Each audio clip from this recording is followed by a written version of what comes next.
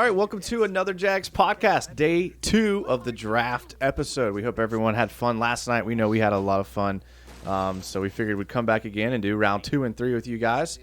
If you haven't yet followed our Twitter, make sure you do. It's at Another Jags Pod, Instagram, YouTube, Another Jags Podcast. Just look it up. We'll be there. Make sure to subscribe to our YouTube channel. We're doing some film breakdowns of all the players we've drafted. I actually just finished the film cut-up part of C.J. Henderson. I haven't done the actual breakdown yet, but that one's going to be good. That one's going to be out tomorrow. I'm excited. I'm going to do K'Lavon Chaisson as well. I think he's going to end up being a pretty good fit here in Jacksonville. So, Mike, you were here last night. I believe I was. The chat was popping. Yeah, it was fun. You had a day to digest it. How do you feel about the picks now? Good building pieces. Nothing too overly exciting, but good building blocks, I would say. For sure, you can definitely tell that Caldwell has something in mind for how he wants this defense to look. He's definitely looking to redo the defense. He's getting these positionless, athletic guys that can fly around the field and make plays all over the place. And look at the athletes that are on this defense now. Chaisson, Josh Allen. You have Miles Jack. Schaubert's a solid player. Ronnie. Yeah, Harrison, super athletic. C.J. Henderson in the back. Herndon's a big corner too. We got some big corners out there. Yep. That's 2 6', 6'1" corners out there. I'm excited. I like what he's doing with the defense. I'm surprised that he went defense, but were you surprised he went defense? No. For months we've been hearing it's gonna be defensive tackle, cornerback. You could say edge rusher was probably a surprise, but no, defense twice, probably not. No. Yeah, it's crazy how he's just going to play edge rusher. That's absolutely insane. There's only so many snaps to go around, so I guess Ngakoue is gone for sure, right, at this point. Looks that way. So. Yeah, so we'll see. So what do you look for the Jags to do today? They've been talking about building around Minshew or giving him the opportunity. So you got to think we're looking offense today. Offense? Okay, so you think receiver, tackle, either one? Probably tackle. Either one, yeah. Well, for me, I think that they will do one selection to help the offense, but I think they'll go defense again. I think Caldwell has a plan in his head for how he wants his defense to look, and he could use probably another safety. He could use someone to fly around in the secondary to help around C.J. Henderson. Would you be surprised if they drafted another corner or a safety? Corner, I'd be surprised. Safety, no. You got McKinney on the board. Delpit, you got some good players. So it depends who's there. Maybe we finally see best player available this draft. Maybe. He's done some questionable things in the past in the third round. He's made some good selections, obviously, and Ngakoue comes to mind. But recently, Josh Oliver, Quincy Williams, those picks just really weren't there for me. Are those a Coughlin or is that Caldwell? I think it was Caldwell. He's the scout. 4 on 4 off says Josh Jones today. Josh Jones, offensive tackle. He seems to be pretty good. Him or the Boise State guy they like a lot. Apparently Cleveland. It's either one. Antonio Rivera says he feels better than he did yesterday. Brent says, hey, guys, glad you're back to sit and chat together. Back for day 2. Dude, I love it, guys. Thank you so much. We love chatting with you guys. This is awesome. Wish you guys could all be in here. Wish we had a huge round table of people. That's how we would set it up. But this room is not that big, contrary to how it may look on screen like a huge studio. It is a very, very small 9x9. In quarantine life right now. Probably not the best to have. No, I know. It would be fun, though. Yeah. So we got Goodell on. He's going to be talking. He's talking about the relief fund, coronavirus, good stuff. Going to do his humanitarian work. Man, he really stole the show yesterday, didn't he? I don't know if I would say he stole the show. Every single... Back to this horrible room. Every single play or pick, he was doing something with the fans to interact, some sort of specialty dance, or he did the skull thing with Minnesota. Dude, Goodell made it all about him yesterday, and you could tell from all the videos and all that, man, what a day for Goodell. Goodell. He's something. Brent Papino says, is Cam Akers at our second pick too high? Yeah, I would say that's probably a little too high. I don't think so. I think it's never too high to go get you a player that's going to be good. I get the running back thing, but I think we have bigger needs. I mean, I think Leonard Fournette has been more than fine. Obviously, he's been good at times. Feels like a waste of resources to pour it. Maybe third round, I could be okay with the running back, but Well, and I love Cam. I would think you he's a rather really- have a third-round running back or Cam Akers in the second? Just a third-round guy? Yeah, Nah, I don't know, man. I think Cam Akers is going to be a good player. I think he is too, but I think we have bigger needs than that right now. Patrick Jackson, welcome. Not on a school night. He said he could join us tonight because Oh wow, on a school night. P-Jack says, school night. Where are their classes right now? well, I think he's just joking. Yeah, okay. With hindsight, who would you have picked if you'd been at the helm in round one?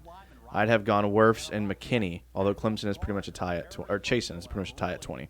He's Did you- he's not mad at the did- Chasen pick. Did you read the Mike Silver article at all? No. We got a few trade offers. I think the Jets said they were wanting to come up. Falcons, Tampa called us, and they were worried about missing out on either Henderson or I did Chasen. see that they wanted yeah. Henderson. and Judy was. They're the three. Yeah, so So- but I mean, did you hear C. Caldwell? He said they had Chasen on their board Yeah. behind Henderson. Yeah. Which is crazy. I mean, I like it. I mean, what are your thoughts about Chasen? I mean, he's kind of a guy that we didn't really talk about a lot. Didn't have a lot of pre-draft hype. I mean, What do you think? feel like it's just us creating a need and unfortunately having to fill it with draft picks and that's not what good franchises do. You're talking about with the way they're handling Ngakoue? Yeah, for sure. So, but I like him as a player. He seems like a good guy. Seems like a good player. I would have liked to see Judy, maybe a receiver there, something like that. He is very small right now. I think he. I wouldn't say 6'4", 260 small, but There's no way he's 260. He's Combine very said he was. he's very slim. Unless he put on some weight. I mean, his playing weight on his film at LSU, he was pretty slim. I mean, he looked like a nickel corner out there. he looked like Devin White, one of those linebackers. You know, He so- looked like an LSU player. I think he'll have to. I mean, if you say he's already 280, then I mean he's already No, on his way. 260, not then, 280. then, but I mean, he looked like he was running around at like Telvin size, even smaller almost. But I guess he is tall. He's Yeah. a freak. He's fast. Josh Allen doesn't look that lean and big out there, honestly, but That's true. And Josh Allen kind of reminds me. They kind of remind me of the same player. Yeah. I mean, they kind of do the same thing. They're that speed rusher from the edge. I don't know. I don't know how they're going to work these two guys in the field at the same time unless they switch to a 3-4 defense, which I think is what they're going to do. And they may not call it a 3-4. They may just run out there an odd man front with linebackers all over the field, lining up in random gaps and random techniques outside the tight end. And I mean, a lot of sacks that Chasen had, he would line up outside the tight end, and he would loop under and come up through the A gap next to the center. it's a lot of words to say we're running a 4-3 next year. No, I mean, I think it'll be an odd man front, which would be a 3-4, in my opinion. But we'll see what happens. I'm sure there'll be some hybrid. We just don't have the defensive linemen and the linebackers to play a 4-3. We're more suited for a 3-4 with the speed and all that. So maybe we back. Oh, we back. That's right.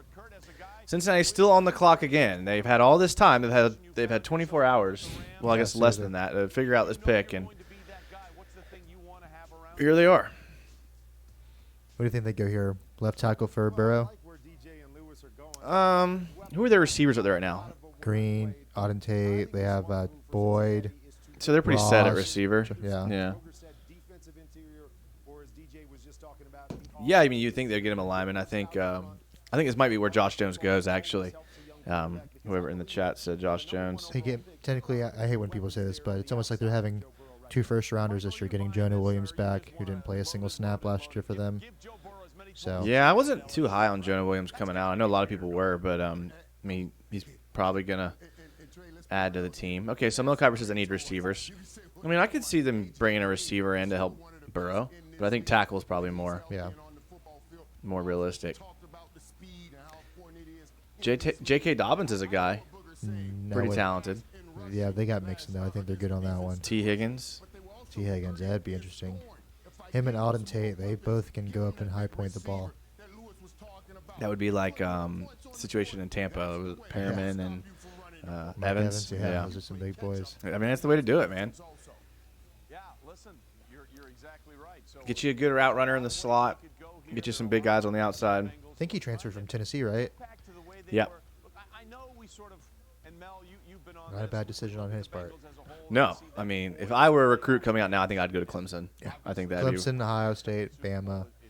I think Clemson. I like Dabo. Like Dabo's a very family-oriented guy. He pushes. I mean, he's a big religious guy. Like this is the type of coaches I like because they develop character. You know, not these Urban Meyer types that chew him up and spit him out. They had their first decommitment in like 4 years, a couple weeks ago, like a week ago. Well, I mean, you hear all the stories about Dabo. He guarantees people their job. Like if he recruits a player, he won't recruit another player at that position until you're gone. And I mean, that's high risk, high reward because if the player gets hurt or the player doesn't pan out, then you're stuck with a, below average quarterback or below average end or receiver or whatever.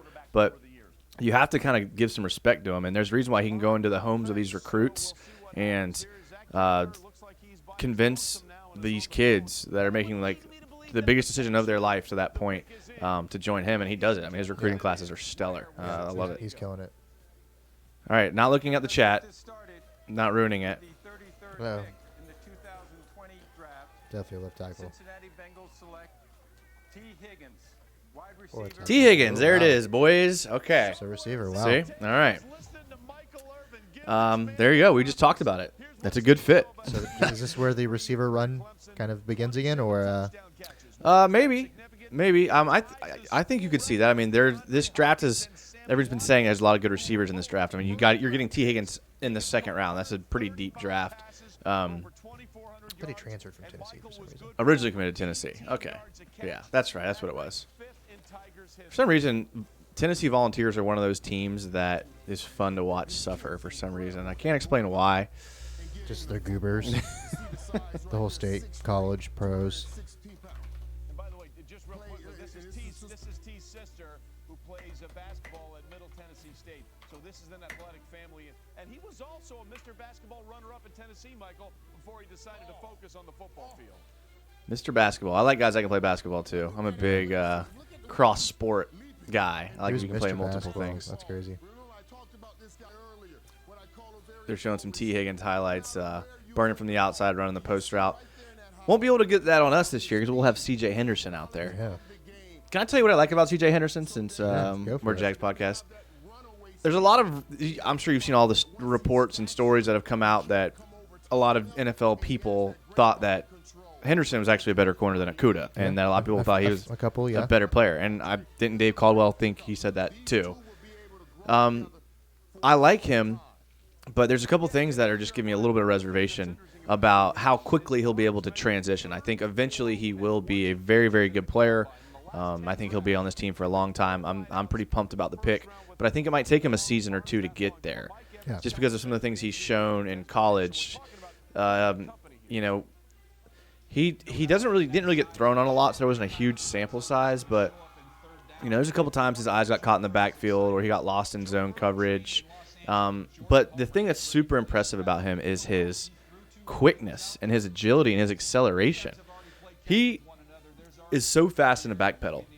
I mean, in a back pedal, he's as fast as like these receivers, these like big lanky guys running downfield. It's crazy. And his ability to like correct. I mean, he chased down some dude I was watching in 2018. He chased some dude down, and it just from all the way across the field. I could not. Are you talking about the fumble against Tennessee? No, there's that one too, but then there was another one. I forgot who it was. Man, I wish I could remember. It'll be on the. Definitely a hustle guy. So it'll be on the video tomorrow. But man, he is an effort guy. The big knock on him is that he can't tackle.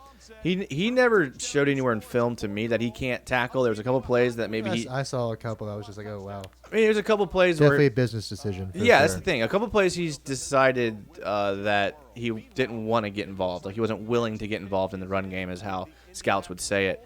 There was a couple plays that happened, but I don't think that happened to the next level because I think he was in his brain thinking, I can't get hurt before I go pro. So I think we'll see a different tenacity out of him once he's in the league. There's a lot of pressure when you're playing with NFL pros all around you. So I think he'll do really well. All right, so it looks like the Colts picks in. That was fast. Good. I'm glad we're speeding this up a little bit. Receiver. The Indianapolis Colts select Michael Pittman, wide receiver. This is where it starts. Yep. So this is the receiver run. Again, a deep receiver draft, but now they're starting to come off the board, and people are starting to freak out. So maybe there won't be some receivers there that people originally thought. Don't know Pittman. Yeah, he was a decent player. He was a pretty big recruit coming out of high school, I think, wasn't he? I couldn't tell you that, but Michael Pittman. I didn't know that. Okay, so his dad's dad's Michael Pittman. Okay, that's good. hilarious. Listen, he had over 100 catches. Very few people have Big done boy. that at USC. He goes up and gets the ball. Yeah, we talk about T. Higgins catch radius. How about Michael Pittman at 6? Yeah. So I mean, big guy. I'm not. His film didn't really pop off to me like he was going to be a guy who was a sure thing in the NFL. Really, a lot of these guys outside of Judy, Lamb, and Ruggs, I really couldn't guarantee that they're going to be good, whereas the other guys you probably could. Jefferson, he's the closest I would say. He looks like a freak, but Yeah. I think the big three. Yeah, you're probably right. This was Indianapolis.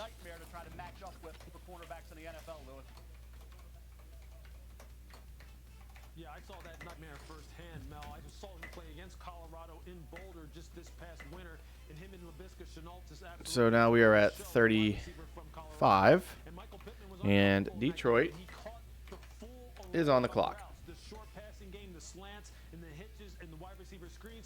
All right, here we go. I'm trying to keep the ticker a little updated here. Almost half the first round was SEC. That's crazy, man.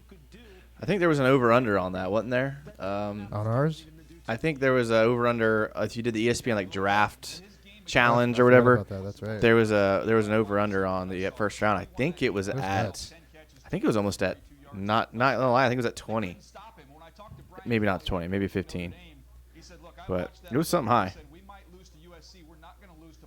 Patrick Jackson says Grant can't tackle Delpit as the next pick. It doesn't seem like a Jag pick, but you never know. Oh, the next pick for the Lions. I'm sorry. Probably not for the Lions. Probably for the Jags. Okay. 40 missed tackles in college. That does not seem ideal. Patrick says he took Delpit at 20 in a mock, and he thought that he was a decent player. I mean, he could be. I mean, you never know.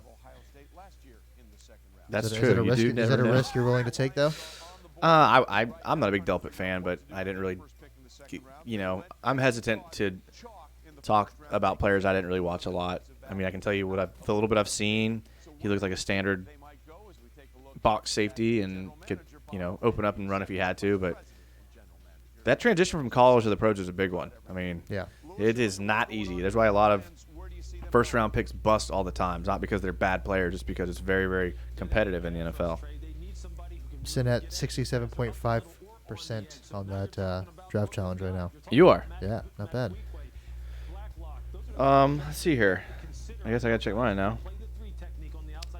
Did anyone else do the draft challenge in the chat? If you did, post your score and see what you got. See if you can beat Mike. Mike usually does pretty good at these things. There were some really hard ones. Yeah, that has certainly been an issue, and they've sheltered people in and out. Now, they were pretty active in free agency. I don't know. I can't find it. What's it on? The ESPN? It's under your fantasy stuff. I have like 3 different ESPN accounts for all my fantasy leagues, so I don't know where anything is ever. So In our draft pool yesterday, I accidentally switched it was the running back selected in the first round. It was like 1.5, and I knew it was going to be under 1, or I knew it was going to be 1. And for some reason, when I sent it to John, I actually changed it to over. I was like, I saw it this morning. I was sick. yeah, Bummer. did a little draft pool. Yep. But, Of course, there wasn't going to be 2 first-round draft. Yeah, running no, I backs. couldn't. Yeah, There's no way. definitely All a bummer. Lions picks in. 2020 NFL Draft, the Detroit Lions select DeAndre Swift, running back, Georgia. Ooh. DeAndre Swift. How All many running right. backs are they going to draft? They hit Kerryon Johnson a few years ago. Because DeAndre Swift is a guy who can do a lot of things Okay. out of the backfield. Who are the Lions just in draft in the first round? Okuda. Okay. So it's going to be. Well, okay. A lot of people are big on Swift. Remember when he was behind, who was it that was there? Chubb and all those. Sonny Michel. Yeah, when everyone was like, he's the next big thing, and Oh my God, his dad is huge. Good God. his dad is Would kill me with bare hand. Good God, that guy can play now. Sign him up, Jaguars. Good God. Swift fit Philadelphia. Yeah, he's huge. Yeah, that's a big boy. Simply put, Trey, this guy is The Giants picked in already. It's nice of them. Yeah, this is awesome. style of running game down at Georgia. I need to hire out a person to change the ticker, man. That's can't keep up. But make no mistake about it, what he does best is in the passing game.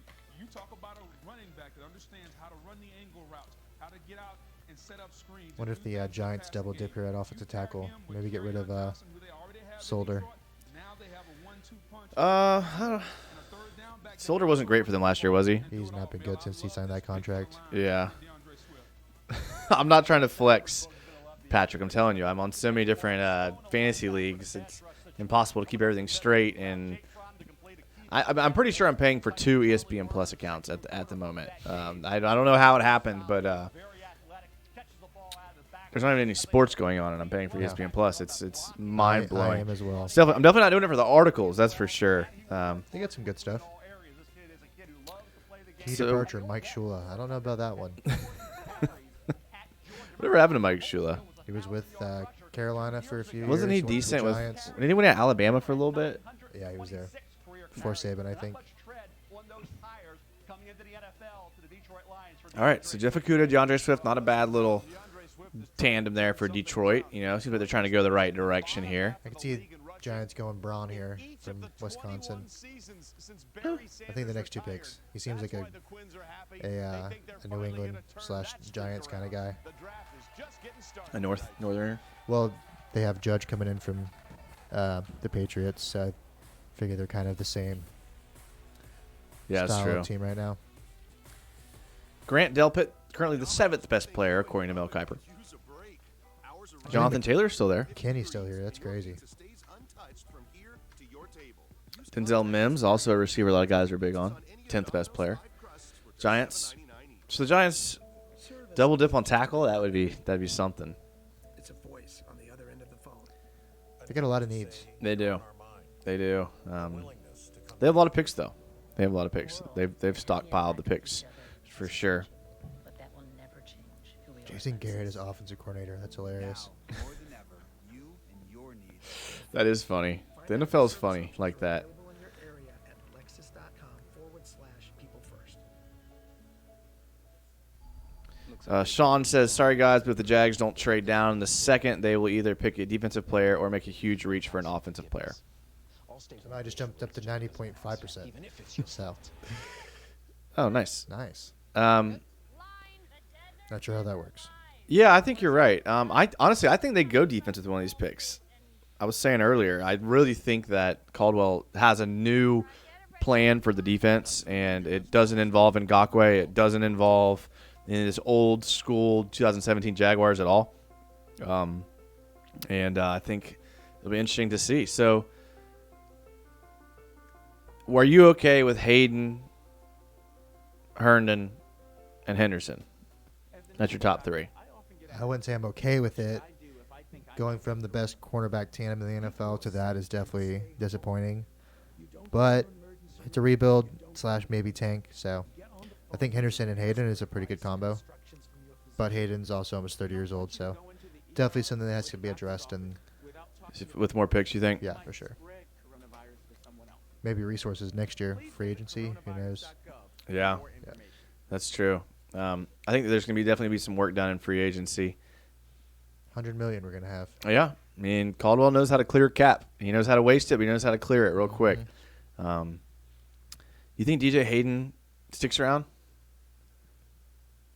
Contract's up. 30 years old. Nickelback. No, he's definitely last season in Jacksonville. Yeah. I'm honestly kind of surprised he made it through this season with his cap hit. So I mean, he's a good player. I mean, Yeah, he when is when solid. healthy, Very he's a solid. good player, and he blitzes off the edge well. He Yeah. plays the nickel role really well.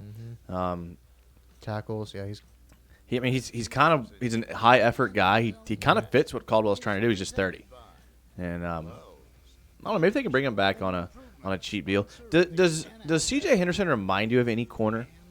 Because it took me a while to pinpoint this, but I think I did. A former Jaguar corner. Anybody? Rasheen. Yes, exactly who I thought Did you of. see his mock draftable? And that was one of his comps. And Rasheen Mathis, that was it. I mean, that was. I think he reminds me a little bit of kind of Hargraves, honestly. he's bigger than Hargraves. I mean, Hargraves was 5'10". Yeah, that's true. I mean, He is he's bigger. 6'1". Just the sticky factor, though. I Just the mean, man. yeah, but Kind of a Mo Claiborne. I don't know. Honestly. but being sticky at 6'1" makes you like really, really good. And I'm excited about C.J. Henderson. I was kind of surprised when they took him. Obviously, everybody was, but as I'm sitting on it, I'm okay with it. I'm still struggling with the Chasen pick. Like, I like that more than I like the Henderson pick. I think. like him. It's not that I don't think he's going to be good or I think he's bad at all. I'm confused on how he's going to fit in with the defense. You know, unless they're going to, like I said, retool and change the whole defense. I don't know. We'll see. Dave says, disappointing round 1, awesome round 2. I wouldn't say it was disappointing. I mean, kind of. It was a letdown from Simmons being 1 pick from us, so I would say that. But I don't know if I would say disappointing. Anytime you have 2 first-round draft picks and you select starters, that's a good thing. Yeah, that's A true. little bit of a letdown because we were so close to Simmons. Yeah, I know. We were so close to one of the big 8, basically the 8 that went before us. Yeah. That one win versus the Colts, definitely was not worth it. That's true. Defensive back, Alabama. Xavier McKinney gone. Shame. Doesn't seem like a good fit there, but I they're saw a mock there today. He's going to take Antoine Bethea's role probably. Him and Peppers. Not a bad little tandem, I guess. yeah. I mean, I don't really know what they're trying to do down up there now. That's kind of a shame. I would have taken him. I could see him being a Ronnie Harrison type player, I think he can play a little bit more single high than Ronnie. more of a More free. more rangy, things like that. He definitely is a unique looking fellow. We'll leave it at that for sure. This is a first-round player who can play as a high safety. You can drop him down in the box. Yeah, Saban in the last few years has definitely started to put more of the cornerback mold at his safeties with the spread, like with the rise of the spread. Yeah. So I think he's pretty good. Yeah, for sure. I mean, he's adjusted well. So you know you're getting a very smart, heady football player for the Giants. I mean, his film. I mean, let's see here. He's manned up here. He's gonna come downhill. Yeah. Horrible throw. Yeah. I really hope we do not take a tight end here. I will say that. That's not the help that Gardner needs right now. Patriots pick already in. Love to see it. I could see the Braun going here. Who? He's an edge defender. I think. It's Oh, Zach yeah. Braun. Seems like a Patriots kind of guy. Replace Vanoy. Well, remember, they had success with Landon Collins in the second round a few years ago, but there you see a canine resemblance for Bill Belichick. All right. If I mess up on the tickers, let me know. I'm trying my best here. Patriots are finally participating You know, in the draft process. I think we're doing all right. I think we're up. I think we're accurate so far. I got a little off kilt there last night, but I think I got it. Cheers, boys. Have the sodium levels returned to normal yet? No, I will always be at a bursting level of saltiness at all times in my life. Always.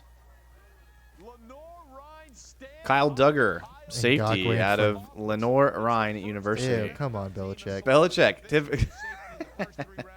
Since the Bears took Daniel Manning out of Abilene Christian 42nd overall in 2006. This is a guy who just sort of slipped through the cracks and spent 6 years in college. Okay, so the first time that a player from a D2 or D3 school has been drafted in the first round since 2006. Okay.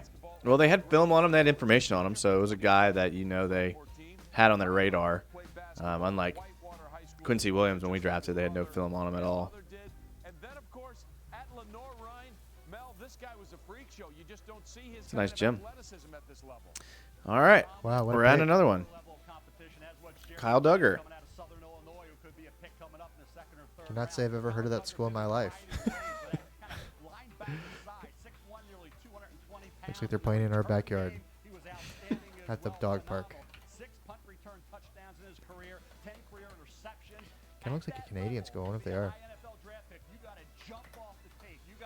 No, they're not Canadian. Sure? No. I think it might be. Yeah, I mean, they're definitely using the huddle film from the sideline cam for these games.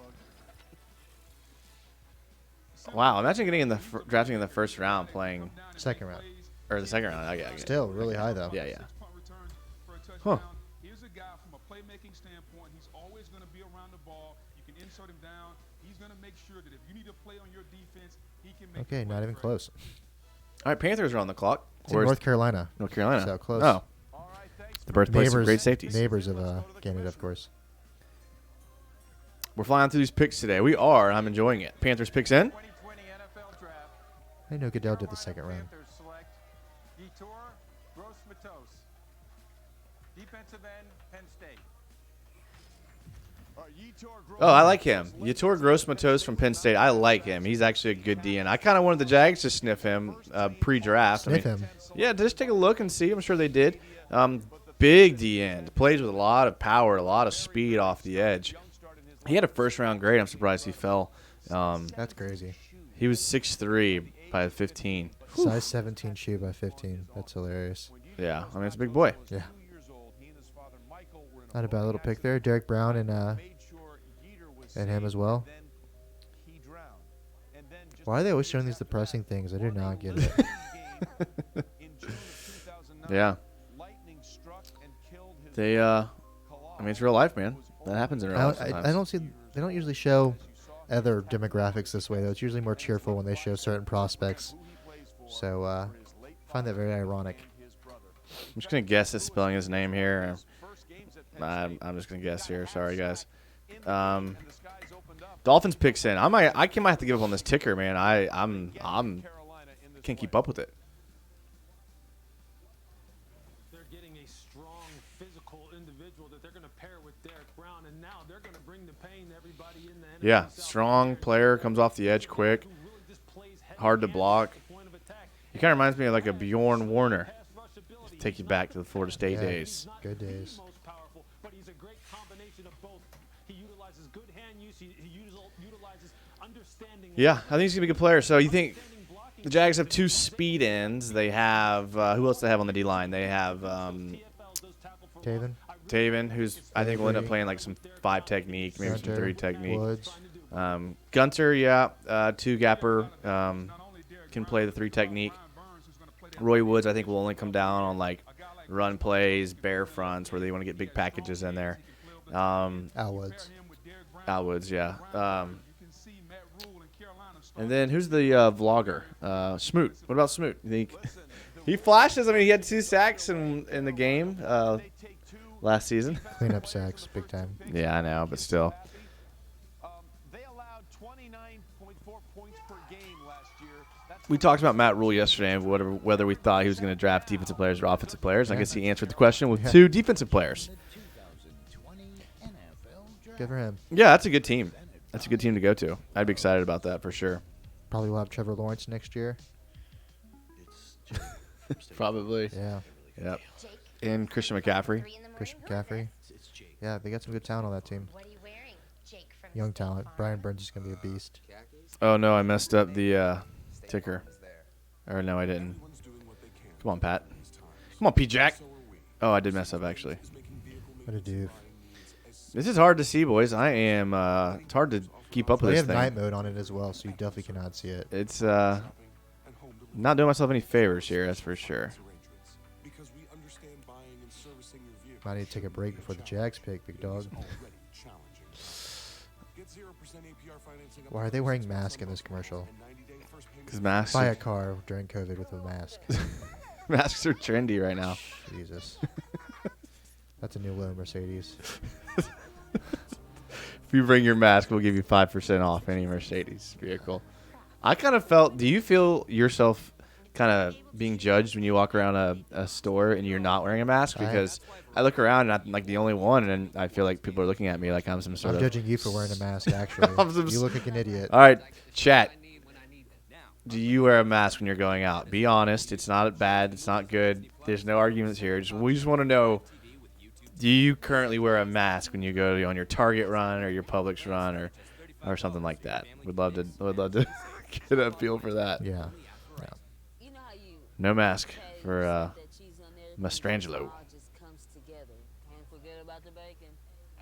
I mean, it seems hard to breathe and talk Okay, everyone's saying no. Okay, I like it. I like it. Pretty sure you're just like festering in your own sickness if that is the fact. Like I don't want any of that. Patrick Jackson said masks protect the public from you. They don't protect you from the public. Okay, why are you going out in public at all then? It's mandatory in Pennsylvania. Well, good thing we don't live in a state like Pennsylvania. No point in wearing a mask without gloves or vice versa. I'm just gonna wash my hands and not get near any people. So If I had symptoms, I'd stay home, so I don't have a need for a mask, I don't think. Forgot the other day. What is it? The silent carrier they keep calling it. Forgot the other day to Publix, and only about 30% were wearing them. All Publix employees had them. The only thing I go to Publix with is my AirPods because I don't want anybody to talk to me. Please don't try to look at me or talk to me. I felt in Target, definitely, I don't know if there's Targets where you guys are at, but Target here, I felt definitely in the minority. I was like, man, I kind of want to get one to. I did see one chick at Target taking a selfie with her mask on, and I was like, this is what it's become. It's become like trendy, unfortunately. I haven't seen the. I keep hearing about the Publixes with the arrows telling you which way to walk. I have not come across that yet. You haven't? No, thank God. 'Cause I feel like I would definitely butcher. I that went one. to Publix today, and Publix they have the air there make you walk certain directions in the aisle. Is it pretty obvious? Because I did. Yeah, not- I mean, there's hopefully I did big not arrows pass it. on the Okay. ground, and no, I mean you can't miss it. It's Okay. just that sometimes you need something that's like closer to the middle than the other end, and you can't go. And I feel bad, so we have to walk all the way around. Yeah, I haven't come across that yet. Luckily. You I've been doing. It does create traffic jams. You think it would be smoother, That's but hilarious. like there's like popular aisles, like the bread aisle and the snack aisle, and those aisles get packed going one direction, and people are sitting there waiting. I've been doing Instacart much. Oh, better. nice. Instacart. I mean, they're trying to hire people right now. I mean, if you're looking for a job, Instacart might be the way to go. Run on safeties here recently, but we're talking about the Jim Thorpe Award winner as the nation's top defensive back, still on the board. We're waiting to see. Carolina, I didn't put the little dash. So it is Miami's turn to make a selection. There we go. Of course, with those 3 first-round picks, they There we were go, boys. number 1 overall. All right, so Miami picked Tua, Miami picked Austin Jackson, and then Noah Njignowayi, cornerback from Auburn. Miami's doing pretty good with their picks, I think. They're filling a lot of needs. Apparently, ESPN is super far behind on picks, is what I'm hearing. Well, we don't want to spoil it. Yeah, Okay. that's what I- Don't spoil that's it what I for me. read. All right, because I'm not in the chat. I like Brian Flores. Yeah. I like Brian Flores. He is one of my favorite coaches. He's gonna do a good job down there. I hope he does a bad job and he gets fired and we get him to Jacksonville. That's what I hope. Definitely what we need is another retread. I like Head him though. coach. I think I have a lot of faith in him. He's a good coach. He's a proven track record. Focuses on defense. I love it. Dolphins picks in. Louisiana Lafayette. Well, there he is. Robert Hunt is now off the board. Wow. Robert Hunt is a Okay, another player from a pretty small school. Looks like look at those shirts. Did he pass away? No, it looks like it's like just a shirt, kind of like they do like family reunion shirts, things like that. So cool. Might have a Family reunions. Yeah. you seen those shirts? Can't say I've done that before. I've never done it, but I mean they're out there. All right, Robert Hunt, guard, well, not on my radar. Can't speak much about him. They have a need pretty much everywhere. Good team, well coached. I think 6'5" guard. That's big. 6'5", 320 guard. I will be right back, big dog. I'm gonna Big go. boy. We'll take a little break. All right, we'll take a little break here before we come in with the Jags pick. I'll try to get everything straight. So just hang tight, and we'll be right back. Outside before kicking him inside. They've done a nice job with 2 offensive linemen now to put in front of Tua Tagovailoa. Like what they did with Austin Jackson, now they come back with Robert Hunt.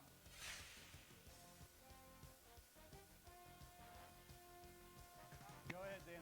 You think about it with a kid like this, you can put him in 3 different spots and see what happens. Guard, right tackle. He played a little left tackle, but I think when you look at Robert Hunt, he wasn't pitted against those big-time defensive linemen playing at Louisiana Lafayette, so there may be a little bit more of a transition because of that, but it's all about making Tua great. You get Austin Jackson, who was a developmental left tackle coming out of USC, and Robert Hunt, another guy's going to have to adjust to the level of competition coming from Louisiana Lafayette. So both those linemen need coaching. They may be maybe a year away, but Robert Hunt's versatility will be a big plus for that Miami Dolphin offensive line. Well, I'm sensing a theme for the Miami Dolphins and Chris Greer. We've got Tua Tagovailoa. He was a little banged up. Let's protect this guy. as they get Austin Jackson. Brian Flores is happy, and so is his son with that selection.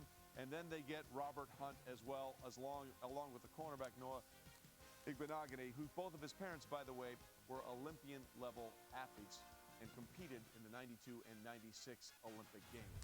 Meanwhile, the Houston Texans are now on the clock, and there you see Bill O'Brien with, among other people, his son Jack, a 17-year-old who is there with him to help make the pick, and let's see what happens. With the 40th pick in the 2020 NFL Draft, the Houston Texans select Ross Blacklock, defensive tackle, TCU. All right, Ross Blacklock is a very interesting story as he's awaiting to hear the news officially that he is off the board. Played at TCU. The advisory board told him to go back to school for one more year, but he says, I'm going to trust my instincts. Out of Missouri City, Texas, not far away from Houston. His father played basketball at Texas. And oh, by the way, you might know him from another team he played for, a former Harlem Globetrotter, point guard and dribbler. And now he's their head coach. And he knows how to do all the tricks and everything going. There is Jimmy Blacklock doing his thing. And, of course, he was the ultimate showman as part of the Harlem Globetrotters. But he says he gets a lot more joy watching his son go out there on the field and dominate. And, Booger, Ross is a guy who can get some things done. Without a doubt, Fred, you're talking about a longer, leaner defensive tackle, 6'3", 290 pounds. Wasn't quite in the right system to pass rush at TCU, but boy, can he bend and get underneath guards and centers. And he's gonna have an easy time, I think, when he gets one-on-one with guards in the National Football League because of his agility, sideline to sideline, the way he plays. This is the type of guy from a defensive tackle standpoint that you want to put in the 3 technique, and on pass rush situations, say, hey, big fella, go get the quarterback, and Lewis, he can do it at a high level. Yeah, you're right, Booger. He should move to that 3 technique. They had him in the 2-eye or the shade over the center a lot of times at TCU, but what he had was tremendous hand use. He was always square. He always beat offensive linemen to the punch with his hands, and he could control them and then explode off a block and make tackles. Now, this is a guy, you're right, when you put him outside, say to the guard and just say, hey, go get the quarterback, that's where you're going to see the best from him, and I think the upside is all there. This is a good pick for him here in the top of the 2nd round. And there is the celebration as Ross Blacklock is staying close to home, taken by All right, so we missed a pick. That's all right. the Houston Texans. And there you see Bill O'Brien, happy, and there you see the sign on his 17. We'll figure out who it is. Jack, thank you. Colts pick is in. Jags are up after this. See what happens there. Meanwhile, the Indianapolis Colts, Frank Reich and Chris Ballard, the general manager, have made their selection. Yeah. The pick is in. We are. What do you guys think about Bond? Yeah. No. I don't know. Dolphins, Robert Hunt. Texans, Ross Blacklock. Look at him. Defensive tackle from TCU, right? Yeah. Yeah. Colts select Jonathan Taylor is Receiver? a fascinating player. Jonathan Taylor. Wow. Okay. They need a running back. That's true. Do they? I guess they have to pay Mac eventually, but He almost went to Harvard as a Good for him. I'm I okay mean, with that. yeah, I'm not a guy that terrifies me. Good player, though. Yeah. Good player, for sure. Philosophy major. You'd like to see that. Well, I do. supposed to be a really cool dude, though. He's been all over the podcast scene since the draft rounds. Oh, really? Yeah, supposed to be a pretty cool guy. All right. He's a 2-time Doak Award winner. Jags are on the clock. Nation's top running back. This is it. Over 6,000 rushing yards, good for Do you 4th think in FBS history. it's a receiver? By the way, he's the only one to have over 6,000 yards. Ooh, only in receiver, 3 seasons. tackle There maybe. you see, he rushed for only 1,900 Maybe best yards defensive player. in that There's a lot. We have a lot of You wonder needs. what happened. Yeah, we do. So what are the? If you had to guess, offense or defense, so what would you go? But he seems What would you healthy, say? but then there have been some fumbling issues Try as not to well. look right now. Sorry. You have to go offense, right? You took 2 guys on defense. You have to. You have to go offense. Unless you're just like Minshew, sorry, but you're not gonna. Well, I mean, have the way no help. Dave's been talking about it, I think he thinks this offense is perfect. Did you hear him talking about it? We have a Pro Bowl wide receiver, Yeah, a I former Pro Bowl know. tight But, end. I It's like, mean, really, he's all dude? about smoke, though. You know. Yeah.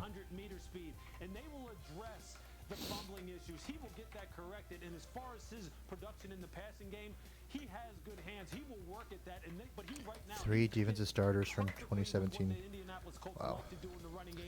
Um, And Lewis, he's got to fix it. It was 18 Mims, someone said. Could it be Mims? How is defensive line still our biggest need? Mel Kiper, I guess we need a D tackle. I guess. Do we though? and that's something he's got to fix. Tiki Barber did. I mean, it depends on how you feel about Gunter. What can he do? I feel like free agency, you can still find one out there. But you don't want just a random free agent tackle him, I guess. Really? I think you just needed one run stopper. I feel like that's not very hard to find. Yeah, I mean, I guess you could. Yeah, bring in a guy like that can just eat up blocks in the middle of the field. Yeah. Another Al Woods. Yeah, Marcel Darius. Seriously, if he could find a way to get healthy, I would absolutely be all for that. Yeah, seriously. I mean, that core injury, I guess, really hung him up though. Yeah. But Not in the best of shape to begin with. No offense, Marcel. yeah, but that was never his MO. Yeah. You know, he was just Big boy. Yeah. Uh-oh. Who's that? Blazed leading all running backs with a 4.3940. Someone in Pennsylvania. I've been looking at the guy in the hat. I've been looking at the dad. The dad. The dad I'm looks like, like this guy's he's, a little grizzled. he's seen some blocks in his days. 6-year senior. That's hilarious. Oh, that's good. I wonder who that was. Yeah, they didn't tell us, did they? All right, I'm still trying to figure out this ticker thing here. All right, I got the Panthers. I got Duggar in. I got Gross Matos in for the Panthers. Good pick. Not looking at the chat, guys. I'm sorry. There's no quarterback. No Hurts, no Eason. I'm super good on those two. Dolphins took Hunt. Texans took Ross Blacklock. That's who it is. You need, because you have always set the highest standard. And reaching that standard is what we're made for. And then Some of your old friends, like the Chalupa Supreme. Beefy 5-layer burrito. Indy took Jonathan Taylor. Is that his name? Mm-hmm. Yeah. All right, boys, we're doing this together. All right, Jax on the clock. Key departures, executive Tom Coughlin. All right, I think we're a little bit enough in the draft. We can just bring this up just a tad for everybody. Yeah, there we go. YouTube, Risking come on, it early, don't huh? do it. Don't do it, YouTube. Don't shut us down. All right. Always get commercials during our picks. I love it every time. Yeah, it's they don't even hide that at all. I mean, they're just. Anyway, Jags go running back. J.K. Dobbins. Anyway, they go Dobbins. I'd be very disappointed. I'd rather have Akers. Yeah, I'd be disappointed. I would much rather have Akers. If they went Akers, I would not be disappointed. I know people have said in our chat that they would not be, and they'd be okay with that. I'm okay with that. Pick up that phone, FaceTime, call them. As an NFL community, one of the things we always do, we come up and we come through so many times, and we're. I mean, these players have some nice houses. Yeah, must be rough. It'd be rough being a college Quarantine for them, athlete yeah, these seriously. days. Yeah, I guess we can't speak. I mean, what do we know? Yeah, we're like 2 blocks from the beach. Key departure, John D. Filippo. We gonna be all right. I promise you that. JJ Twat. Wow. I barely recognized him last night, Deion. Yeah, I like that. How you feel about that beard? I didn't recognize him. I thought Deion can pull off anything he wants. He just looks a lot older with it. Prime time. So. Yeah, I mean, he just looks a lot older with it, but they're gonna come back and be like, "All right, well, we're just gonna fill you in on the Jags pick. seriously. We already made it. We moved on, so we'll see." We'll tell you about the next team's need. Yeah, yeah, exactly.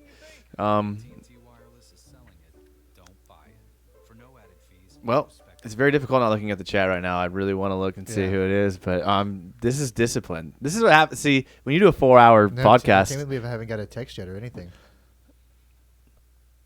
well, we'll see. Very long commercial break. The longest of the night, I would venture to say. They decided during Jacksonville's pick that it would be the longest commercial break for sure. This is why we go to London, right here. Don't put that juju on me. No, just or saying us. this is why we play games in London right now. Oh yeah, that's true. Peeking down at the second monitor there Oh, no, to not try to me. get a little. I thought I saw try to something. get a little tip on the pick. Daniel Jeremiah, good to see him around. I mean, he's kind of new. Why is he on ESPN for? Didn't he? He's an NFL Network guy. And maybe they're cross training themselves. Michael Irvin's an interesting guy. I don't know how many people really typically want to hear from I him. think the bottom 3 were all NFL Network. Oh, can't look. Got a text. Maybe because it Oh was. God, no. No, they're not. They're No. showing Jalen Hurts. There's no way. No. There's no way. Show the pick, good Lord. Doug. Dave. Dave's pretty close to us. He lives in Ponte Vedra Beach somewhere. I do like Dave. I mean, I understand you can't keep an employee that's not performing. It doesn't matter if you like them or not. I'm not talking about that part of the job. Obviously, he deserves to be fired. But seems like a decently not. Seems like a cool guy. Yeah.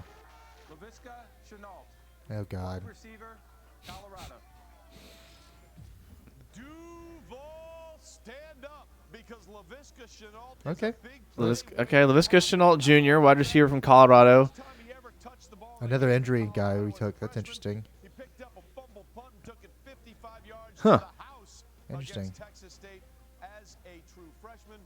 He chose Colorado over offers from Okay, so big play waiting to happen. Dreadlocks are a tribute to his father, Laviska Sr., of course.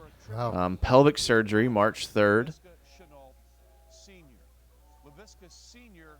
died unexpectedly when Interesting. Okay. Of all the receivers left, how do you feel about him? For me, I mean, I could have expected the move for like a Cole Kmet, a guy that people weren't really expecting. God, no. I didn't want him, but I could see that happening. But again, not sure. I don't think I've watched a single snap on this guy. I know where he was at on like the big boards and things like that, and I know what people have said about him, but haven't watched a single minute of his film. So looking forward to that. That will be fun. I love watching film, especially new guys. Man, it's my favorite thing to do. So Laviska Shenault Jr., your newest Jaguar with the 42nd pick in the draft. How's everyone feeling? All right, now we can look at the chat. See what Twitter's saying. What? LOL. Jesus. Who? Oh, my God. Not a fan. Well, that was unexpected. Never heard of him. Surprised he went ahead of Mims and Claypool. Yeah, I am too. All right, we got some highlights of him here at least. At least we can. Okay, that's a good little vertical route that he ran there. A nice fly route. Okay, another vertical route. That little.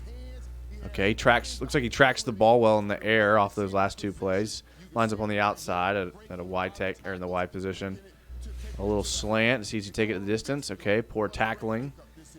Okay, I like that. Lined up in Wildcat. I like this. Oh, I like this already. Okay. Uh-oh. Okay. All right. I like it Got him. now. Okay. Quarterback power at a Wildcat. Now we got something, boys. Okay, now we got something. Lined up my guy at quarterback position. Wow. Now we're talking. I'm a huge fan of misdirection and all that. QB3 if we need it, I guess. Yeah, that's a very athletic group of draft picks. Yeah, very. All three of them. Just superb athletes. And nice. Okay.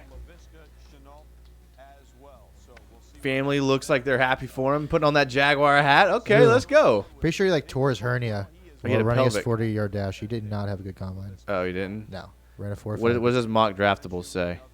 Not Ooh, ideal. not a But good he combine. I think he was injured during his like combine performance. So hopefully Jeez. that's He's the 94th percentile of weight. How is that a thing? Like heaviest? The heaviest or like what? Yeah, heaviest. Okay, what's his weight? 227 for a receiver. That's pretty heavy. Who are some of his Comps, let's see here. comparisons? Chauncey Stovall, former Florida State player. Okay. Eric Decker. Okay. Rashard Matthews. Check the athletes. That's always fun. The athletes. Morgan Burnett, former Najee Good, former Jaguars Wow, yeah. linebacker. Mike Tyson, the football player. Oh, man. Cringe Man James says terrible pick. I mean, I wouldn't say that. Odds of us grabbing another second round pick, I hope 4 so. to 1. Well, we have 3/4, 2 fifths. I think we have 2 in each round. 24 Mastrangelo So, says he yeah. was mocked in the first round before the combine, and after he dropped in the second round.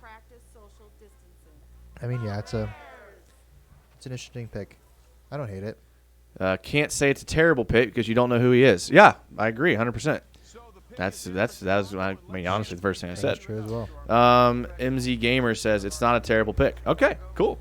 Look, I'm open-minded. I'm telling you right now, I am as open-minded as they get. I will never judge a prospect by what anyone says. Now, with the 43rd pick in the 2020 NFL Draft, Wow. Chicago Bears select He broke more tackles, 44, over the last 2 seasons. That's crazy. Huh. 44 more tackles than any other receiver in the draft. That's crazy. Cole Kmet, he goes next. How many tight ends do they need, by the way? 100?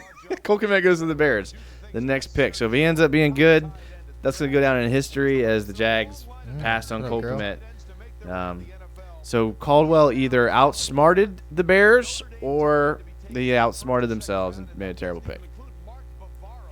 We'll see. Did they trade up? Or was that their normal I think that was their pick. Okay. His uncle, Jeff Scanina, was a defensive tackle for many years. In fact, Jeff Scanina was the guy that John Madden used That looks like to Gronk right there. introduce the term cankles to us. He didn't have ankles. His calves just rolled into his ankles. And his father... 40 out. Jags picked, what, 42nd? Yeah. 88 to 91. And this is an athletic guy in Cole Kmet. Yeah, I definitely hope we trade up, though. We got a lot of picks that we could... Baseball and football at Notre Dame before finally settling on football. Yeah. I mean, we do have a lot of picks, and I'm surprised we haven't traded up yet. With the stash of picks that Caldwell has, I mean, it only makes sense to trade up and try to get better players. But I don't think we could fit 12 players, so... Yeah, we can't even... I mean, we can't even sign all these draft picks. Set a record for Notre Dame tight ends. 9 catches, 108 yards, 1 touchdown. That's most by an Irish tight end since 1977. He went on to have some really good games against UCLA. 6 catches, BC. Chenault, what's his first name? 5 catches, big kid. LaVisca, I believe. 260 pounds. He's an inviting target, really good hands. I tell you, you want to see a few less body catches, a little bit Yeah, I more cannot hands see that. because he does have good hands. I think it's capitalized. Yeah, it is capitalized. Blocks. It's a work in progress there. So he was clearly, in my opinion, Okay. Troutman from Dayton as the best tight end in We'll the see. draft, and he will be a weapon for whether it's Nick Foles or Mitchell Trubisky. Cole Kmet's going to be asked to do an awful lot in that Chicago Bears offense. Well, here's what you need to know. The Bears like tight ends. With this selection, the Bears Jason likes it, so that's cool. 10 tight ends. Did he tweet about it? on their He did. roster. I'm guessing all 10 won't be there when the season starts. Stay with us. We're rolling on. For what it's worth, I follow a Titans fan. I know that's horrible to say that. Pretty cool dude, though. This dude, the Jags just drafted, looks just like an A.J. Brown clone. So, guess that's positive. And your pizza stays untouched from here to your table. Use contactless carryout to get free topping pizzas on any of Domino's. A reply to that, the AFC South are all picking up good prospects. I think some of them, mostly us, are doing A.J. well. Brown? Yeah. Okay. Pretty good for the Titans last year out of Yeah. Ole Miss. Ole Miss, yeah. Well, we'll see. I mean, I can't wait to do a film breakdown of him. Yeah. Should be. I love those black Colorado jerseys. Yeah, those are fresh. Yes, I've they always liked Colorado jerseys, especially recently. Yep. Sean Clement says, I don't think a tackle is the problem. Just 3 young players developing our guards are a much bigger problem, and Norwell gave up most of the team's sacks in 2019. I don't think that's accurate about Norwell. I could be wrong, but I don't think he led the team in sacks. Juwan Taylor, really good. Cam, I just think that we talked to Leon seriously about it recently. That injury just set him back pretty significantly. Yeah. So I don't know if I would go for one now. I think after the first round I would have been okay with it with one of the elite ones, but at this point I don't know if I would either. Although Ezra Cleveland's mock draftable does look disgusting. He does look like a freak. 4 on 4 off says during his final 2 seasons with the Buffaloes, the Bills, Chenault caught 142 passes for 1,700 yards and 10 touchdowns. He also They are rushed the 42 Buffaloes. times for 280 yards and 7 touchdowns. He's definitely an all-purpose player. Like I know, is that what they called Denard Robinson? All-purpose? Is that I what think they called him an offensive weapon. Offensive weapon. That's right. Yeah. I think he could be that. Think so? Yeah. How big is he? What's his size? I think you just saw 6'2.5" is what I looked up So, earlier. okay, I mean, believe. it's you. Let me double check That's that. a good size for a guy like that. Balenci says Jaguars are so dumb. It's hard to judge off 6'1", of 227. 6'1", so not huge. It's hard to judge off the draft. I mean, you never know how good a player is going to be. I mean, He kind of looked like Cordero Patterson in those highlights. Kind of reminded me of. is it because he had the dreads? Not even that, just the way he. We need to figure out this right guard situation. Mastrangelo said he's a running back playing wide receiver. It's a big running back. 6'1". He's Derrick Henry size. He's Derrick Henry playing running back. 6'4", dude. He's a freak. No, he's not 6'4". Yeah, is he? he's huge, dude. I think he's like 6'2". I think he's. He might not Him even and be Eddie 6'2". He George might be both- 6'1". No, dude. Him and Eddie George are both like almost 6'4". I'm pretty sure. He is an absolute freak. 6'3". 6'3". That's absolutely okay. insane, Yeah, that's man. pretty big. 6'3", 247. 98th percentile for both. He's got arms that could qualify for a good offensive tackle. 33. It's That's funny. crazy, man. Jaguar fans who live in Jacksonville heard all this news about Derrick Henry because he broke all these state high school rushing records. Like every week, And we all wanted him to come. Yeah. Yeah, to I mean, colleges. the dude would run. He'd carry the ball 55 times for 400 yards. Yeah. And I actually got to coach against him. The running back that was on our team that I was coaching, he's at Vanderbilt and similar type of player. I mean, he would get 50 carries a game. He'd go for 200, 300 yards, just like Derrick Henry. I mean, that works in high school. Yeah. But there's something about Derrick Henry that just really steps it up and like takes the next level. I mean, obviously Heisman He's a winner. freak, man. He's just a freak. I mean, impossible to tackle. If you could go back and watch Derrick Henry high school film and just type in like huddle Derrick Henry film, it's insane. These kids trying to tackle this grown man, just little giant style, carrying them around the field. Yeah. What were they? 3A, 4A? They were 5A, I believe. Were they? Yeah. Lordy. He was a beast. Yeah. So Cleveland's picks in. So we can go ahead and bring up the ticker to update. And I'm telling you right now, I'm not doing this ticker in the third round. This is just strictly a second round thing. All right, so Grant Delpit is off the board, and he's finally there. He is going. Grant Delpit, there he goes to the Browns. So they're going to draft another safety. Hope that works out. So this is 2 years in a row they've spent high draft picks on secondary players. Yeah, LSU players. Yeah.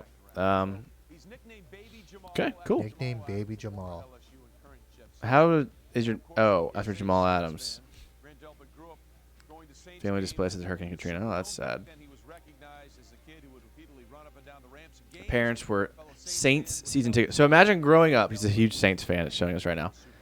Imagine growing up a huge Saints fan and having to go to Cleveland. Like I know it's a big moment for you, and like you're in the NFL, and I know players don't care about that type of stuff. I know, but I think they might. When it sinks in, and he's been in the Cleveland for a couple years, he's going to be like, man, I need to get to New Orleans. Yeah. Would you try to go to the Jaguars if you were pro? No. They're pretty dumb, so probably not. I am such a big fan that I would try to get to Jacksonville. I like making the I'd playoffs, play out, so probably not. I would play out my contract. I would do what I signed up to do, unlike Ngakoue. But I would definitely, after my contract was up and after I got franchise tagged, I would definitely. Oh, you think we're going to get franchise tagged? Absolutely. I mean, the team's going to try to keep me, but they're not going to be able to afford me. So then I'd move I to didn't know they Jacksonville. franchise tagged the ball boy. That's awesome. It's a new thing. They give you an extra one. It's like the transition tag. So we got the Bucks on the clock now. Denzel Mims still there. Obviously, they're not going to go receiver. Josh Jones, and this has got to be Josh Jones, right? I mean, No, they went Wirfs, so I don't think it's going to be offensive line. Okay. Although you could make an argument for it. Yeah, I mean, I'm never against double dipping the big boys.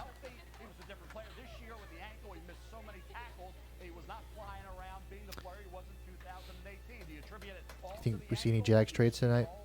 I hope so, but I have a feeling that they're not. Player? Do you think we trade any players tonight? I don't think so. I think that would have happened yesterday. Okay. Look at those ugly colors, but those New Jerseys are pretty nice.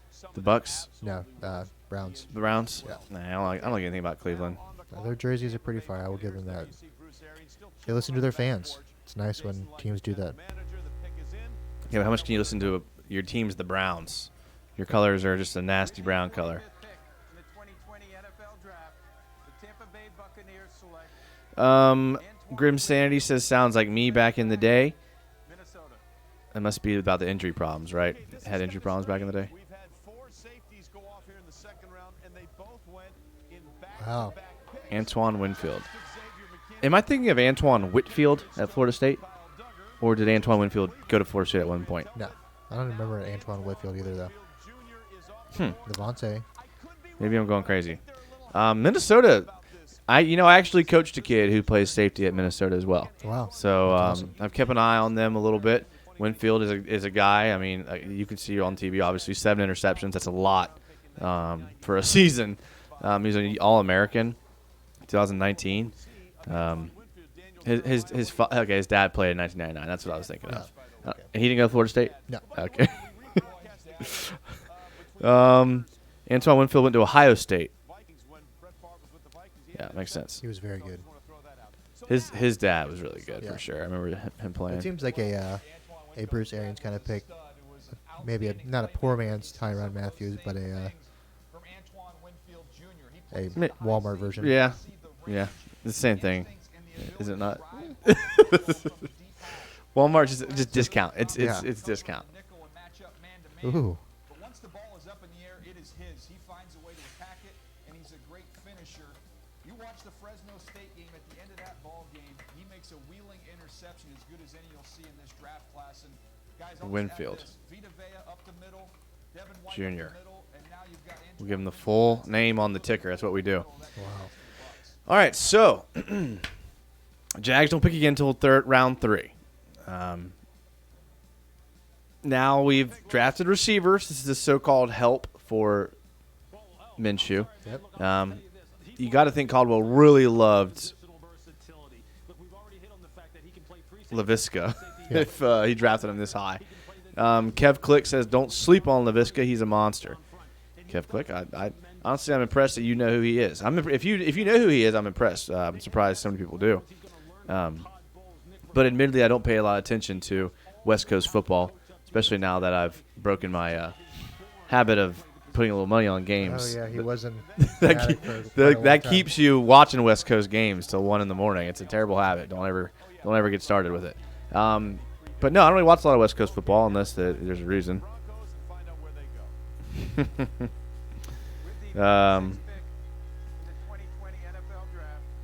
All right, I just got something. I can't wait to read. I got sent a pretty cool article about Laviska to my phone from a trusty source that usually brings good information. So I can't wait to read that. Denver's on the clock, and they draft KJ Hamler, receiver from Penn State. Another guy. Certainly our pick doesn't look so bad. Well, that's another guy that was on the board and projected to go above Laviska. Not saying it's right, but most big boards did have him going first. So, Laviska Shenault Jr. I think he's one of the PFF favorites. Who, Hamler? No. Is he? Laviska. I like Hamlin from Penn State. I found myself watching some Penn State games this year. He always stood out. I mean, he is a good player, and I think they were all expecting him to kind of take over for Saquon Barkley, so he had some hype. But he is a good player. I mean, 4.27. You can't teach 4.27. You ran a 4.27. Good lord. Yeah. Ooh.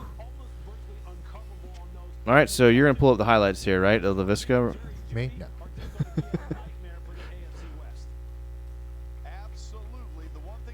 All right. I see PFF. So PFF is pretty big on him. Nice. Well, that's good. That's good. So the Broncos have added receivers in both rounds now with Jerry Jeudy and KJ Hamler. Jerry Jeudy. I mean, hey, look, they're helping out. That's a GM who's helping out his quarterback right there. Who was that? I'm sorry. Hamler went to Denver. Yeah, I think he's a good player. I was kind of big on him coming out. Like I said, always popped off in Penn State games. AJ Epinesa. Yeah, I'm surprised he hasn't gone yet. is still there. He was a guy a lot of people wanted the Jags to draft. Ezra Cleveland still there, a guy that people want Jags to draft. But if we've learned anything from this draft, it's that Dave Caldwell is not going to do what anyone thinks. Yeah, pretty much. I don't think anyone's predicted a single draft pick correctly besides the handful of people that predicted the CJ Henderson, which, by the way, shout out to my guy Ramen for getting it right on Twitter. He was the only one that projected the Jags to take CJ Henderson with their 9th pick. So he won the $20 prize. Nice guy that Ramen is. He decided that he wanted to donate that money to St. Jude's Children's Hospital, so that's what we're going to do. Shout out to Ramen for doing that. He also won our fantasy league. Wow. My guy has got a crystal ball somewhere that I need to get a hold of because he's killing it. So, no way we predict this next pick. You can say whoever you. It'll probably be a quarterback. Honestly, it'll probably be Jacob Eason or Jalen Hurts. It'll probably be Jalen Hurts. Falcons? From? No. Or Eason?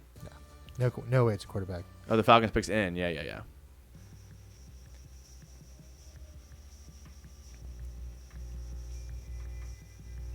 It's probably going to be a Gator knowing Dan Quinn. Dan Quinn knows how to draft. Keanu Neal. Who's that safety they drafted that hurt everybody? Casey or whatever. Casey. Oh, my gosh, man. I hate playing against Casey. He injures everybody. Oh, they did pick up Dante Fowler, didn't they? They did. That's hilarious. Marc Jacobs at Macy's, a fragrance destination.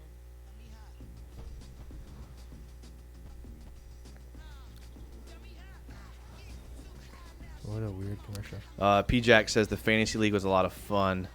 Yes, it was. It was a lot of fun. You guys should try to get in on it, although I feel like everyone's going to want to come back. That was in it last year. Well, I predict this season will be bad for us, MZ Gamer says. Well, we are Jaguar fans, so. How dare you say that Gardner Minshew is going to be bad? I didn't say Gardner. The team will be bad. I think the team will be bad, too. And it's going to be because they obviously are not giving Gardner Minshew any help so far. They drafted a receiver in the 3rd round from Colorado to help him out. So, we'll see. Second round.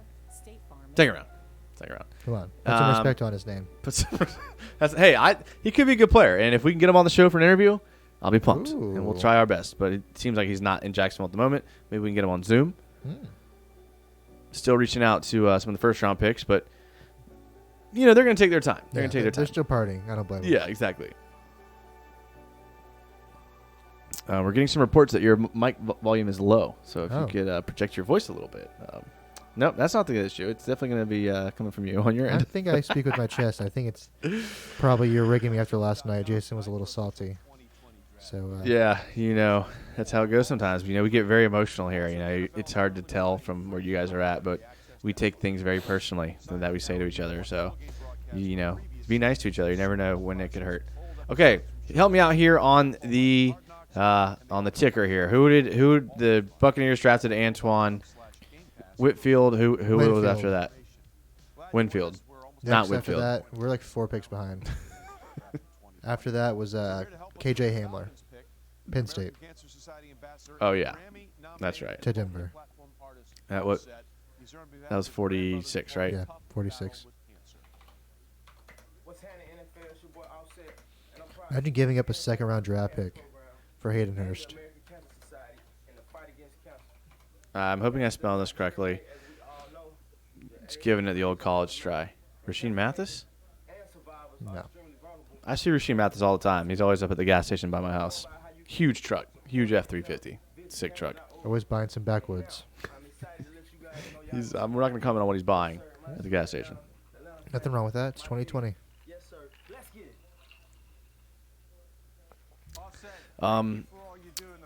Chris Gahn says 0-10. What do you give us so far? 0 and 10. There's more games than that. I'm confused. Okay, 0 to 10. What do you give us so far in this draft?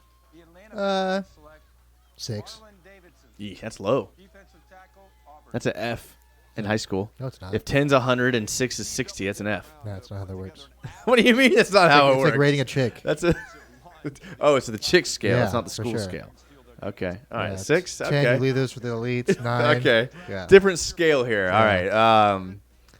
I hate the word chicks, by the way. I don't know why I said like I'm that. going to say 6, too, Yeah, on that scale. exactly. But on the school scale, I think we're at a 7. Okay. Yeah. So Fair. Sean Clement says a 7. Why do they keep showing these negative things? And it's only certain prospects. I don't see it for. Here's this quarterback with his puppy dog, and then this guy's family died. They definitely dug deep into the. They did some interviews, man. They did their homework, and you know what? Good for them. About time they did it. Here's a clip against Florida. Half our fans will be happy to see Those this. jerseys are beautiful. Kyle Trask was a statue back there, man.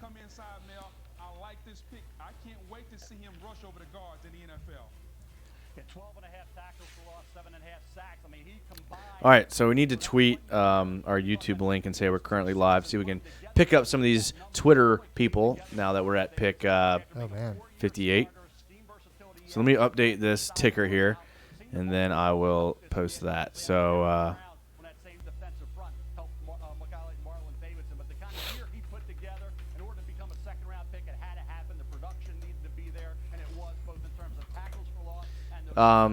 see what Reddit is saying about the Jags pick. yeah, because Reddit is definitely the place intellectuals gather to speak about Jaguars football. Well, surprisingly, some of these people have actually watched him before. Crazy concept, right? Yeah, right. No, they didn't. All right. That's hilarious. First comment, we got another dead father. Every single prospect, apparently. It's very They're sad. definitely bringing that up, and it is sad, honestly, that there's a lot of fatherless homes in this generation. It's actually a much more bigger issue than we have time to get into. Yeah. But maybe they're raising awareness. Look, these guys play with a chip on their shoulder, and that's something to be said for that. Only the truest of fans will stick around with us until the end of the third round. That's right, Brent. That's right. I didn't know if I will be here that long, so good luck with that one. Jacob Jacquet says, what do they need to do in these next picks to get those numbers up, in y'all's opinion? I don't know what prospects on the board are left. I don't think there's anything that they can do because they've kind of already used their most valuable assets. They've already used their first-round pick and their second-round pick and their other first-round pick. I think they could trade up first, something in the second. That would be. If they traded up in the second and brought in an offensive lineman, would that do it for you? I think that would bring it up to like a nice 7. I mean, do you think there's a guard that he has his eye on that he's maybe waiting until the third round to get, like a right guard to come in? He does seem to like guards in the third round. Linder, yeah, I mean, and you can find value there, especially at that position. For some reason, no one values guards. Took the best available. But yeah, for me, that would be it. Dobbins, Epinesa, Bond from Wisconsin, Josh Jones, Trayvon Diggs. Some good defense tackles left on the board still. Sean says, come on, people. We got 2 top-notch players in positions that were thin. It is better to get 2 players at 90 than get a receiver at 91 and have to get 2 defensive players at low 70s or mid-60s. Yeah, I mean, the only thing is like, how thin were we at edge rusher? I mean, we have Josh Allen. I mean, Smoot was going to be our number 2, so that's never ideal. Yeah, that's true. But do you bring in a speed edge guy that's literally the exact same player as Josh Allen? Like an elite pass rusher? Oh no, we wouldn't want 2 of those. We have. Remember when we had Dante Fowler and Ngakoue and we couldn't get them on the field at the same time? One of them was actually good though. They both were good, and Fowler had one of them was playing away on the opposite side of Calais Campbell, who's no longer there. That's true, but what I'm saying is there's an example of having 2 players at the same position. They weren't able to get 3 at the same position. Yeah, that's true. But Calais Campbell could play that big end. We had 2 We scrapped rushers. the big end. We scrapped that after Jared Odrick. He played a completely different Calais role than was Calais. the big end. They played a completely different role. He was the big end, basically meaning he played the 3 technique Jared on the Odrick strong did side. the left side, Red Bryant role. Calais Campbell played on all. He had versatility, and that's ideally what you want. But when I say big end, I'm not referring to the exact same role that Odrick did. What I'm referring to is the defensive lineman that had to take on 2 blocks at the snap. So there was a tight end or a tackle. What defensive ends are like that nowadays? So I mean, teams do that in a 4-3. That's how they line up their Did strength. you see who the Falcons are throwing out this year at defensive end? Well, I mean, Your they boy haven't Dante done it Fowler yet. and McKinley. Yeah, I mean, they both haven't under 250. Okay, and that's probably, but they're probably going to do a more odd man front hybrid They're role. running the same exact scheme as the Seahawks, as us. Yeah, Niners. that's exactly. That's a hybrid. Big linebackers fill up your gaps, and honestly, teams like that, you run the risk of getting run on, and a lot of those teams got run on this year. So you do take that risk. Getting after the quarterback is important, but if you don't have any size, then the other team is going to say, okay, we're going to load up the box and run it down your throat Does and that make win you play. games, though? It does. I mean, we saw the 49ers ran deep into the playoffs doing that. They didn't even pass the ball. You know what I'm saying? Okay. So that's the only drawback. And I know everything out there is stopping the pass, but at the same time, teams do know how to run the ball still, and they will run down your throats. We got the ball ran down our throats this year because we couldn't stop it. So maybe we couldn't tackle this year. We couldn't tackle. We took bad angles. We had people. I mean, there was a lot of issues, injuries, all sorts of stuff. Replaces Yannick. Yeah. Okay. Yeah. Again, my only thing, Sean, is we're light now. We're light on the edge, super light. And if a team loads up the box with a fullback and a tackle over, extra tackle, a lead blocker. What if he plays Sam on base downs? I think that'd be ideal. Yeah, I think that'd be ideal. The only issue is that Bruce Irvin kind of play. A Sam backer typically is really, really strong against the run, and I think he can hold his own against. There's a difference between going up against tight ends like that and then a straight up right tackle. So I do think. Well, one of the knocks on Chasen was in his draft combine little list. His weaknesses were that they didn't know if he could set the edge against the run, which is we don't need him to do that though. That's what a Sam backer does. I mean. That's the Sam backer's job, and so I think isn't it more containment though? I mean, it's the same thing. Okay. Setting the edge and bringing it back in is this, and maybe he's strong enough to do it. I mean, he is very strong, and you can get like C.J. Henderson. People don't realize how strong he is. Yeah. They think because he can't tackle, that quote unquote he can't tackle, he's not a strong player. But he was in the 98th percentile for bench press. Wow. So I mean, he's a strong dude, and if you watch him and you look at the receivers he went against, he lined up at Florida consistently against receivers that were 3, 4, 5 inches taller than him every single down. Consistently. You guys are going up against 6'6" receivers. It's strange, dude. It was insane. I'm telling you. South Carolina had this kid that was like 6'7". They put up on the outside, and Henderson lined up against him. It's going to be in the film tomorrow. LSU had this 6'4" receiver who's going to get drafted next year that he was covering. I mean, he can do it. All right, Steelers picks in. Quarterback? Josh Dobbs. Chase Claypool, a guy that a lot of Jags wanted. For some reason, we had a bunch of people that wanted Jags fans that wanted these Notre Dame players. They like the 4-3 that he ran that. He might be a tight end. That's what I thought. I mean, I've seen that he's going to be a tight end, but we'll see.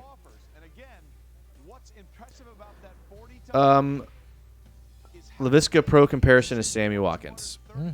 Sammy Watkins, when he was at Clemson, a lot of wildcat taking snaps. So I can definitely see that. If Laviska was Sammy Watkins, then he would not have fallen to the second round. Yeah, I know he had the injury, but has Sammy Watkins been good in the NFL? I know he was a great college player. But yeah, he killed the Jags week 1 when they played the Chiefs. That's not saying he was really good against us. All right, let's get this ticker updated, boys. And that was the last time he scored a touchdown until the Super Bowl. So we have that effect on players. Yeah, we do. You do really good against us, and then after that, you're done. All right, I got Hamler. He's from BC. I didn't know that. Falcons, Marlon Davidson. I got him in there. I don't know how. Seahawks. How the Bears have a pick again? And we talked about this all day, Trey. I mean, these are big guys. If I spelled Notre Dame jerseys are so ugly. Let's have 2 different colored golds. Christ. So ugly. Notre Dame definitely is going the more traditional. Okay, here's a question for everyone I want to hear because I've heard a lot of people on varying opinions on this. Do you like old school traditional jerseys like Notre Dame, Penn State, schools like that? Or do you like the new era jerseys like Oregon, Baylor? Which side do you prefer? If you're starting a team, if you're the AD of a school, are you staying with traditional or are you going to new modern? What would you consider Florida? Because I feel like they're a mixture of both, honestly. I think Florida has definitely moved into the new era style of changing jerseys all the time. The alligator, the alligator camo looking thing they did. I like Florida State. I like what Florida State and Florida do. Kind of mix it up. But, I mean, Alabama does. I feel like they've gone different every couple times. Notre Dame has butt ugly jerseys. They do the Yankee series. So I'm a fan of mixing it up. I like what Florida and Florida State have done, but that's definitely new school approach. I mean, Florida State's jerseys, they're changing every year. They're changing all the time. Not every year, but I mean, they just had that huge change to like that lighter gold and all that. He played the entire year at Utah with a torn labrum. Jalen Johnson gets drafted by the Bears. Decent cover corner. You can never have too many corners in the NFL. It's a hard position to play. 2019 second team. Yeah, PFF loves him. Okay, good. I have that T-shirt, that Allen Iverson T-shirt. It is awesome. Nice. Originally committed to USC. Okay. Switched to Utah. We have new school, old school. Traditional with bold, small accents and strips to make look updated. New school. I'm not sure what that means, but that was a little bit. Meaning, like, I think he means like maybe probably the way Florida and Florida State have done it. But I would say it's more news. Maybe the way Ohio State's done it. Ohio State jersey are okay. Ohio State's kept it traditional with some bold accents and things like that. TD Frazai says traditional all the way for me, but if you want some swagger, go with new school. How do you like Penn? I mean, it depends on traditional. Like I think Alabama. Some people just all white Bama looks sick. I don't like Bama's. Like they're all whites look sick. It's just boring. But I get Texas all white are sick. I get the people that I get it. I get the traditional look, and what you like. It's so boring to me, man. That Penn State jersey is just horrible to me. I think it's cool when they white it out, and they have, I think the long sleeves when they wear like the baggy long sleeves are kind of cool. But I definitely would prefer Florida State and Florida's. Look at the way like Baylor uses white. Look at the way Oregon uses white. Like that's how you do it. Like that's pretty close to the same thing as Bama though. Bama, Penn Bama's State? all white is pretty sick. Bama's. I mean, I don't know. The new school. Do you think it does anything to get for recruits to get the new look? Do you think switching to Jordan? I think it's cool jerseys are. Yeah, I think so too. All right, Dallas is picking. I know there's probably a lot of rogue Dallas fans. For some reason, everyone that grew up in the 90s is a Cowboys fan.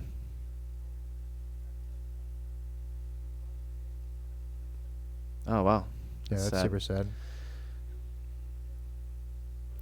Wydock 5000 says Alabama and Oregon look good. Yeah, I like both of them, honestly. Not Bama, but I like traditional. Adam says the LSU white. The LSU white was kind of fresh. I like it when they do the white jerseys. Those white or the white helmets. Yeah, those white LSU helmets are sick. They have a couple of the chrome, like purple ones are sick. I like LSU's. Yeah. All right, so we're getting caught up on the ticker here. I like that Bama shirt.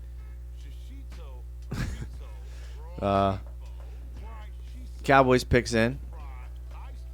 Cowboys drafted CeeDee Lamb in the first round. You like that pick? I do, unfortunately. Don't like the Cowboys, but I like that pick a lot. Yeah. That was a good pick. Yeah. CeeDee Lamb's going to be a good player. They got some good receivers down there now. Can't blame anybody now. I mean, it's all on Dak's shoulders now. So. At 1-800-CONTACTS, we're here for Allison, whose prescription just expired. Don't worry, Allison. With our express exam, you can 49 Steelers. And they drafted Chase Claypool. And then 50. I missed the 50th pick. It was the DB from Utah, but I can't remember his name. Jalen Johnson.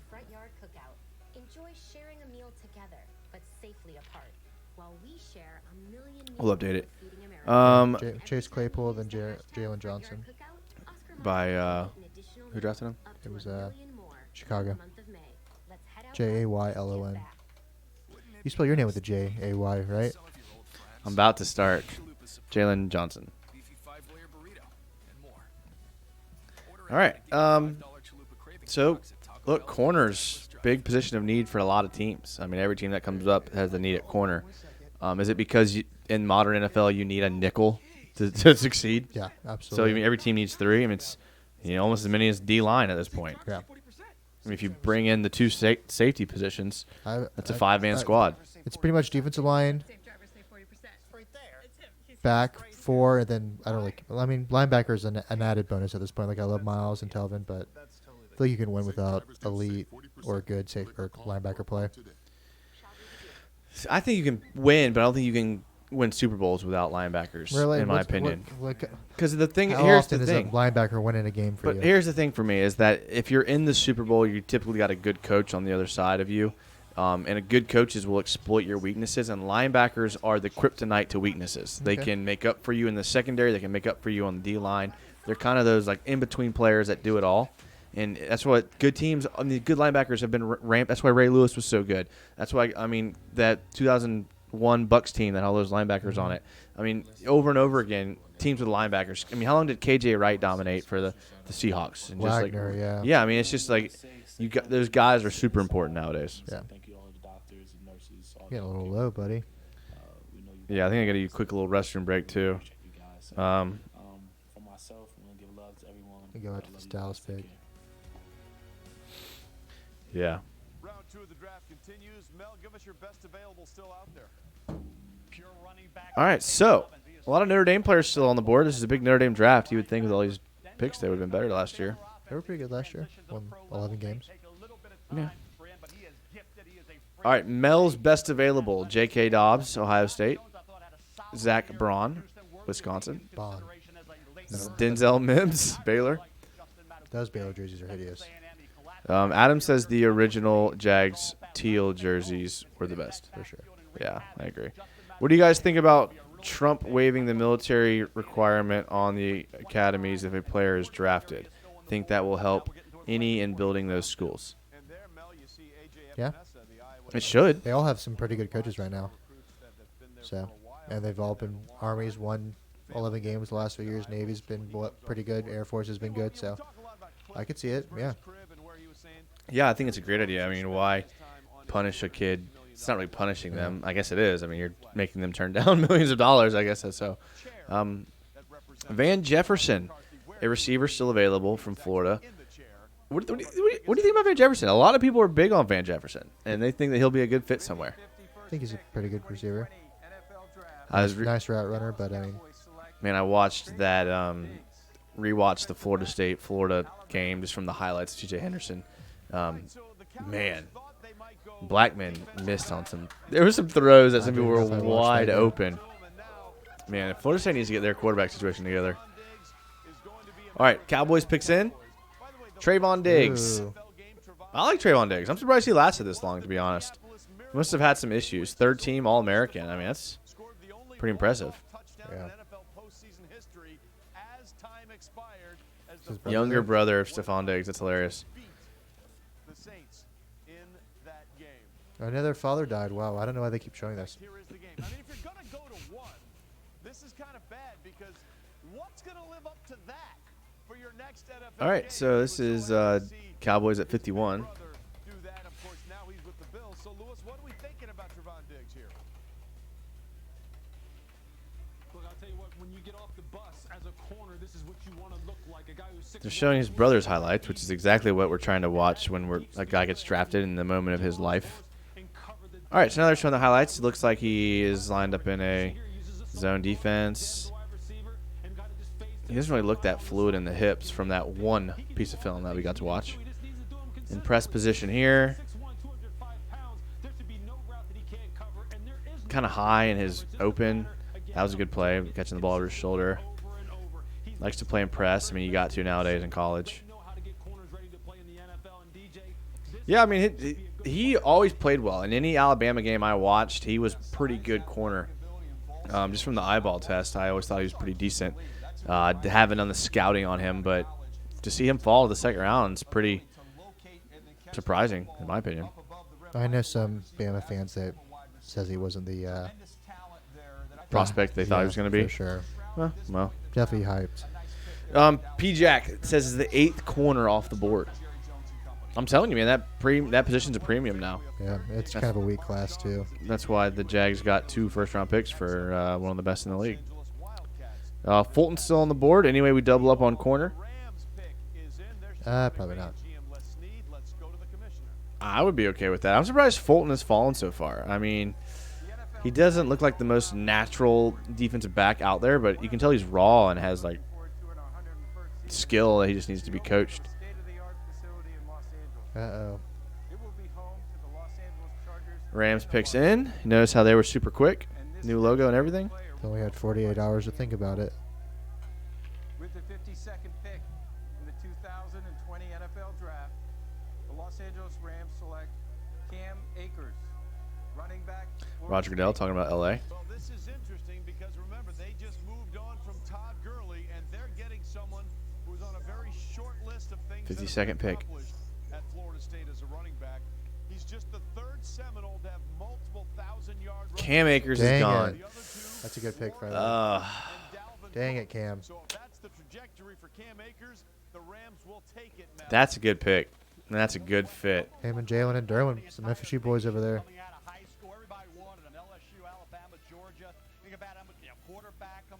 Warwick Dunn and Dalvin Cook. Dalvin. Wow. Well, good pick there. I mean, His look, parents survived this one. That's good. I'm happy for you, Cam. starting to think ESPN's starting to kill off some people just for their storyline here. Yeah, good for them. That's a good pick. Good for them. Not good for us because we need them to lose, but one of the bright spots on that Florida State team this year for sure. Yeah. Reps. I think you look at Cam Akers as a runner. He's got that knack for finding areas when there's nothing there. You see it there, the vision. All right, take a quick break. Appreciate you guys watching. Hang tight. We'll be back in a couple minutes. Thanks. No question about it, Mel. This is a guy who had 5'10", 217 pounds, runs with an attitude, tremendous lower body strength and development, a guy who will break through arm tackles, a guy who will run in Sean McVay's zone scheme as well as you could possibly have a running back run, and he will set the tone. He'll run with an attitude. His production will increase in the passing game. They'll develop that part of it. But this guy sets a tone. This guy has an attitude. This is the kind of guy I'm sure Sean McVay is excited to get into that offense, that high-powered offense out there in L.A. And it absolutely fills the need for the Rams as they try and rebolster that running game again as they moved on from Todd Gurley, who is now one of, 11 or 12 former #1 picks on the offensive side of the ball for the Falcons. Meanwhile, the pick is in for the Philadelphia Eagles. With the 53rd pick in the 2020 NFL Draft, the Philadelphia Eagles select Jalen Hurts, quarterback, Oklahoma. Well, it just got interesting, ladies and gentlemen, as Jalen Hurts is going to Doug Peterson and that Philadelphia offense, and there are a million ways this can go. Jalen Hurts has barely been two completely different quarterbacks. As a freshman, he was the SEC Freshman of the Year at Alabama in 2016, although they lost in that national championship game to Deshaun Watson and Clemson. 2017, he was benched at halftime of the college football national championship game, and then Tua Tagovailoa came on and led Alabama to an overtime win over Georgia, and then he backed up and led Bama to the SEC title after replacing an injured Tua Tagovailoa against Georgia in that SEC championship game. And then he transferred to Oklahoma and was a completely different quarterback. Kurt Warner, 32 passing touchdowns, only 8 interceptions. He had 20 rushing touchdowns as well. Kurt, this is such an intriguing pick. You're exactly right, Trey. I mean, you got your $100 million man there in Carson Wentz, but when you look at this guy in Jalen Hurts, he's a winner. You talked about it. No matter where he's been, no matter what you ask him to do, he just finds ways to win. And to me, when I look at a guy in the NFL and I say, who does he remind me of? He reminds me of a guy like Russell Wilson. May not be the most polished passer right now, growing in that area, but he can make plays. He can buy time. He can do it with his legs. He can do it with his arm, making big plays as he buys time out of the pocket. I'm fascinated by this pick and how they're going to use him, DJ. Do they put in a package for him so they can get Carson Wentz off the field? Maybe a run package for him, but it's going to be fascinating to see how they use these two guys, DJ. Yeah, you got a very creative play caller there in Doug Peterson, and you want to use that quarterback run game, but we've seen with Carson Wentz, you just don't know if he's going to be able to hold up. So now you have an opportunity to put some packages together with Jalen Hurts, particularly when you get down there in the red zone, where I think you can get him on the field early. But more than anything else, this is insurance. The Eagles have always invested heavily in the backup quarterback position. This time, Lewis, they do it with draft capital. Yeah, I'll tell you what. Look, Jalen Hurts is someone who right now should be thanking his lucky stars that he goes to get coached by a guy like Doug Peterson. I've said all along many, many times that quarterback development and quarterback success a lot of times is predicated as much on where you go and who you're surrounded with as it is on your own work ethic and your own ability and talent. Going to Philadelphia, playing behind Carson Wentz, being coached by Doug Peterson, you couldn't ask for anything better. I think this is a tremendous opportunity for both the organization and the player, Mel.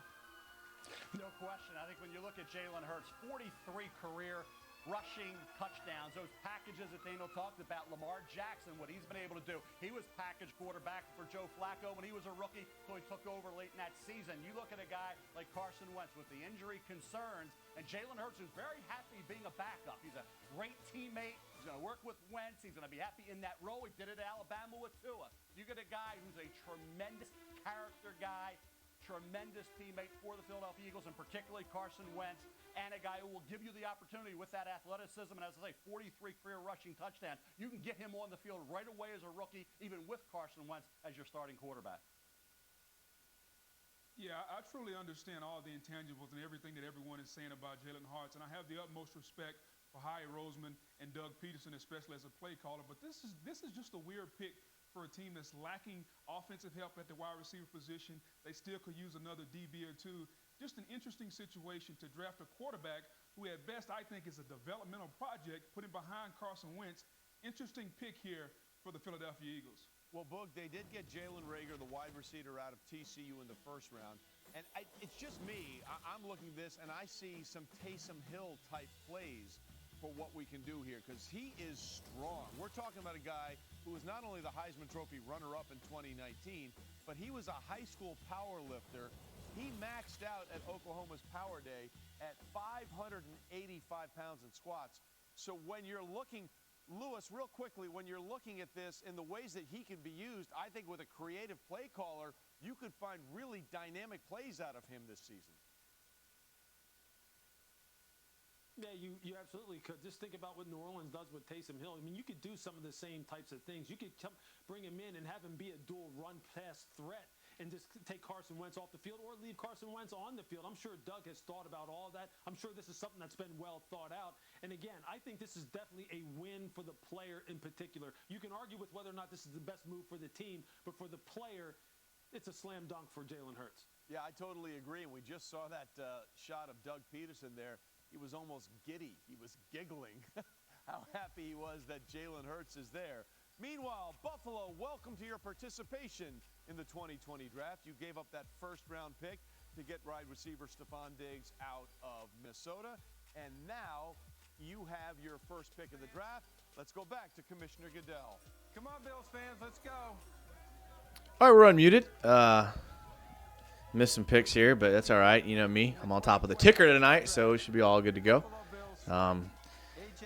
Jaguars have had some interesting picks this year. We'd love to hear you guys' grades. We'd love to see what you guys think. The Bills are selecting now. And this was a kid who was one of the first 5-star recruits to go to Iowa for a while and sat for a while. He's from Glen. Okay, AJ Epinesa. There he goes. So he was on Mel Kiper's board as like the 6th or 7th best available prospect, and there he goes. He goes to the Bills. Epinesa. His father, Epi Nope. Epinesa, or actually his real name was Epinesa Epinesa. I forgot he was a 5-star recruit. Yeah. His mother, Stephanie, played softball and volleyball at Iowa Wesleyan. Sister Sam played volleyball at Purdue from 2012 to 2013. His father is athletic and alive. And alive. We found one. There's a lot of legacies in this year's draft. A lot of people whose parents played in the NFL. Yeah. Sister played volleyball at Purdue. It's pretty high level. Wow. He waited his turn to get on the field, and when he finally did get on the field this year, he produced. And this is him in Illinois as a Oh, so all the kids are just going to be like beasts. Must be nice. AJ Epinesa, again, also playing all hoops in his career. Booger, what do we think of this pick? Yeah, I mean, it's a very interesting pick because you're looking at a defensive end. Ravens are on the clock. More of a left defensive end, someone that can play over the tight end, and then when you go to your NASCAR package, you can kick him down inside. He's a discus champion. That's insane. The hips are not as fluid as you would like for a speed rusher coming from the right side, but I do like his position. Beast basketball player. You know, I like that. Dang, he's really athletic for a Italian-looking dude. He looks like he's 40 already. But he'll be a very, very productive defensive lineman, Mel. Strong hands, brings that edge pressure and inside pressure, Boog, and I think that's the ability. Drive that offensive tackle. So the Eagles selected Jalen Hurts. We can get a chance to talk about that. What a gross draft they're having right now, honestly. Why? Why do you think that? I don't think the Reagor pick. You don't like that pick?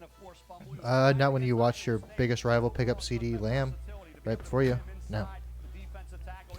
Definitely not. Getting him up against that center guard, he can be a factor. They went for Ed Oliver coming out of Houston, and now you add a guy like AJ Epinesa. The Bills building up that defensive front the last 2 years in the NFL draft. had 2.5 sacks and was I think we got Trayvon Diggs on here, don't we?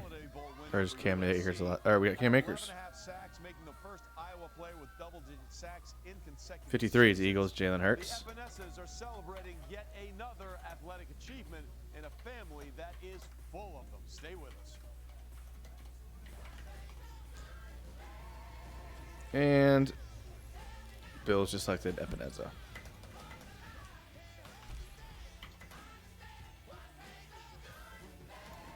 You're watching the 2020 NFL Draft, presented by Lowe's. All right. So who do you think the next quarterback taken is? Eason, for sure. You think so? Yeah. If you remember, Eason was at Georgia, went to Washington, didn't really have that great of a year.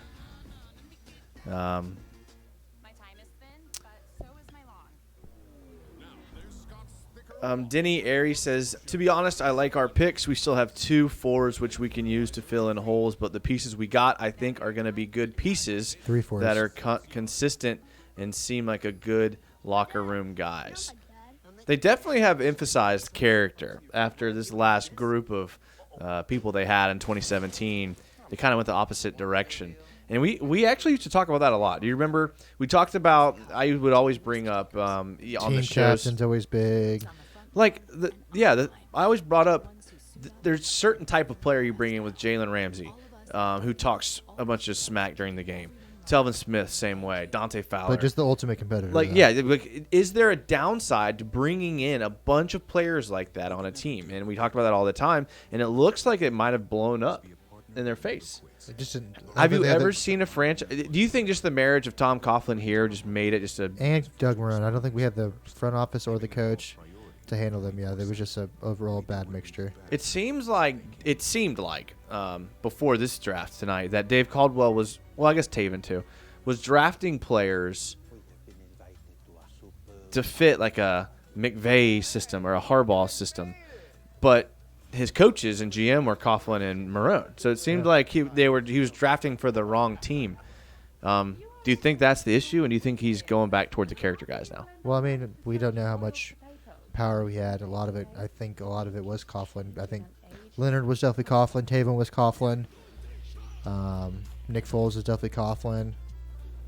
But to the extent, I don't think we'll ever know. So, yeah, that's true. But it does seem like they're going back to more character locker room guys, which I'm always a fan of. Like, I love the crap talk that Jalen did, but it did get annoying sometimes. Like, there were times when he would talk smack to like DeAndre Hopkins when he had 100 yards on him. Yeah. And you're up there clapping in his face. It's like the dude has 100 yards on you. Yeah. It's like, so sometimes it's good, but then sometimes it's not.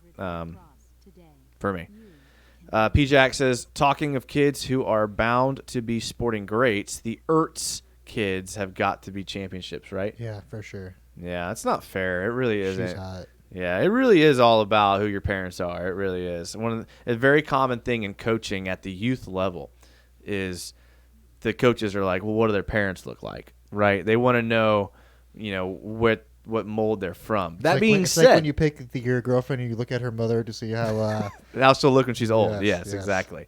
That being said, though, Mike, you have extraordinary size compared to your parents. Wow. Am I wrong? I guess so. My dad is 5'6" or 5'7". And you're 6'4"? 6'3", something like yeah, that. so, I mean, not always the case. Me and my dad are about the same milkman. height. But Milkman, definitely Milkman baby. But interesting. So you never know, but yeah, the Ertz kids will probably be good. Harbaugh's looking like a real seriously millennial right now. He's trying hard. He should be in college recruiting kids out of high school. He'd be killing it.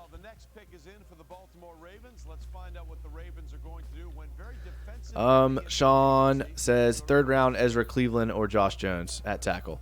Due to short arms, they both project at guard. Maybe. Damn those short arms, There's T-Rex arms, Counterfeit 79 says, which lineman should we pick for next, and why should that pick be Cush and Berry? Why are we standing still right now? Are we really going to make 4 picks in the third round? We still have I guess 9 so. more. I don't understand it. J.K. Dobbins off the board to the Ravens. We're going to select an entire special teams with the rest of our picks, so that's pretty impressive. Counterfeit says the pick should be Cushionberry. I don't know who that is. LSU, I believe. Okay. These LSU players, man. What was the over-under on LSU players picked? 10? No. Not sure. 5?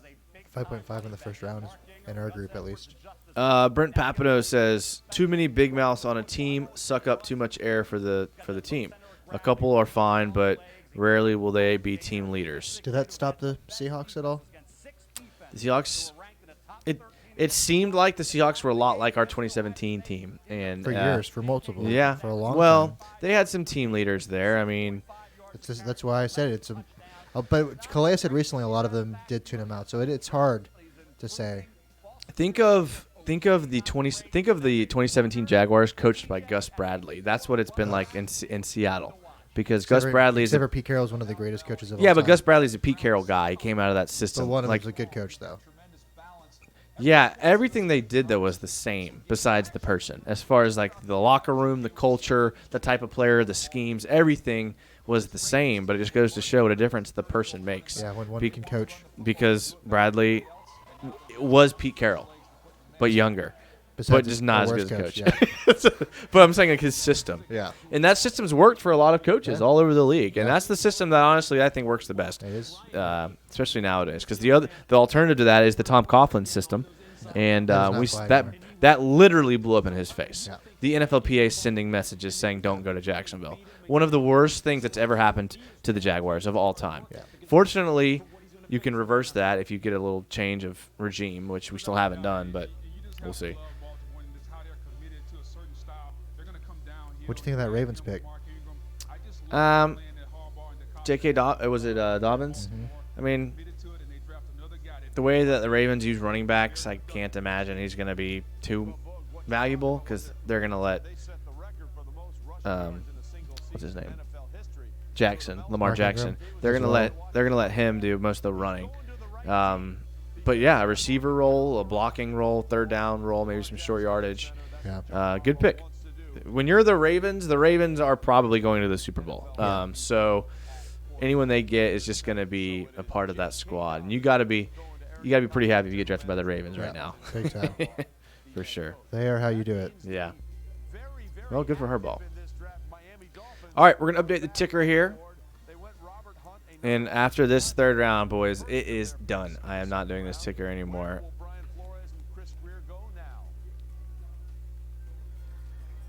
With the 56th pick in the 2020 NFL Draft, the Miami Dolphins select Raekwon Davis, defensive tackle, Alabama.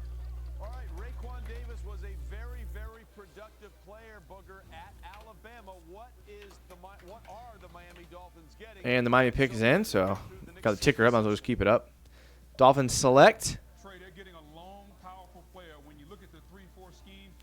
Raekwon Davis. I liked him in the third. Okay, yeah. That's a pick that I was hoping the Jags would get. Yeah, high 5-star, never really hit his groove in Alabama. A really good player, but didn't dominate like a lot of people thought he would. Yeah, I was hoping to maybe get a swing at him in the third. Yeah, big boy. Gap stuffer. I mean, can play the shade, plays over the center. He's in the 3 technique I really in this wanted film to see here. him in the Calais role. That would have been awesome. But yeah, I mean, he's able to cross offensive lineman's face. Really difficult to do. Takes good footwork. Oh, God, don't bring me back to this game. We got a Florida State clip here. Ooh. Just reading about That's that. a good move, but no NFL guard is going to whiff the way that guard did. And no offense to Florida State. Oh, my gosh. He looks like that. Is that Ben Cleveland? I'm pretty sure he was a good player in his own right. That's the thing. You see that happens. Like Vach Lombardi did had an entire thing about Alabama's right guard. Yeah. Deontay Brown or something like that. He dominated. He got destroyed by Derek Brown. No. Vach Lombardi does a whole video about it. He holds his own the entire game. Bro. If you watch Derek Brown's highlights from Auburn, most of the plays are against him. Go watch Derek Brown's Vach. He says more than often than not, the right guard definitely held him down for sure. Well, there's a lot of clips of him getting his lunch eaten by Derek Brown. well. So maybe. I guess Fox is saying two different things. Yeah, I mean, I can't imagine getting beat as many times as he did. If you just go back and watch on our YouTube channel, we have a Derek Brown breakdown, and a lot of the clips are against Deontay Brown from the. And maybe he had a bad game. Look, bad games happen. No, I've had Fox said bad that's- games. He specifically did highlights of that Yeah, game. that's crazy. But bad plays happen too, so it happens. Adam Demoy, I'm convinced Dave Caldwell watches zero college football during the season. Here's what I think Dave Caldwell does. It's not that he watches zero college football. It's that he watches too much Division II football. And he watches too much West Coast football. Dave? You need to put more Well, stock. what Division II players? I think you're confusing him with Gene Smith. What I mean by that is that he spends too much time trying to find gems. Does he? Which he does find from time to time. But I don't know that if he could means be more nothing off-base. if that means nothing if the first round guys you're drafting aren't being re-signed. No. First of all, his specialty is drafting from Florida in the first round, so I don't understand where this Jim Division II thing's coming from. Because he's every player he drafts is from the Power 5, so I definitely don't. No, these players that he gets late rounds. I mean, Quentin Williams, Josh Quentin Oliver. Williams, that was the first. Quentin Williams, Josh Quincy Williams. Oliver. That was the first guy that we selected that was I'm small saying school he in a needs long to. time. What I'm saying is, in these later rounds, he's trying to get too cute. I don't agree with when that. he needs to just make picks that everyone knows. I mean, Everybody sometimes knows in the 7th round. No, but everyone knows that a player who plays at a Power 5 school We is do going to though. be We better. draft Power 5. You're definitely wrong on this one. Sorry, bud. And when we wasted both of our third-round picks last year on two players that I don't think will ever that was contribute to the Coughlin. Jaguars, That has nothing to do with Dave Caldwell. we don't. I mean, I can't imagine that Coughlin had just the end-all, be-all when Sorry, it came to bro. third-round picks. Dave Caldwell absolutely is known for drafting. He loves the SEC.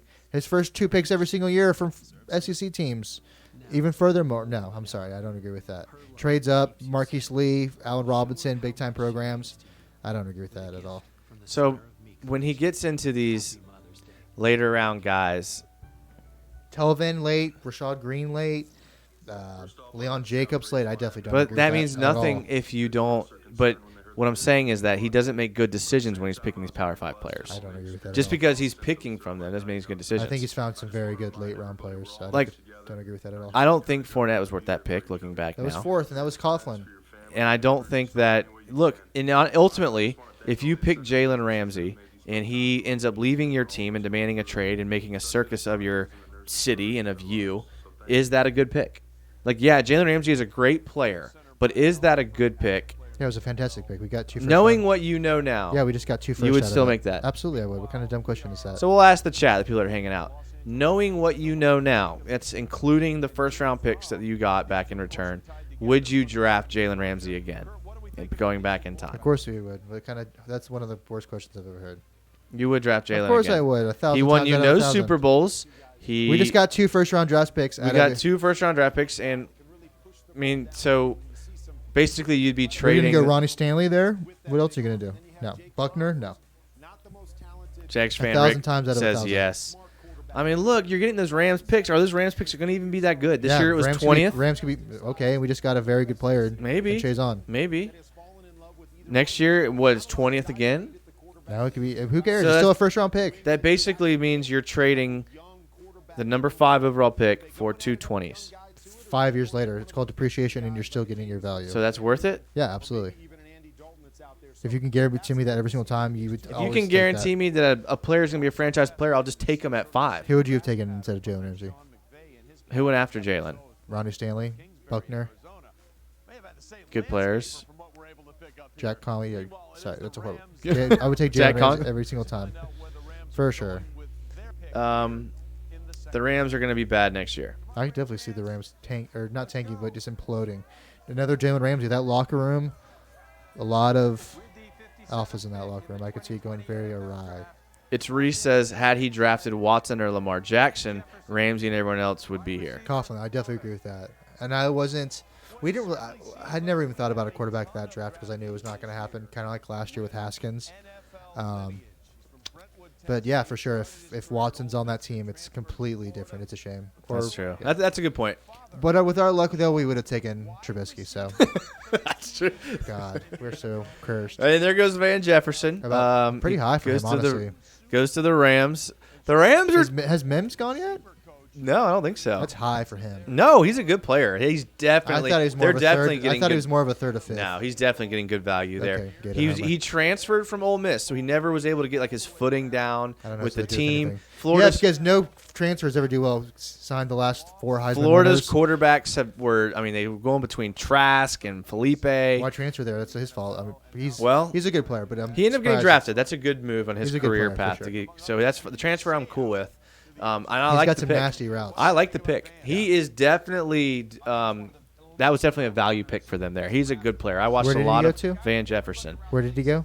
He went to the Rams. Nice. So that's another. I mean, that's, okay the with Rams that. are adding some good pieces in this draft. I like what they're doing. I'm okay with them picking a running back and Van Jefferson. So, 2 SEC East boys. What could go wrong? Huh? Didn't they draft DeAndre Swift? No.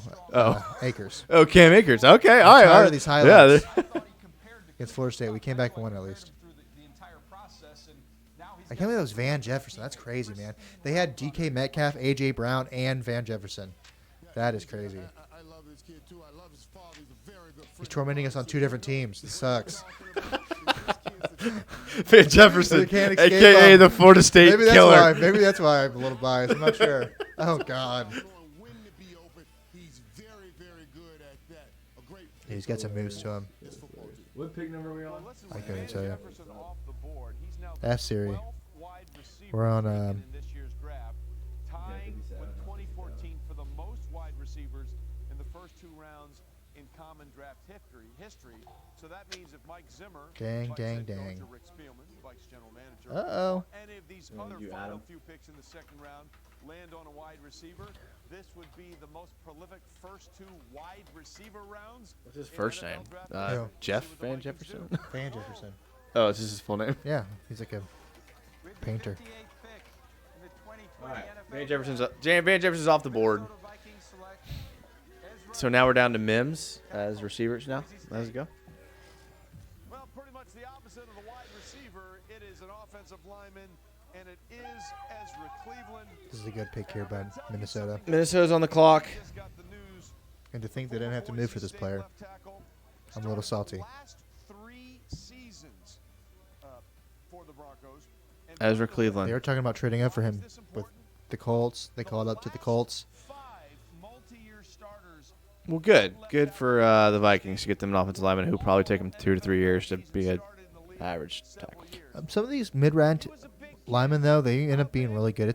It's such a random thing. Yeah, for sure. Freshman year of high school, 5'10", 180 pounds. It's not that I mean, I was probably smaller than that freshman year of high school. 11-pound baby. Of course he shot up. What are you talking about freshman year? Yeah, I mean, sometimes early-born kids are just heavy. 11 days early. How many weeks early? He said 3 weeks, but then And that's he was 11 days. pounds? No, he spent 11 days. I don't understand how you can be born that early and you're an 11-pound baby. That's a huge baby. I mean, it's an issue, not to get too medical with you, with like gestational diabetes and things like that, where baby? with the mom has like diabetes, sometimes the baby will come out a little early and a little heavy. That's crazy. But it could be a number of issues. I'm not That's saying really that's what crazy. it is, but thank you for that. That's interesting. You know, I like to not just be knowledge in just sports, That's but also nuts. the medical community. I've as not well. heard that before. All right. Mastrangelo says, I'd still take him knowing I got those extra picks. Who? Ramsey. Yeah, for sure. Adam says, the Gus bus ruined Ramsey because Gus didn't care and it pissed Jalen off. It's resaid. Okay, I already read that one. P-Jack said, just checked who was on the clock and was reminded how terrible the Chargers' new logo is. I like their new uniforms. I don't know what their logo Their looks logo's like. terrible. Yeah. Looks like the Rams. Really? They're all bad. It's a pretty good round or draft right there by the Vikings. Justin Jefferson, Jeff Gladney. Would you trade those 3 for our 3? No. I like C.J. Henderson better than Jefferson. Yes, because it was vital for a few years. He was vital, saying Ramsey. We got talked about for the That's first time true. in He did forever. put us on the map. People were talking about the Jaguars. That's true. The Rams are going to be bad next year. I think I could absolutely see that. Goff is. I like Goff, but is he a good quarterback? How do we shop Fournette and not draft a running back to replace him? Caldwell has no game plan. Colts got some damn good young talent on offense. I mean, there's still some running backs available. You find them all the time, so. That's true. You can find running backs at any school. That's the thing, especially in certain Any types of round, offenses. yeah. What type of offense do you think Jay Gruden runs next year? Standard short 3-step drop, West Coast offense. Man, that's how is that going to work with our team though? Do we have a West Coast team? I think Chark can play in it. DD can play in it. I mean, DD I could see fitting into a West It's Coast the NFL. offense. I mean, could Chark fit in? I mean, you say that, but Jay Gruden's definitely had a style about him. It was definitely more of a spread it out, let the quarterback make decisions. who would you compare Chark to? As a receiver? Yeah. Man. I couldn't even tell you. Maybe like a. He reminds me of like a Walmart. Randy All Moss. this is Like going. he's got the same playing style of Randy Moss. Okay. Lanky, long, makes good catches deep down the field. Okay, so would you say similar to an AJ Green? Yeah, I guess you could say AJ Green. Okay. But AJ not really. Green coached I think Chark is by Gruden. I think Chark's a much better athlete than AJ Green. No, AJ Green's one of the finest athletes. No, AJ Green no, is no, smooth. No. He went ahead of Julio Jones in the NFL draft. Yeah, and I'm just saying Chark as No. far as like speed. Let's go look. If you put Chark and is AJ Green in a foot one race of the right now, best who would win? combines we've seen is Chark as well. But Who would win a Green- foot race, Chark or AJ Green, right now? Let's go look at AJ Green's combine, big dog. It's combine. That's how many years ago? But that's what we're talking about, though. And we're talking about when Jay Gruden coached I'm talking him. about like right now, the type of well, player he Jay is. Gruden coached him in his prime. Yeah. So So you think he's a prime AJ Green? Yes. No, I mean AJ Green is Not prime, but it's athleticism. Yes, We're for comparing sure. If- athleticism. He's going to make Chark a very good player. Not that Chark's not good now, but Chark is a good player. He's going to. So you're not afraid of No. him being capped here? Him and McAdoo, I think we might actually have an offense for the first time in forever. We're not going towards a college offensive coordinator that was fired, Nate Hackett, or I do like Filippo, but he's been a lot of places and never has been particularly great. So we have I think him and McAdoo are a good staff. Yeah, I'm excited to see. They don't have a lot of pieces right now. So you're thinking all the coaches were on board with the what's his name, from Colorado? I don't know if I have any notes up here. My keyboard's So too far away. under Jay Gruden, 98 catches, LaVisca. 1,400 yards, 11 touchdowns for AJ Green, 14.6 yards per reception. I mean, yeah, that's First team. about what Chark is right now. Well, besides, I mean, the 300 per is yards. accurate. The per is accurate. Yeah.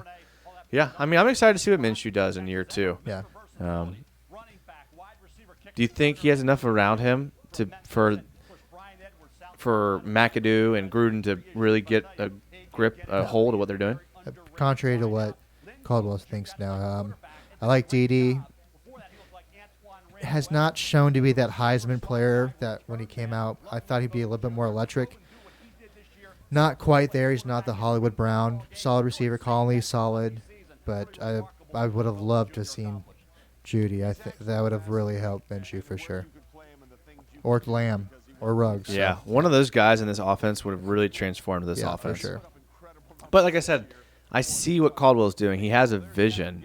He has a vision for the defense. And I'm just surprised he's been given enough time to rebuild a defense the way he wants. Yeah. Because I would build a defense the same way he's doing right now. But I'm not in year, 7, 8? Yeah.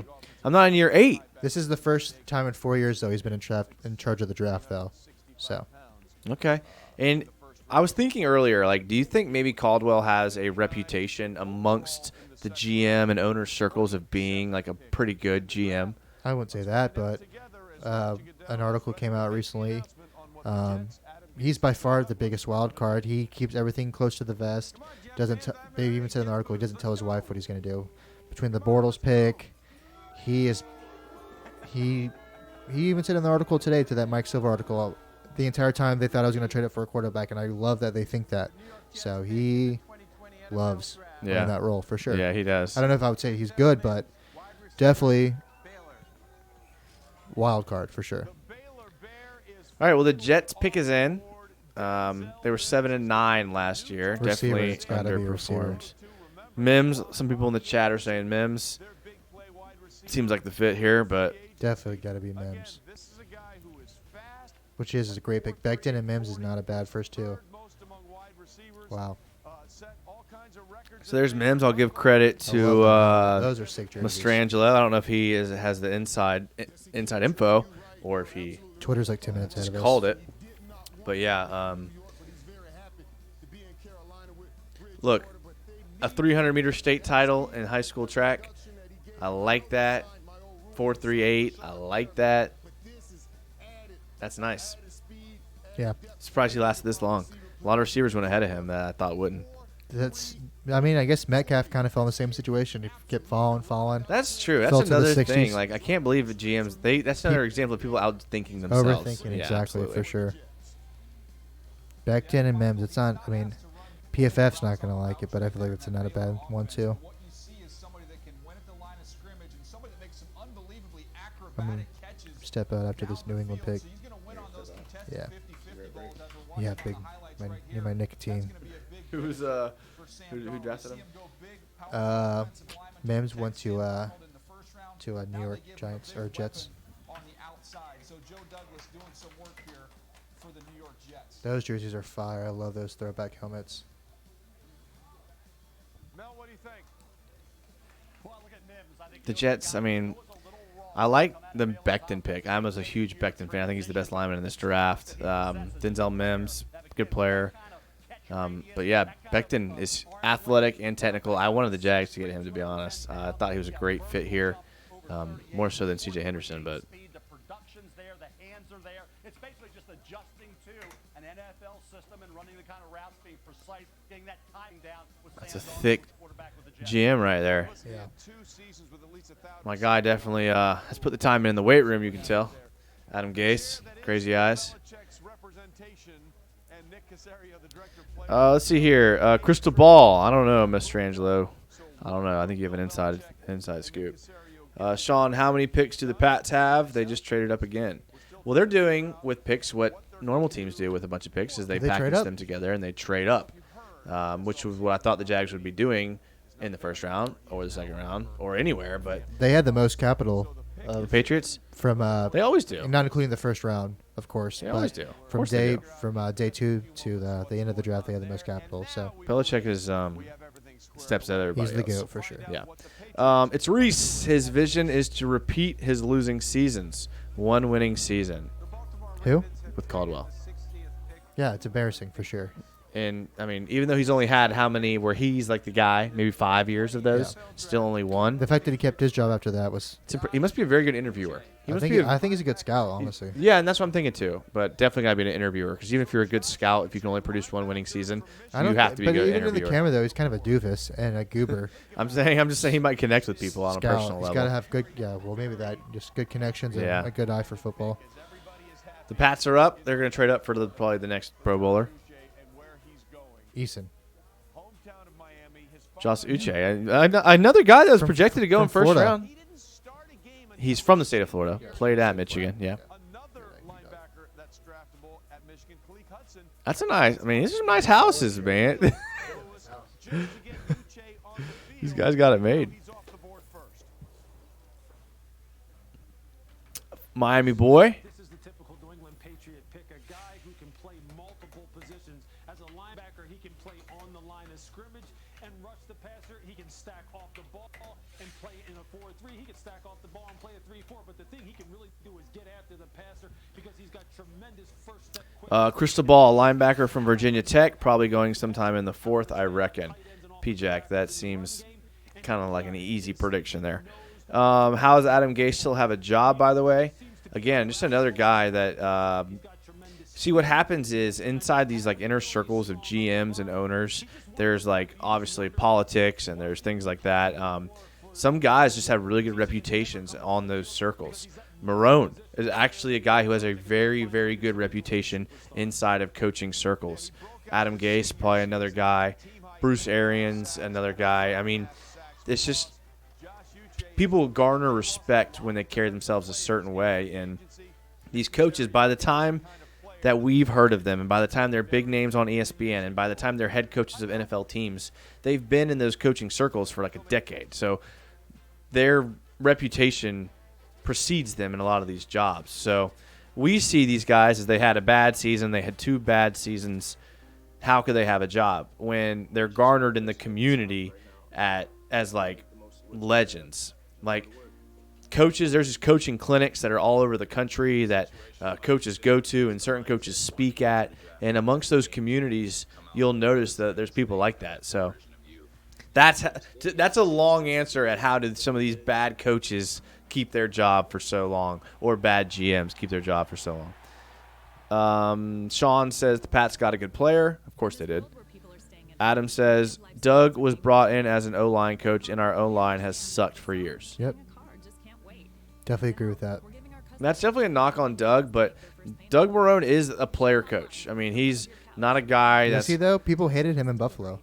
He became hated because of the way he handled his Buffalo situation, not because of the way Marcel Darius did not like him in Buffalo. But again, it's not because of his coaching. It was because of the way he handled his situation. He wasn't I don't think he was a player's Buffalo. coach. No, definitely not. He was a dick, I think. Well, he's a player's coach. He's not going to implement his offense on a team because he's not going to implement his defense on a team. That doesn't make him. But he's even said it himself. He's made it an effort to know people's names around the facilities. He was not a nice person, and he definitely had a reputation as kind of a not nice person for sure. But he didn't bring not a player's coach at all. Players coach is bring Gus. an identity. He didn't bring an identity to the team. Players coach though. Typically it is. If you don't bring an identity to a team, if you don't bring an offense, if you don't bring like a style defense, then typically you're a special teams coach who is a player's coach, and that's usually what head coaches are. Players coach is a Pete Carroll, Gus Bradley. It's a style of the rah. That's not.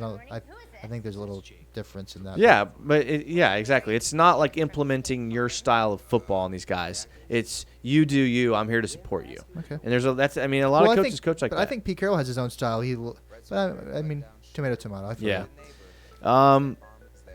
Marrone is known as an elite offensive line coach, says Sean. 10 years ago in New Orleans, maybe. O-line coach doesn't have a say in draft selections, typically. He wasn't any good. You know what I'm saying. No, for sure. It has gotten worse. Norwell got worse while he was here. Jawan Taylor did not get worse. He's gotten better. Yeah, I mean they brought in elites Linder was always good. People like that to under him, and they haven't really played that well. No, that's a good point. I agree with that. Definitely. He has not brought anything to the offensive line. No. But there is a certain community of people that believe that special teams coordinators are the best head coaches. So I'm okay if a coach doesn't bring his brand of something to something.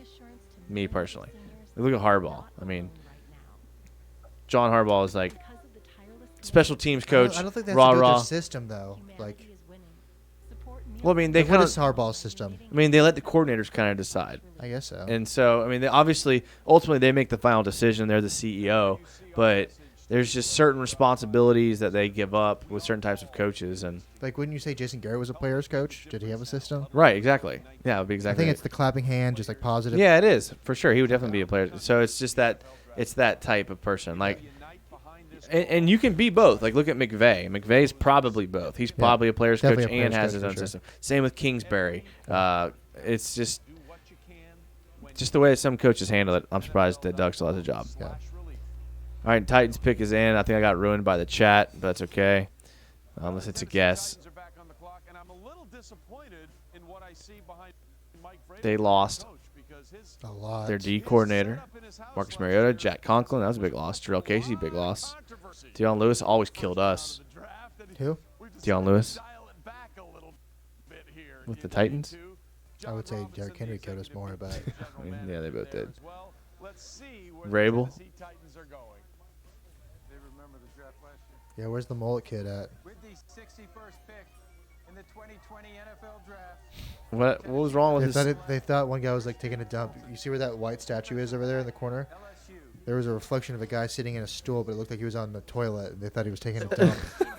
So, pretty funny. Of that LSU secondary that has been so draftable over the years is now off. I'm okay with this pick here. Now, he had his issues at LSU. He was slapped. Yeah, Christian Fulton. I like him as a player. I like him in run support. It's going to be hard to run the ball against them now because I think he does a good job tackling and playing in the run. As a DB, he's not very fluid. He doesn't flip his hips as well as a C.J. Henderson, obviously. Can get stiff, and he's Christian Fulton's the type of DB that a guy like DJ Chark burns to the end zone. Okay. Henderson, I think he stays with DJ Chark and he makes a play on the ball. But guy like Christian Fulton then gets burnt. So, are you mad that he's in the division? No, not really. I'm okay with their first 2 picks. Oh, another passing of someone. Good Lord, ESPN. Christian Fulton has had his ups and downs on the field and away from the field. Daniel Jeremiah, as you see this product as he gets set to go to Tennessee, what should he be expecting? Well, I think you're talking about a top 50 player. He was my 5th corner in this year's draft class, so I think there's some value here with this pick from the Tennessee Titans. He plays the game very smart. He's a fluid athlete, and he's ultra competitive. You see that competitive? Yeah, what was Christian Fulton's deal? Was he injured or does he like in trouble or something? He had something. He had something. Fulton, a nice pickup here. Good choice for them, sadly. Yeah, I agree. Although my long snap podcast buddy Adam will be pleased. Dude, I love y'all's podcast. It's hilarious. It's I don't get to hear like hardcore British accents. Like it actually takes me a second to decipher some of what y'all are saying, P-Jack, on your podcast. But I love it though. It's just you guys are just it's there. I love it. Good stuff. Sean, I wouldn't be surprised if Gruden becomes head coach next year. I wouldn't hate it. I mean, that's one of the first things you said when we hired him, which made me think about it, was you said he's going to be the head coach in 6 games. By week 6, he's going to be the second that they hired him. Could be worse, I guess. He said that he's going to be the head coach by week 6. Definitely more qualified than Doug, I would say. It's an interesting room there with McAdoo and Gruden and Marrone. I mean, coaches are really good about getting along. Coaches are the best guys that can get along with any type of guys because they're all the same guy. They're all obsessed with football. They're all, value football over their family time. Yeah. and they usually get along pretty well. But that is an interesting dynamic, though, isn't it? Yeah. Can you see another quarterback here by the Packers? 3-quarterback offense? That would be hilarious. God, how mad Matt LaFleur is now a flag football team. Yeah, seriously. All right. That would be awesome. The Green Bay Packers. Something to make Aaron Rodgers mad, please. Ooh.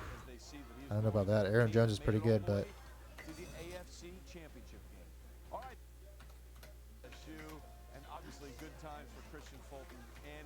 Panini. That's him? Where's this guy at? It's light Oh, out. okay. There he is. I was like, I thought this guy standing up was A.J. Dillon. I was like, interesting choice. Okay. 4.5. Is that really that impressive? Jumped 41 inches and a broad jump of 131. Okay, so he can jump well. He's a big boy. The exact opposite of Leonard Fournette.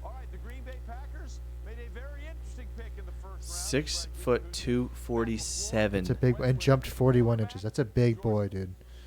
Oh my I would not want to tackle him. No gloves too. I love this guy. I'm 6 foot 200. He's 5'11". He's 6 foot 250. Yeah. Oh my goodness! And he runs like that. A 4.5. That's 4.1. A 41-inch vertical leap. That's impressive. He doesn't go down. How do you tackle that guy? That's nuts. He should have played linebacker. What is he thinking? That's his fault. He could have been a freaking edge rusher. He could have been a...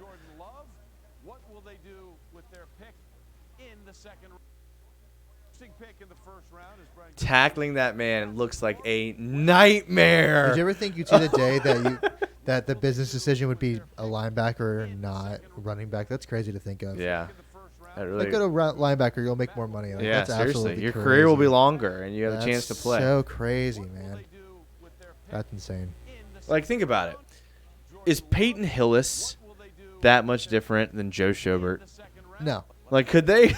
You could flip flop those guys, and they could probably be the same guy on either side of the ball. You know what I'm saying? I don't know if Joe could, but Peyton absolutely. You know what I'm saying? Yeah. It's like, but who made the better decision? Joe Schobert. I mean, that's a way better decision to play sure. linebacker than it is to play running back. Yeah. You know? Let's see here. We have appreciate, salutes, laptop screen. Salutes. Thank you. You think Jags take this tight end, Adam Troutman? Is that the Dayton guy? I don't think so. I think if they go tight end, they'll go like Thaddeus Moss round 4 or 5 if they can get him in. And if they can get him round 4, I think they'll take him. Dude, are we really going to stand still and pick 4 times or 3 times in the fourth? That's what it seems like. Honestly, what probably happened is Dave Caldwell has been trying to move up, and probably no team wants those picks. I don't think he has been. No. It makes no sense to trade down anymore. The way that the NFL is, unless you're a team that's like the Ravens and you're stockpiling picks for like next year when your team might have to rebuild, there's no sense in trading down. Does this show you anything as far as the tank job at all? I don't think tanking is a good solution I ever think in any definitely sport. the mix we're looking for to 2021, though. Yeah. I mean, as far as the Jags, yeah, I think you're spot on there. We surely have to trade up at some point tonight. I don't know. Any day now. I don't know if anyone wants more 4th round. Who would want more 4th round picks? A lot of teams. The Patriots love them. I feel like teams like that want picks next year. They want 3rd round picks next year. Like, you know, they don't, and which we have, which we can trade. But yeah.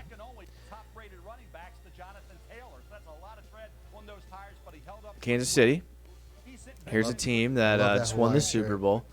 Andy Reid obviously is in chill mode. I think that's his chair or that bike.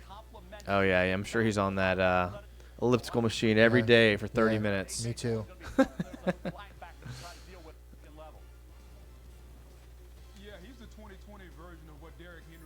That's got to be tough to be a prospect, just sitting there on your phone waiting to get drafted with your like a virtual background you set up because ESPN asked you to, and now you're sitting That's there. a sick background. What's With TV worse? in the jerseys, that's bad. What's worse, getting invited to New York and not being picked until the 2nd round, or being asked to set up a home studio and not being picked until the 4th or 5th round? Definitely being in the green room like that for sure. But that's literally an entire 5 days of you sitting there watching picks go by that were He's about drafted to ahead get of picked. you. That's the only reason he's getting But shown. think about that. They wouldn't show you unless you're about to get picked, though. I don't know, man. They've shown sure. some people Big that time. it's just I wonder what what would be worse though. Just Definitely first 5 round. days just sitting in your, or the weekend sitting in your room, your home studio. You probably spent months setting up. You saw that screen and all that. Okay. We'll see though. Julian Aquara. Is that an elliptical or is that one of those Palatine things? I think it looked like an elliptical. If I know Andy Reid, He is such a goob. he is, man. He has made this all about himself. Yeah. Oh, I make $25 million a year. When Andy Reid has the chance to wear a Tommy Bahama shirt, he is wearing that Tommy Bahama shirt. It was a blue background print. Okay. Okay. That's not a bad pick. Decent player. I think I've seen him play in one game. Academic violations. You don't see that very often. Oh, it was a scandal. Okay, cool. Oh, yeah. Injured. Oh, and hurt his own teammate. Nice. Why would you It's put getting that better. on? Yes. And his dad's dead. Trade. Trade alert. Please tell me it's Jags. Jacksonville. Jags. Oh, no. The Panthers. That's just so boring. How are the Panthers able to move up and we're not? Will someone please Nothing tell like me? having a billion picks and using them every 2 hours. Oh, man. Well, I guess I got to update the ticker. YouTube gonna. Mel, what about you? You know what? I'm over the ticker. Got him. All right, boys. Ticker's done. I'm done. I'm not keeping up with it anymore. If it had a good run, but I just You got can't do it ESPN for a anymore. reason, Yeah, man. I'm sorry. You know, I'll bring the screen up a little bit so we definitely get copy striked here for sure. Oh, those having some issues down there on the screen. What are you thinking here as we see the brain trust for Kansas City? Well, look, when you listen to Lewis talk about getting some speed, they just need guys that can play the pass. Big reach from Kansas City. That guy's gone up 100 picks. I don't know about that. SEC is dominating this draft. They That's all I know. have dominated every draft for the last like 5 years No, for that's sure. not true. They actually just Absolutely. tied. You know, the record they tied was with the ACC, right? So That's cool. All right, well, Panthers picks That's in. hilarious. Who said this? I wonder if that's real. I wonder if that's actually Chase Young. That's hilarious. I can't even imagine why he would tweet that. Because they are, so I believe it. Bookie Brooks. The Jaguars get a wing back in Chenault. He's half running back, half wide receiver with big-time playmaking skills. Not a polished route runner, but he makes it happen with balls in his hand. Think Deebo Samuels. Cool. So you could have gone with ball in his hands, but you decided to go with Why do you- balls in why his do you think- hands. why do you think about that that? was the phrasing you decided that- to go with there. why are you even going Could there, have though? gone either direction. Wow. You chose. I'm just reading his You tweet. chose balls I'm reading in his tweet. hand. Okay. I just read it how it goes, bro. All right. Actually, I was just testing you to see how. 2020, bro. Come on, and he's from Colorado. You don't know anything about him. Sean says, "Wow, KC, just wow." Yeah. I don't know. I mean, it wasn't that. He's a guy with academic issues. I think the whole team did. Like 8 of them got suspended. I mean, a guy with issues in the past that people took a chance on. Punching his I'm teammate. always a fan of taking chances on people. That's hilarious. Big time reach of those flags. Yeah, second round. I mean, you want good people in the second round for sure. I mean, no doubt about that. Is the second round too early to reach on a guy with those type of issues? No, it's where you reach from. In the second? Yeah. Was it Drug Tunsil? issues, Tunsil that? suspensions? No, Tunsil went 13th. Yeah, but he was supposed to go top like 5. Yeah, for sure. He's gonna go number 1 probably. You think so? I think he would have got number 1 if it went for the bong video. I think he would have gone like 3. I think Tennessee could have. Well, Tennessee traded out months before that, so. That was Goff Wentz, right? Mm-hmm. Yeah.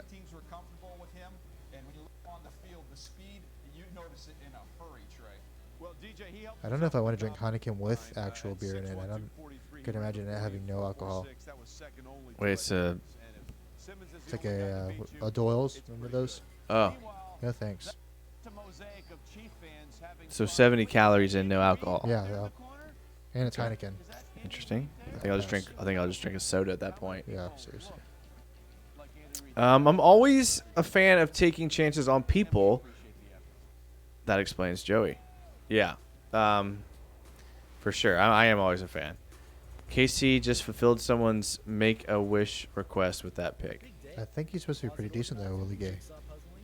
So, what do we know? That's true. Panthers, what do you think they do here? I mean, a lot of needs. Wow. Yeah, for a team that's tanking, it's Offensive surprising. tackle. I mean, you think they're thinking future. They're thinking Trevor Lawrence. Who do they want to package with Trevor Lawrence next year? Did they go another tackle? Last year they took Greg Little in the second round out of Ole Miss, left tackle. So, tight end maybe? Aspect asks, if we traded up in this round, who would we get? Well, isn't the third round started just now? No, we're still in the second. No, the Chiefs definitely picked last, I believe. So we're Cincinnati, and then so we're now in the third okay, round. This is the last pick then. Okay. I wonder why the card. Okay. So if they trade, who's someone realistically that you would want to trade, like right now, if you could trade up? Let's go look at the best available players. According to Mel Kiper, he has Vaughn, Josh Jones. I don't know how to pronounce it. The defensive tackle from A&M, supposed to be pretty decent. Couple tight ends, Cushenberry. At this point, I'm pretty bummed that we didn't use our.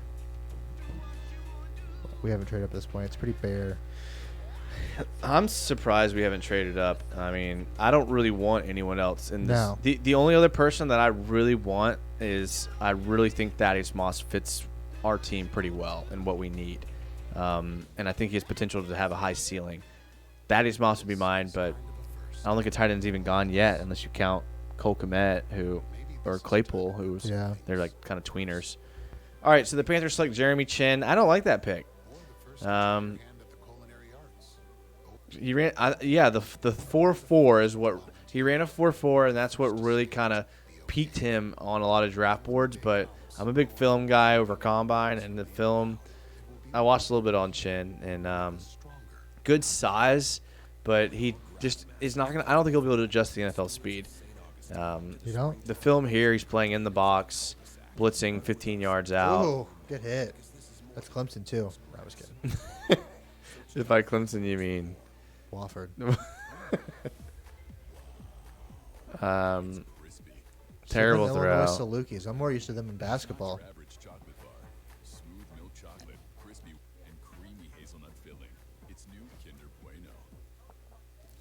Ooh.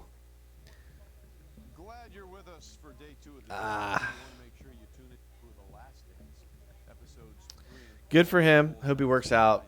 Not mad he's not in Jags. I do like that draft. Besides Chin, I like Derek Brown. I like Yetter Grace Matos. 3 defensive picks for the Panthers. That's definitely a team that's Grace Matos. Wow, that's a way to. Gross Matos. Something like that. I Gross don't know Matos. how you say it. I like Gross Matos. I was pretty big on him. Derek Brown, I liked him too. 7 is about where I thought he would go. Yeah. Chin, though, I like it. Look, they're trying to establish a new culture on defense. I think they're getting there. Definitely tanking, though. Definitely tanking. For sure. It's going to be between us and them. They're going to score 10 points a game and give up 15. So that's the end of the second round, right? Yeah. That's the end of the second round. We appreciate you guys hanging out. We're not going anywhere. Oh, actually, I have to go. Amy just texted me. So. Well, that's fine. I'll still be here. I'll be sitting here solo. The Bengals will get this pick in, though. Logan Wilson from Wyoming. Last player from Wyoming on top of your head. Can you name it? I don't want to name them. Bunch of white guys that play safety. Jaguar great. Nope. Yeah. Never heard of him. Logan Wilson. I'm just going to join the long list of Wyoming players who probably were. They're all white from Wyoming. Yeah. Whoa. Excuse me. All right, we'll take a quick break. We'll be back here in a second. Appreciate you guys hanging out. This has been a lot of fun. We love talking to you guys. Keep your comments coming in. Dave and Brian. We'll be back here in a second. Western Illinois, November 16th. He had 15 tackles in that game. 1.5 tackles for loss. 9 of those for solos. And he sealed the win when he recovered an onside kick at the end of that game. He's really a guy who can really make plays in the passing game with those interceptions and those balls. Great range. He's 6'3", 221 pounds. He had 243 career tackles, 13 interceptions, 31 passes defensed, and 6 forced fumbles. Cornerback as well, so you know they love that versatility and the fact that he takes those good angles. Tackler, ball skills are outstanding. You're talking about a team that has a history. Carolina, you talk about having those kind of guys with that kind of versatility there. Jeremy Chin, it wouldn't shock me if they tried him at corner. If he settles in at safety, fine. He's a heck of a player from the 1AA level.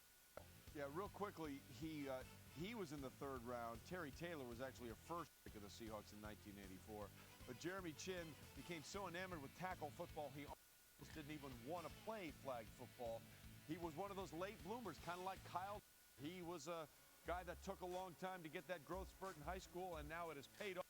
Jeremy Chin is going with the Carolina Panthers. Round 3 is now underway. Let's go back to Commissioner. With the 65th pick in the 2020 NFL Draft, the Cincinnati Bengals select Logan Wilson, linebacker, Wyoming. And there is Logan Wilson and family having to wait no longer than the first round, or the first pick rather, of the 3rd round to hear his name come off the board. And this is a kid from Casper, Wyoming. He said, wearing the yellow and brown, the gold and brown, something for me. His father, Trevor, wrestled at Dickinson State. What can we tell us, DJ, about Logan Wilson? Well, I think you're going to look back 5 years from now. We're going to talk about this.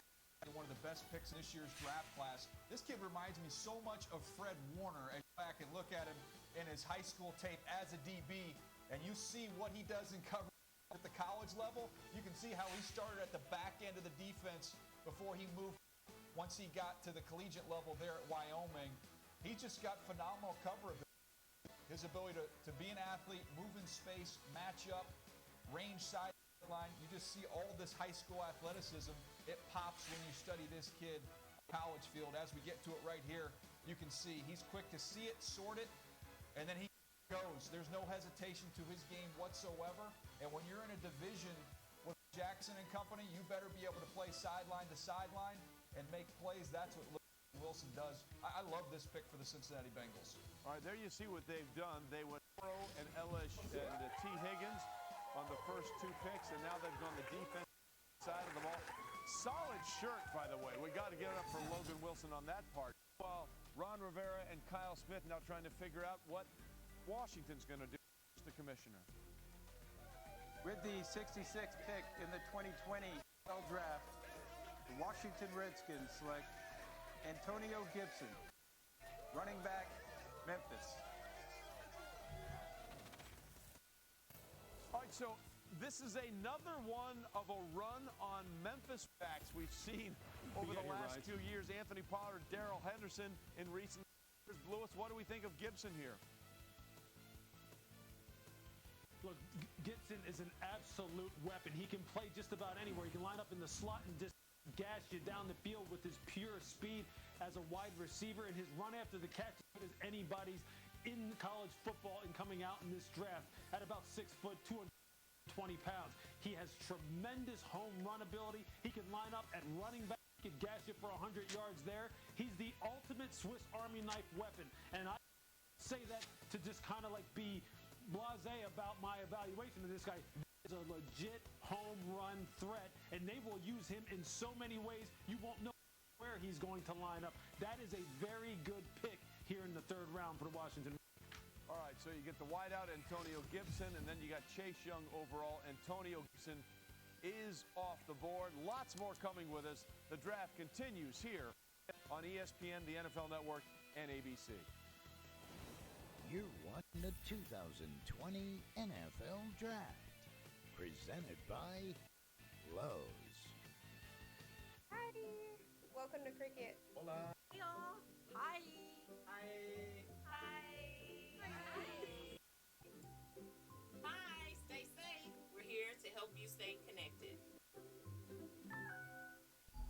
Looks like they picked the wrong getaway driver. They'll be paying for this for a long time. They will, but with accident forgiveness. They won't raise your rates just because of an accident, even if it's your fault. Cut! Sonny. Is that good? Line. The desert never lies. Isn't that what I said? No, you were talking about Allstate and insurance. I just want to... Let's try again. Everybody back to one. Accident forgiveness from Allstate. Click or call for a quote today. Gather round. The Cravings Pack from Taco Bell. 4 crunchy tacos, 4 beefy 5-layer burritos for only $10.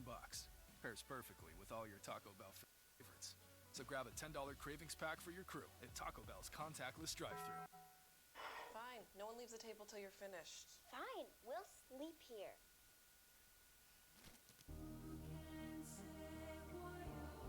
The easiest because it's the cheesiest. Kraft for the win-win.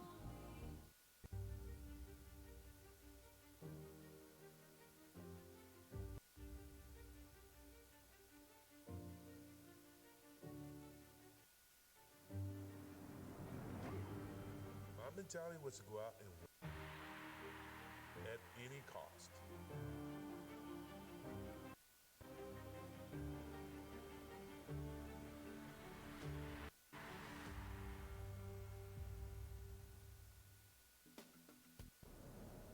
Hey. Hi. How are you? Evening. Whew. So, what's the plan? You jump in there, the drought ends, and then the crops grow. Everyone's happy. Right. Okay. What if instead we built some sort of system that would get the water from the river down to the fields? Like with tubes or something? A gravity-driven water distribution network. Yes! Huh? You got it here? No. Oh. Well, everybody walked all the way up here, so... Go on, get on with it! In you go. Yeah, no, you're right. I like him. You like everyone. Well, I'm a people person. Eventually, somebody realizes there's a better way to do things. Like a mobile service that's the most reliable, with the fastest overall speeds, and now with 5G. It's a better way to mobile. It's Spectrum Mobile.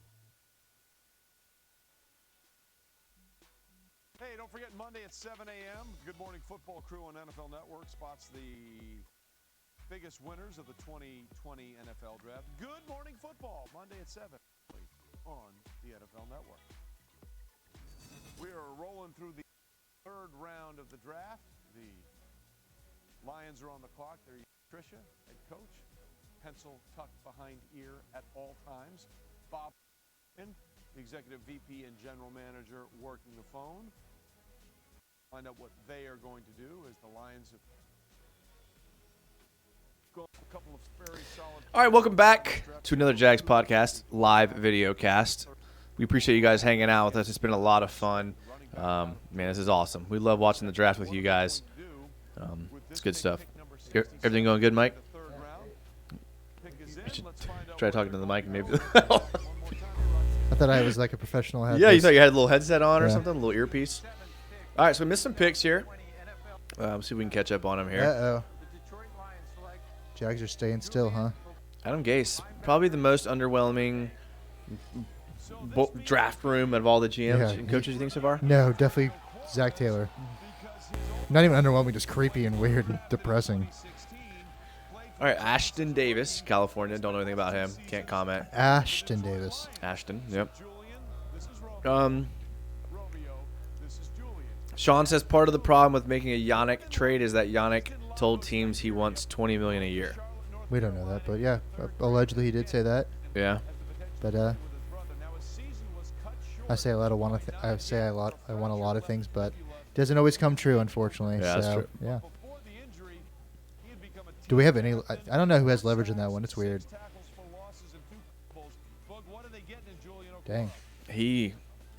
If you told me that like he won the 100-meter hurdles and anything, then I would have been like, it's not that impressive. Whatever, it's 100-meter hurdles. It's all technique. But the clip they just showed, the dude won by like a mile. Yeah. Like he beat everybody. He got a little athleticism to it. Is he Eric Weddle? He looks like Eric Weddle from the clips that we're seeing right here. Ooh, quick. Fluid. I like this sure. guy. Yeah. I like this guy. I'm not usually one to. It is highlights for a reason, but yeah, fluid is one thing. Yeah, he's smooth. And kick returns. Fluid. Wow. Yeah. Okay. Yeah. Good for them. Good for them. Jets. Jets are having a good draft. Jets are having a real good draft. I think I'd pick them as the winners right now. I give them an A+. I don't know if I'd pick him as the. Mekhi Becton, I think, is going to be the best guard. I think Gase knows it. I wouldn't trade. The best tackle. I wouldn't trade our draft for that. Nah. I would trade for that because I like all those guys. And you're wrong. So. Patrick says, I thought you were going to say Adam Gase, just the most underwhelming human being. Just a weirdo. Would you take him as BPA even though we already picked up Chasen? Who? I'm not sure who they're talking about. Okay. We missed the conversation. Jan has just been listening too much to Locked On podcast. Fills his head with delusions. Can't comment on that. He's an elite player, so I don't know what delusions. I think he's worth about $16 a year. Whatever that means. The only thing he has going for him is he's 25. That's the only thing he has going for him? Yeah. Really? That's the only thing? If he was 28, he'd be. If he. That's. I know it's not fair. Yeah, exactly. Well, exactly. I know that's a huge part of it. Hey, guess what? If I ran a 4.4 and jumped 40 inches, I'd probably be in the NFL. So unfortunately, that's not how that works. I know it's not. But come on, guys. But it's so funny how quickly we turn on our favorite players. It's so ridiculous. We do have some of the most moronic fans. We do have some bad fans, but I do still like Ngakoue. But I have been on the same trajectory about him for a while now. Since 2018, I've kind of had a little reservation about Ngakoue, and I haven't. Look, I've gotten arguments on here all the time with fans. What did I always say? I always said that Dante Fowler and Ngakoue, I feel like they're you still would take Dante Fowler. They're neck and neck. And they're not neck and neck. He's far better. I didn't feel like Ngakoue was that much better. And you're a Gator homer. I'm sorry to tell you that, but unfortunately, you are a Gator homer. I'm not. Because that's the only where it's even comparable. They're not even in the same ballpark. Ngakoue didn't have that good of a year last year. He didn't? Yeah. Really? 4 forced fumbles, almost 9 sacks. Almost 9 sacks was even 8.5 sacks. The most pressures on the team. I don't even know where this is coming from. It makes no sense, and it's honestly not stupid. Impressed with him. That doesn't mean doesn't pass the eyeball test for me. Doesn't pass the eyeball test. Yeah, okay, for me. Sorry, buddy. It doesn't make any sense. We can agree to disagree. It's okay. But for me, he just doesn't pass the eyeball test. Okay, and what does the eyeball test do for you? Who passes the? But Dante Fowler passes the eyeball test, huh? Well, I mean, at the amount of money they're being signed for, that's what I'm talking about. So you would give? I love Ngakoue. I'm not anti-Ngakoue. So if they're both at $16 million, who would you rather have? They're both at $16 million. Because that's what Fowler got. I'd rather have Ngakoue at $16 million. So just because of his age. Okay, that's the only thing.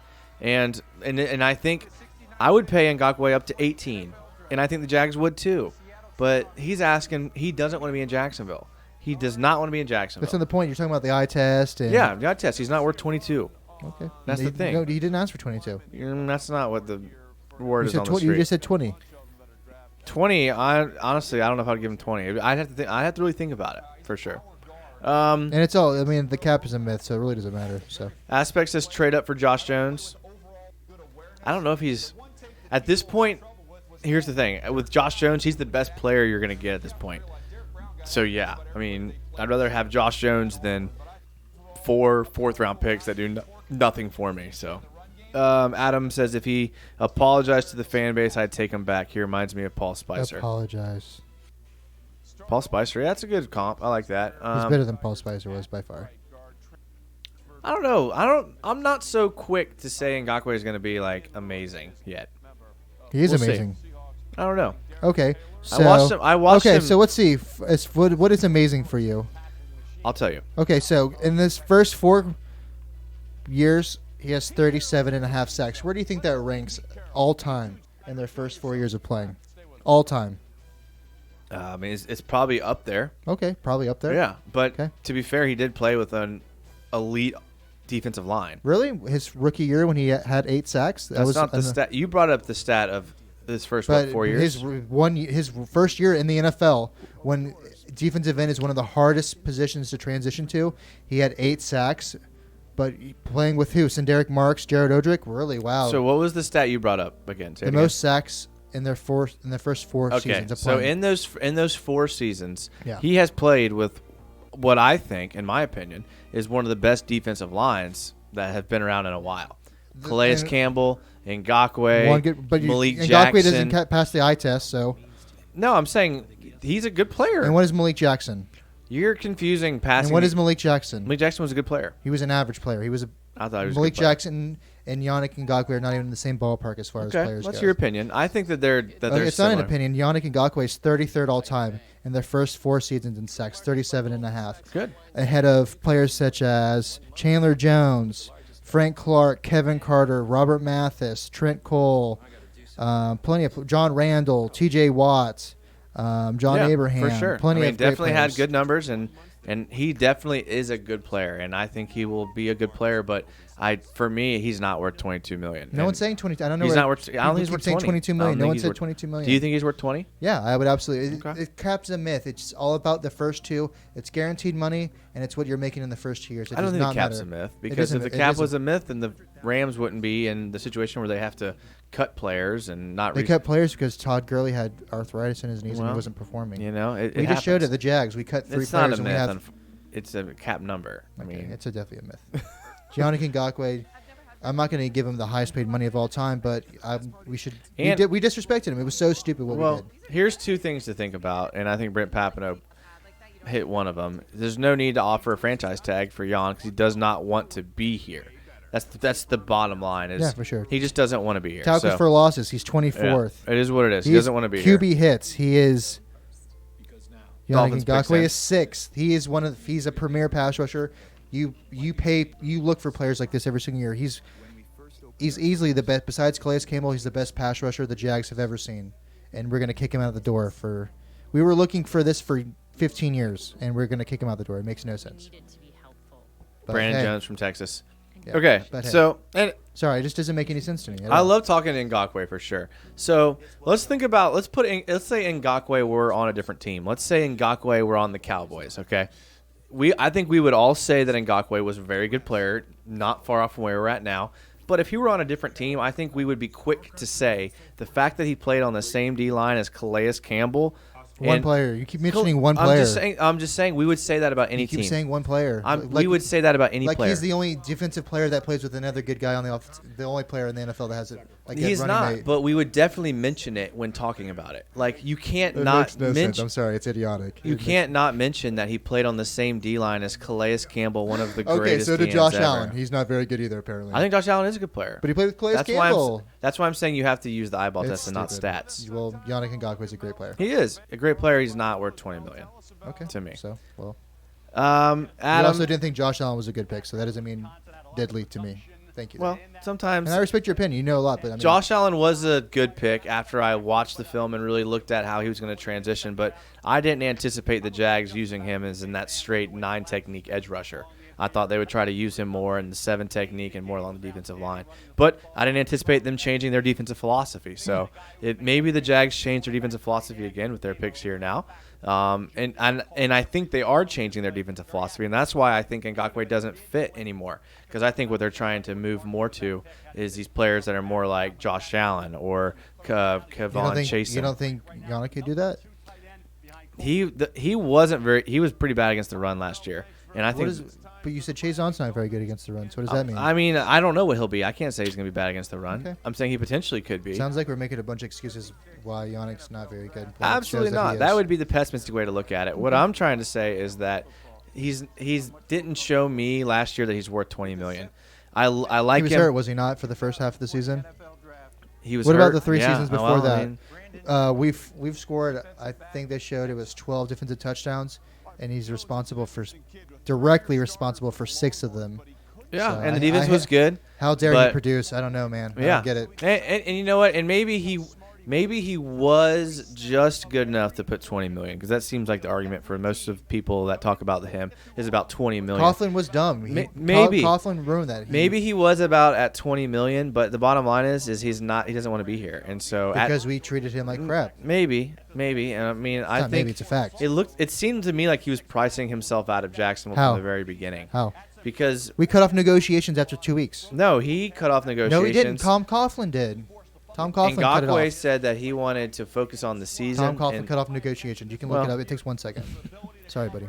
Caldwell will probably screw us over right here. Well, yeah, I mean, their pick's coming up, and I think it's going to be big. Do they go defense? Do they go offense? What's your guess? Best player available. Let's look. Tight end here? I don't think he goes tight end this early. Okay. Bond would be awesome. Wisconsin. Does he go Jordan Elliott, the D tackle from Missouri? I mean, he likes SEC players. Yeah. Mastrangelo, I like what you're saying. What is he, a defensive what? Tackle? Yeah. I don't know. D tackles. Missouri the SEC? Does that count? I think Missouri does count. Just because you play in there and get dominated by them. All right, well, the Cardinals picked, so we're 1 pick away from the Jags pick. Let's see what the Cardinals did. Last guy off the board.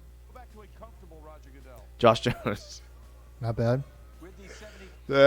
Probably the only guy the Jags wanted left. Probably. But again, got to have a suitor to trade up. It's not a bad draft. Isaiah Simmons, DeAndre Hopkins, and Josh Jones. Not bad at all. Gosh. Yeah. Must be nice. Yeah. So that's how you improve a team. You draft Kyler Murray. Are the Cardinals 2 years ahead of the Jags? Is that what it is? Yeah. I mean, you know why? Because sunken cost fallacy. It's funny how that works. Josh Rosen, they gave him 1 year. We gave Blake Bortles 5 years and 2 contracts. So it's, yeah, I would say they are for sure. Yeah. Well, so here they are. I mean, they got their quarterback. They are now building with good pieces around him. Yeah. Good for them. It's a shame we can't trade, you know what, Bill O'Brien by St. We're in the same division, so you so you can't take advantage of him. What a shame. Gosh, man. Cardinals, good for you guys. DeAndre Hopkins. I'm so glad he's out of our division. Thank God. P-Jack says, I agree we should have done better earlier and need to start doing better earlier in the future. Got to learn your lessons from making your stars disgruntled. Who? What was that? I'm sorry. Talking about Ngakoue. He didn't do enough earlier. Yeah, you're right. Yeah, you're right. All right, so you haven't looked at the chat that I've looked at. Ooh. Over, under. You think that? They go to a commercial on the Jags pick. 1,000%. I would bet my soul on it. It's Jaguars, of course. Yeah. I would too. I would too. Oh, I thought this was the Jags. That would scare me. All right. Oh, wow. It's already begun. Shakaruno. So athlete, and picks 1, 2, 3. God, the life of the Jag found another commercial. A Sonic commercial, nonetheless. And the same Sonic commercial. All right. So let's say you have. Do you know the pick? No, I don't. I just knew it into a commercial. That's all I know. I'm not going to look from here on out. Rashawn Melvin. How is he? I guess he is new, technically. Jay Gruden. They brought in Tyler Eifert. They brought in a new offense, but they haven't added anything to the offense from last year at all. The same exact offense, and they've added one little gadget receiver / running back. Yeah. Do they add to that offense and get to some sort of respectable offense, or does Dave Caldwell just keep going athletic defensive player? Is there that athletic defensive player, though? I mean, it could be at any position. It could be a D-tackle. It could be whatever. But do they go defense or do they go offense? It's really a crapshoot at this point, man. Well, you have to pick. I'm going to go offense. Offense, okay.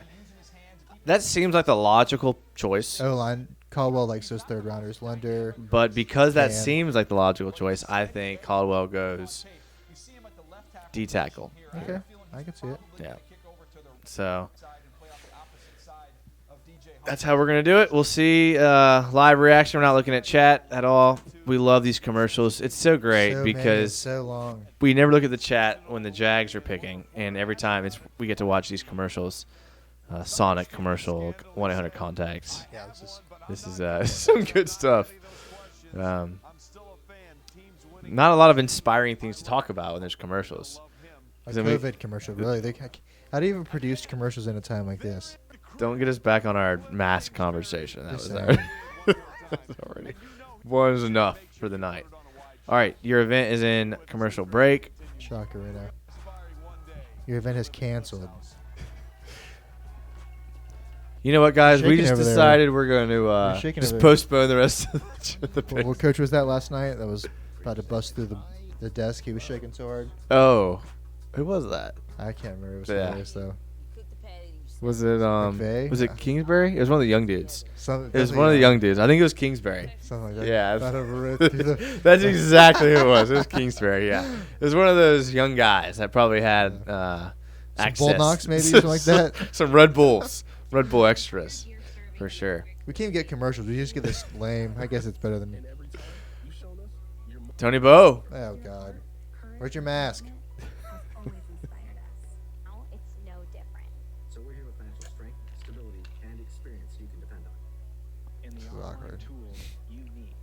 Yeah, I don't like this no.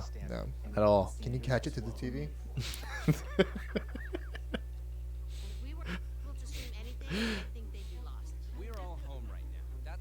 If they go Zach Ball in here, then we're a 3-4 team, and we then I'll give it to you. Then I will give it to you. Until then.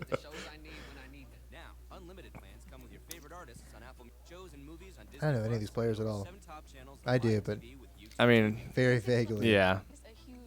Jordan Elliott. I just got the Jordan Elliott feeling, man. You definitely are cheating. You saw that. For sure. I'm not. You saw it. If it's real, then at least we'll have the clip. Malik Harrison. I like Malik Harrison too. I don't think we need a linebacker this. We don't. I just like him as a player for sure. I think he'll make his team very happy. Okay. CJ, dude, that pick, Laviska Shenault. Who is this?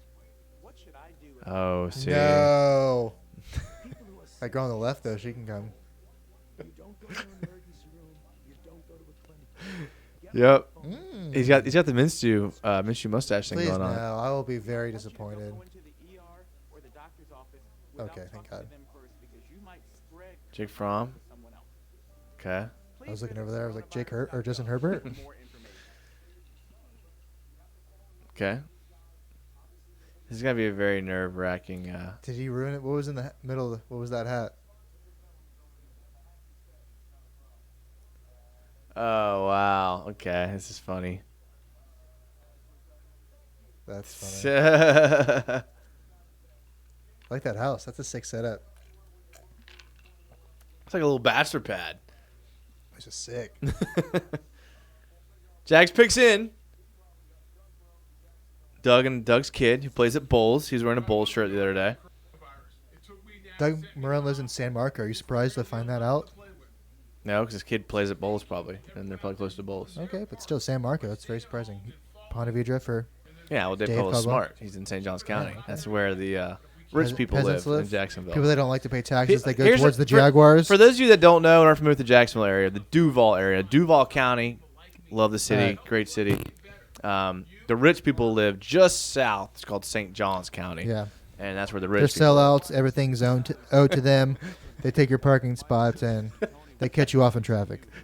Everything's owed to them for sure. So. That's a nice little theater room there, man. Those chairs, I'm sure watching movies in those chairs is pretty relaxing. Slash massage chair. I bet that would be awesome. Yeah, for sure. I wish. What's that cart like? What do they have? The Alhambra? What's that red carpet? I'm not sure how I feel about that. It looks like they're blocking something. Yeah, that was some. I'm not sure how I feel about that. Should use the black drapes. We use the black drapes. Yeah, just drapes in general. Yeah. I don't like those. All right, this is taking a long time.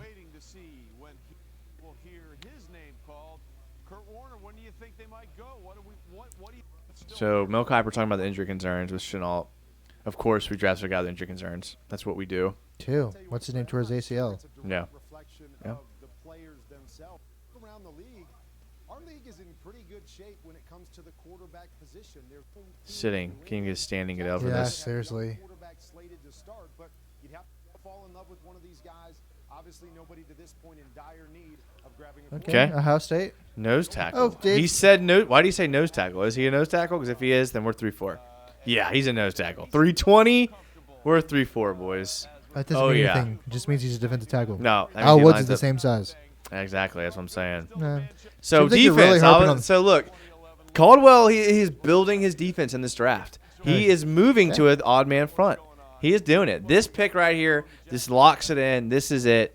We're moving to an odd man front next year. I'm here for it. I'm excited. I think you're kind of delusional. Look, he lines up over the shoulder of the center every play. I think that's what nose tackles do, correct? Yeah, but you don't. Marcel Darius did that? Marcel Darius was a 3 technique. This guy's Marcel playing a Darius was a 3 technique? Yes. Really? Yeah. Interesting. Yeah, or 2-eye. This Really? guy's playing a shade. Interesting. Yeah. Huh. So Marcel Darius either plays on the outside shoulder of the guard, the inside shoulder of the guard, or then those are basically the two positions he plays. Okay. This guy plays on the inside shoulder of the center. So that's why it's called a shade technique. Interesting. And so that's why he's typically the nose tackle in a 3-4.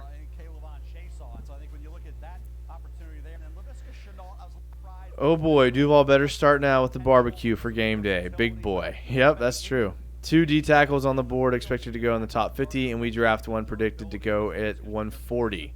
140. What does that mean, though? I mean, I'm just saying. Yeah, I know. I He know. said interesting. He No, didn't I know. say. I He know. wasn't I'm saying saying, what does that anything. mean, though? What He does was that saying mean? interesting. What does that mean? What he's saying is that Caldwell is going bucking trends of what everyone else is saying. That's what he's saying, which is it's true. He's always done that. We get no clips of this guy at all. We just get Zach Bond comes up immediately. All right. Definitely odd man front. So this shows what we're trying to do here now. Definitely changing our defense up for sure. But Ohio State runs a 4-3. So how exactly is I don't understand where the 3-4 is coming from. You're getting confused with a lot of terminologies. No, not really. I know him pretty well. What I'm referring to is an odd man front. I know what an odd man front is. But anyways, continue. I'm sorry. So basically, all the plays they just showed of him where they were in an odd man front every single play. Seahawks run an odd man front, correct? I don't watch enough to know what they do. Okay. But every highlight was there that they showed. Gunter, same thing. Okay. Roy Woods, same thing. Josh Allen, Kentucky, they were odd man front. Yeah, he lines up in the 4-3. Schaubert's perfect for it. Miles Jack's perfect for it. Both have only ever played in the 4-3, though. But their play styles have always. But have only ever played in the 4-3. But the type of player they are is definitely more fit for an odd man front for linebacker defense. So just assuming they might be able to play in these positions they've never No, played? their skill set. Oh, Typically, the type of skill set players that play those formations and those schemes are those types of players. Is what I'm saying. Like Miles, your 4-3 outside backers are much better against the run. your 3-4 backers are much better against like the pass. They are? Yeah, more athletic. I feel like the 4-3 linebackers have been more light lately, kind of like the Seahawks style. Exactly, because teams are doing hybrids where their backers are playing a more 3-4 style. Exactly. So traditionally, your 4-3 outside linebackers were these like set the edge, turn it back in types of guys, where now you're just asking your ends to do that, which is what ends can do now, like a Taven Bryan and stuff like that. So look, I've said it this entire podcast. What's happening is Dave Caldwell is setting the tone for his new defense. Every player he's brought in, he's trying to establish what his new defense is. It's without Ramsey, it's without Ngakoue, and it's these guys here. And everyone he's brought in has been. We're not sure if it's without Ngakoue. He definitely has seemed to be wanting Ngakoue back. I mean, who are we kidding? It just never works out. This never happens. So, and look, it's a great idea, but like we've said over and over again, it doesn't typically work with GMs that are in their 6th, 7th, 8th year. So that's the only issue. But maybe it'll work out. That's where I would have gone with it if it were me. Lions picks up.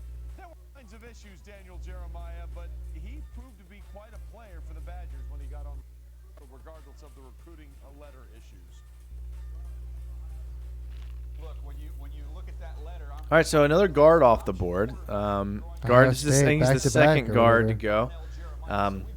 Look, Jags had a need at guard, and they decided to go D tackle. So I think defensive tackle is a bigger need than guard. Yeah, I think they're equal, to be honest. But right guard, you can make an argument that you could probably get away with your right guard being the worst player on your lineup. They are super delusional about their offensive line, though. So delusional. I mean, but teams with dominant offensive lines can just dominate, though. But the thing is that dominant offensive lines can dominate? They can dominate the game. So dominant offensive lines can dominate the game. The only problem is it's hard to find.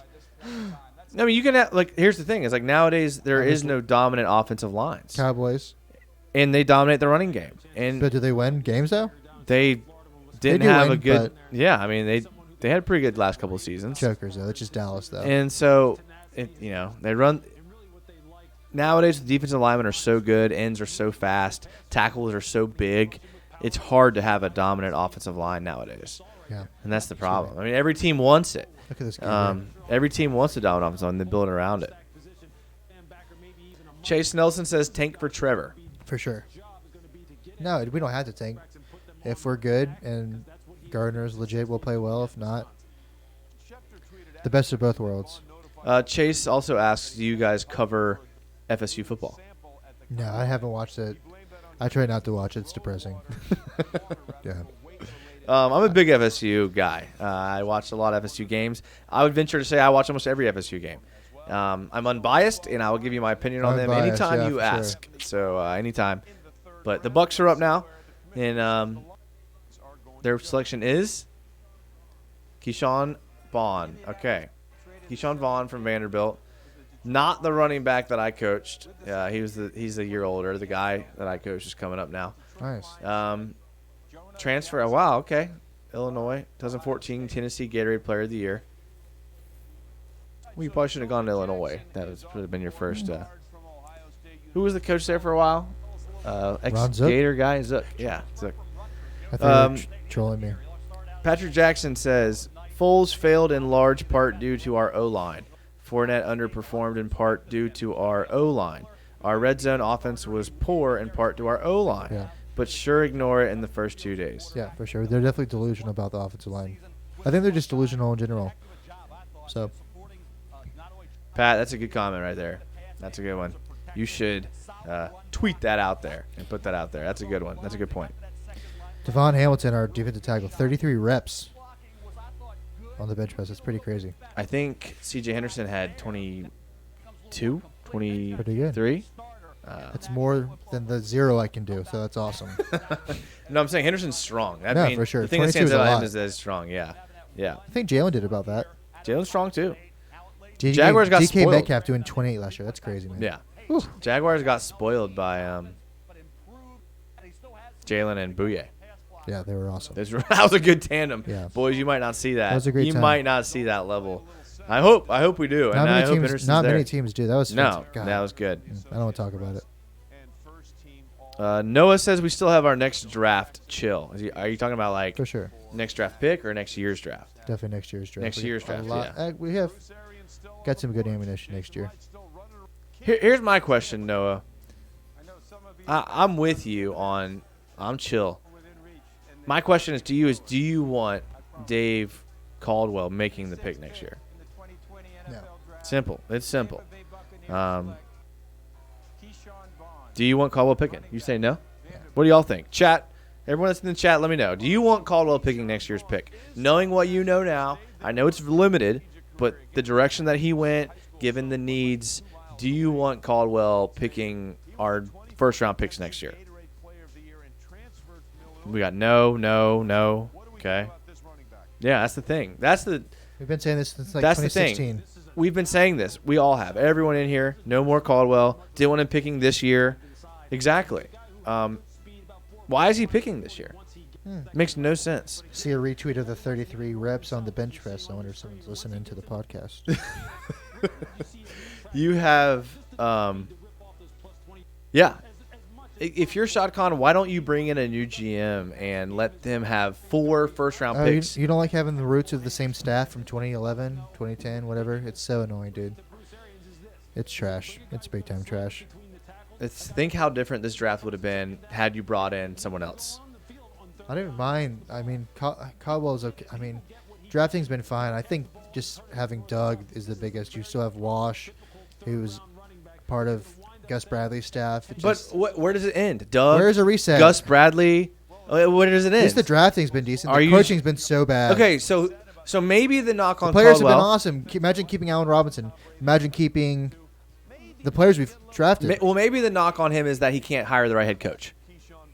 If that's the knock, then why is he still the maybe GM? People don't want to coach in Jacksonville. That is a shame to say, but it's not hard to find a coach. Is it? It's not? No. I mean, you can find a coach.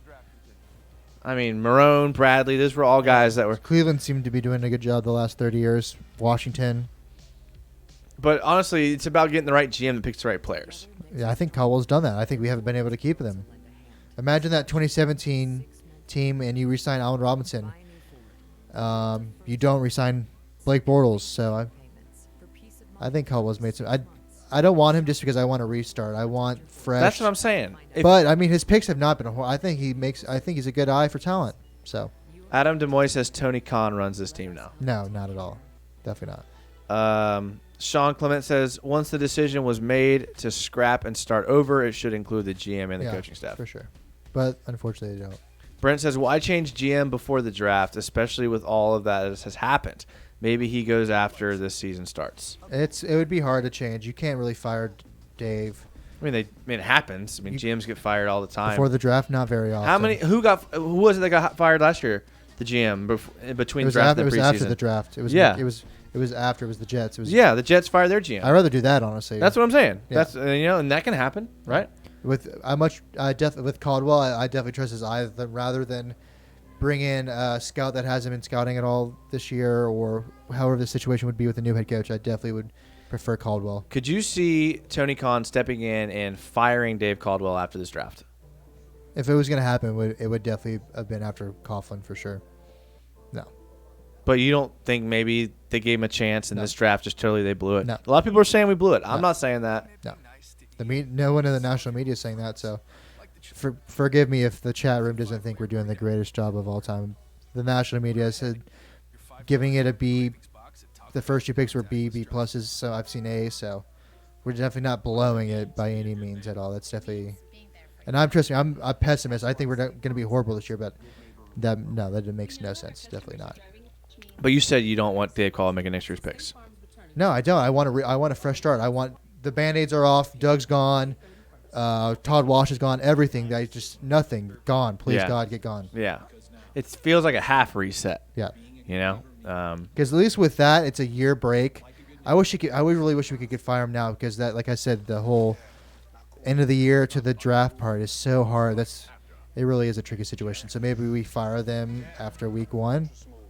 I don't know. Week 1, I think week 6 is the next. Even with a scout though, even scouting department GM, that's really tough to get it. unless it's already an established GM. Like you don't want to be hiring Indianapolis's pro personnel guy. What the Yeah. heck is he? I mean, it's really Yeah. a hard situation. That's true. We're screwed perpetually. BJ says, when are we going to trade up? We have 9 picks left. We're not going to trade up. And here's the problem. Nobody wants to trade up. Nobody wants these crap late round picks. The NFL is changing. We just saw a trade. The Saints just traded up for Bond from Wisconsin. That's what, but for a third okay. this year and so a third maybe next it year. is that we just don't want to trade up. Yeah. That's stupid. Yeah. Adam says Tony runs the Jags like he does his AEW wrestling. And his crappy soccer team. I can't comment. Wasn't Fulham at one point good at soccer? I They thought got relegated after 1 year. They're not. I very thought good. at one point we were all praising Fulham for being Which good. is funny. They run the exact opposite way. They fired so many managers. I wish we could get that kind of thing over here, but no. Find a mixture. Balance that. Firing them all the time, not firing anybody, and just combining the two. And that's a great median. Lonesome Not I says, cheers, boys. Yeah. They make the big bucks for a reason, dudes. Trust the plan till November. Sign least. Gene Smith. We found Gene Smith's burner account.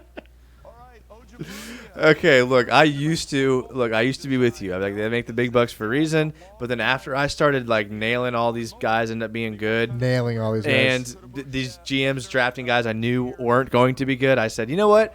Screw thinking they know what's best, because I could have told you that they were good and they were bad, and I did. You would have drafted Tim Tebow, so I don't know if I truly believe that one. Would have drafted Tim Tebow 1 overall. All right, Falcons picks in. Let's get this in real quick. What do you think? Golly, man, Goodell. What a PR opportunity for Goodell, man. You walk away from this draft thinking Goodell is like a man of the people. He did a great job. But you know what? Cheers to Roger Goodell for using this opportunity to make himself look really good. Matt Hennessy, a center from Temple. You know what? Good for them. Third team All-American. Wow. All right. Wydock says, yes, they need to clean house. Sean says, what pissed me off was only giving Malarkey 1 season and no help. That's what really made you mad, was firing him. I think the hiring him. He should have said been. he says nobody really knows how he would have been had he had been given half the chance that Bradley and Marone were given.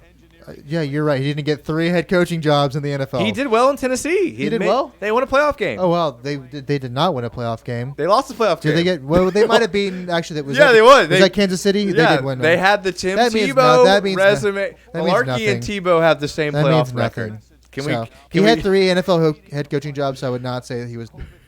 Get out of here with that. All right. There's no point in trading up if you're going to take a guy who no one's ever heard of. There's 70 places before It's anyone's Ohio State. expected. I would definitely take a chance on a player from Ohio State, too. Could be worse. I get what you're saying, though. At this point, it's too late, man. You missed your chance. But we don't draft players from big You time missed your schools. I thought chance. we draft small school players. No, Look it's at the from third Ohio State. round from last year. That's all I'm going to say. That's the 1 year, and it's Coughlin. I don't know why you keep going to that. Cringe Man James says Jags should trade up 2 fourths and a 5th and a 6th next year.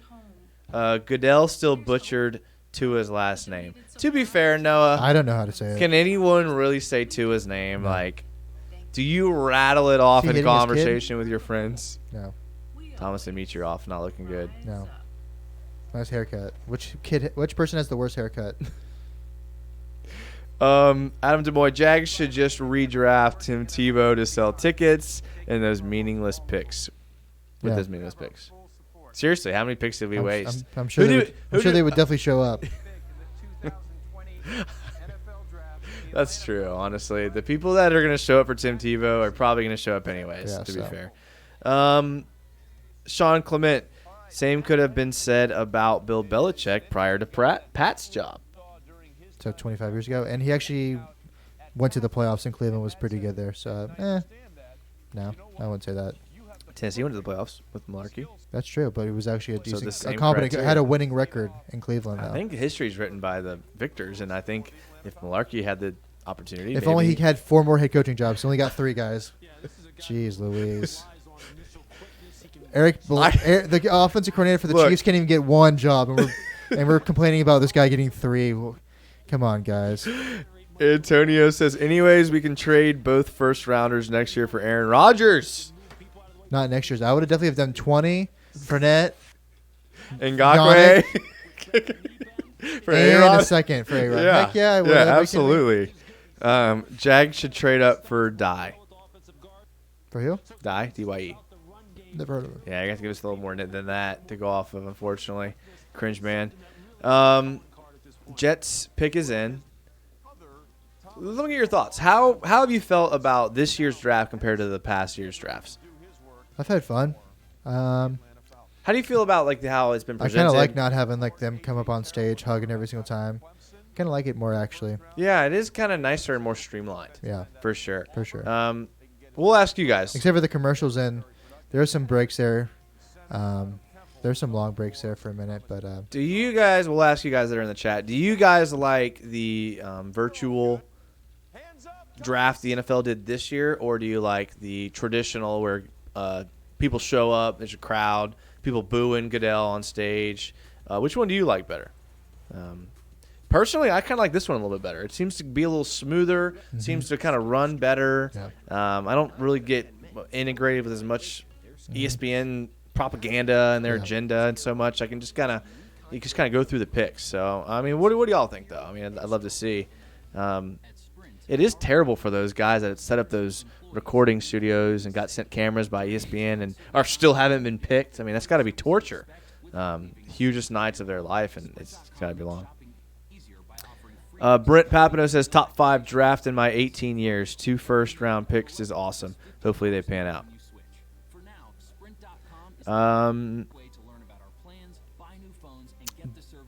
Busted Bun says, do you still see us taking an offensive lineman, or has that ship sailed? What was the question? I'm sorry. Do you still see us taking an offensive lineman, or has that ship sailed? I mean, lineman's always a crapshoot. At depth, I guess, at this point. Another Will Richardson. Cool. Jabari Zuniga drafted from Florida, who I think will be a good player just because. Is this the same draft pick that the Jets took, what's his name last year from Florida? Jakari Polite? Yeah. No. Is it? I don't know. Pretty close to it. I think it is. Here's the thing with offensive linemen. I love watching offensive lineman film.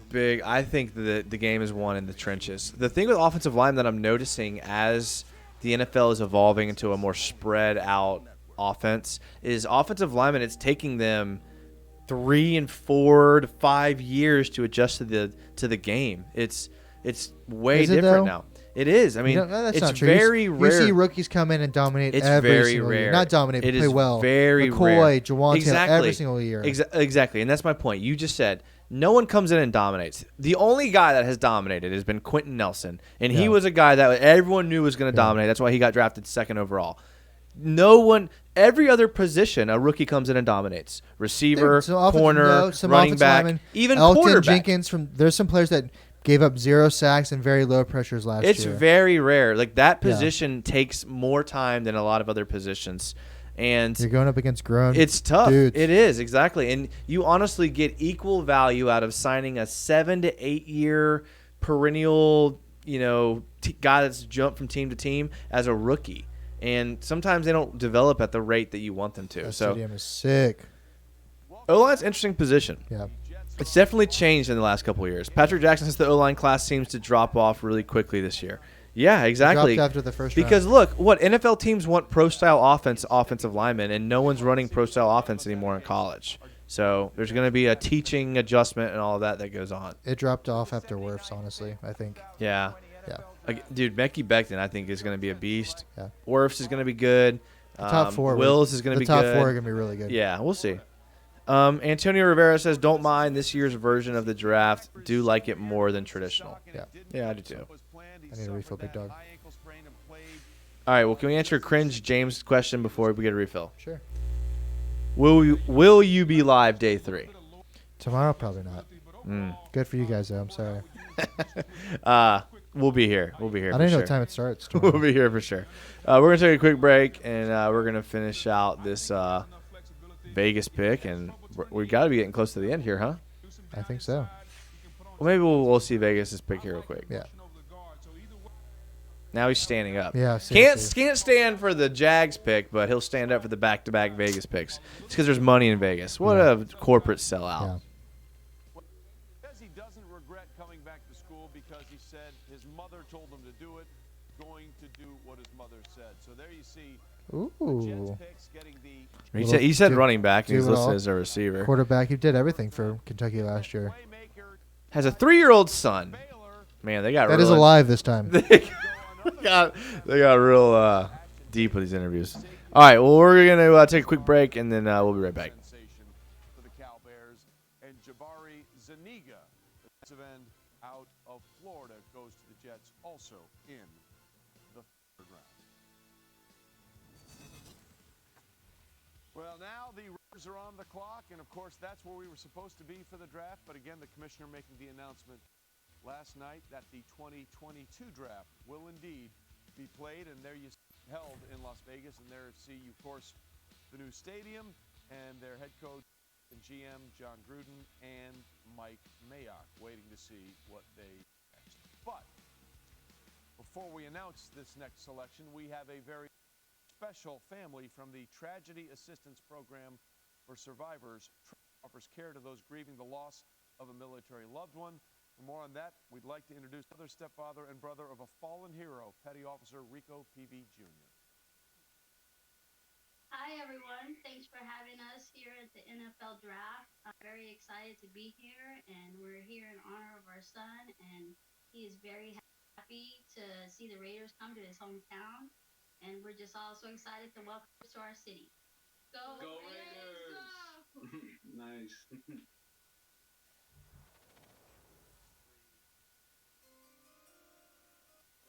Thank you to the Pruitt family. The entire NFL family joins me in offering our condolences as we join you tonight in honoring Rico's memory by pick in his honor. With the 80th pick in the 20 NFL Draft, the Las Vegas Raiders select Lynn Bowden, running back, Kentucky. Well, this is really curious because you could call him a running back, you could call him a wide receiver, or you could call him what they had him play last year, which was quarterback. One of the best dual threat quarterbacks coming out of high school. And Lewis, look, he was supposed to make the transition to wide receiver, but then had some injuries. They asked him to go back and play quarterback, and he set all kinds of rushing records for the Wildcats this year. Yeah, wide receiver is where he'll ultimately wind up in the NFL, and he will work primarily in the slot, as you see on the screen, because that's where he's the most instinctive. That's where he's able to zone holes, exploit them, get down the field, has good ball tracking skills, finish on the play. He's a guy who really has good running ability after the catch, and he's someone who understands field awareness. He knows how to route. He knows how to get open. He's someone with the ball in his hands in the open field. He has natural run instincts. And really what John Gruden has gotten a guy like Bowden is this. He's just about everywhere, and he can really make you as a defense try to figure out when he comes onto the football field, is he going to be a quarterback? Is he going to be a slot receiver? Is he going to be a running back? And your personnel groupings and how you're going to defend him. What John Gruden has done by drafting him now is giving the AFC West some more to think about when Lynn Bowden gets on the football field. What is the winner of the 2019 Paul Hornig Award for the nation's most versatile player? Again, all he did was set a school record for career and season rushing yards by a quarterback, break the SEC single-game rushing yard by a quarterback when he had 284 on the ground against Louisville. The program's highest single-season yards per rush attempt average at 7.9. Lynn Bowden Jr. did a little bit of everything for them, and there we're talking about with him. Came from a very rough upbringing in Youngstown, Ohio, where he saw a lot of stuff at a very, very early age. Suicide rate in Youngstown, Ohio is about 7 times the national average, and Lynn Bowden Jr. is now going to be a very versatile player for the Raiders. See how John Gruden and Mike Mayock find a way to get him on the field and use his very unique skill. Meanwhile, let's go back to the commissioner for the very next pick in this draft. I'll do it anyway. Yeah.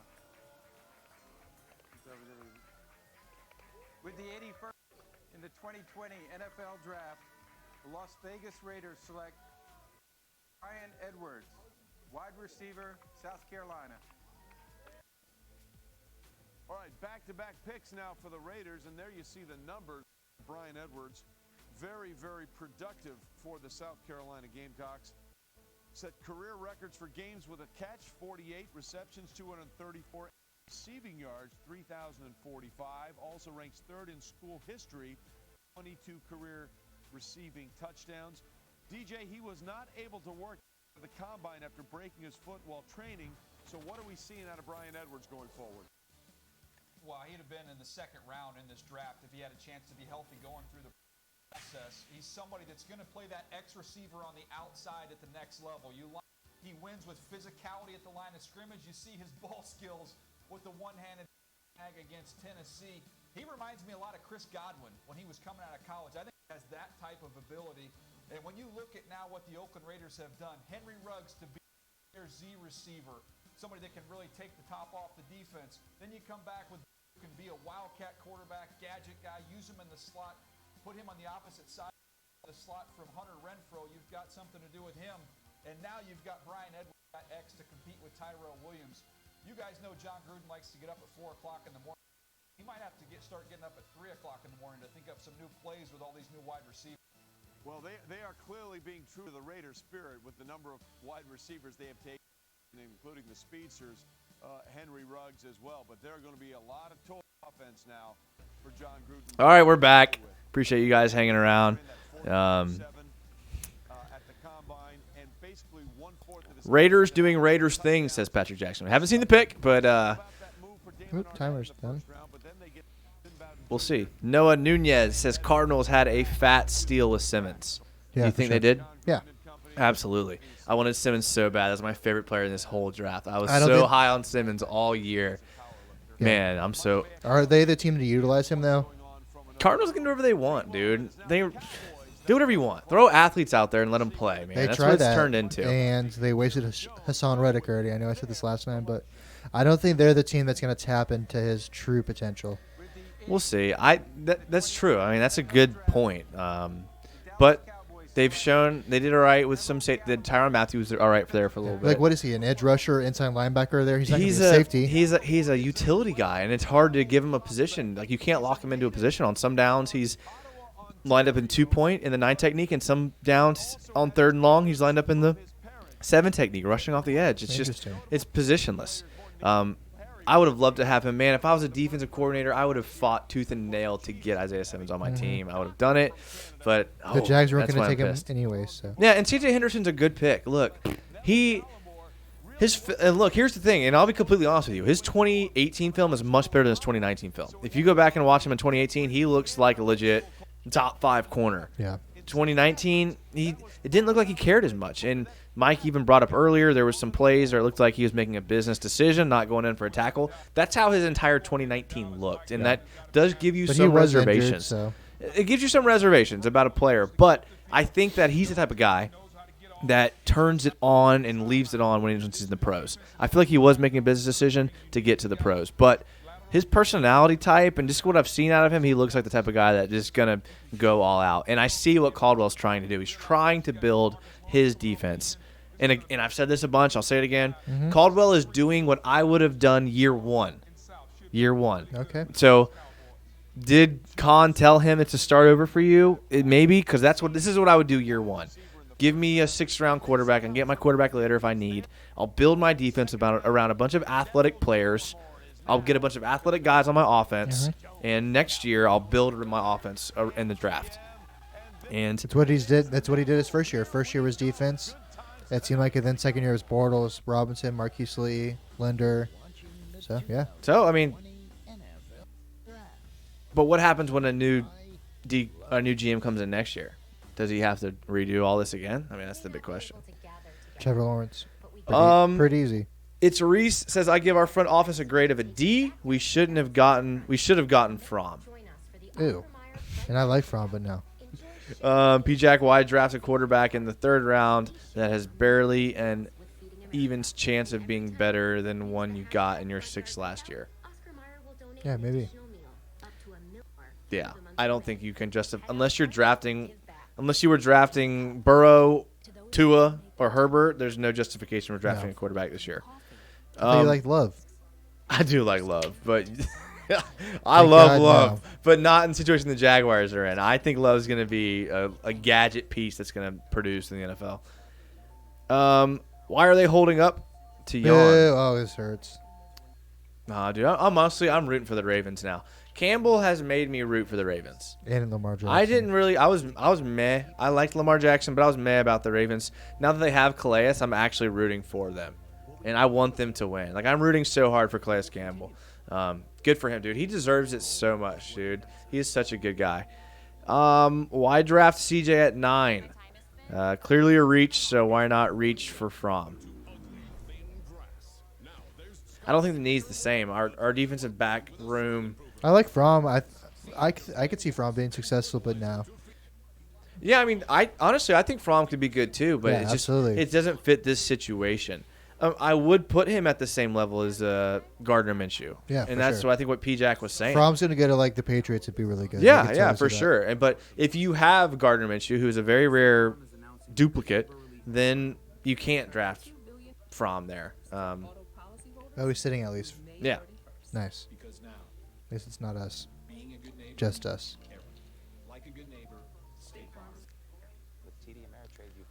Okay, Lloyd Cushenberry, another center. This is going pretty chalk.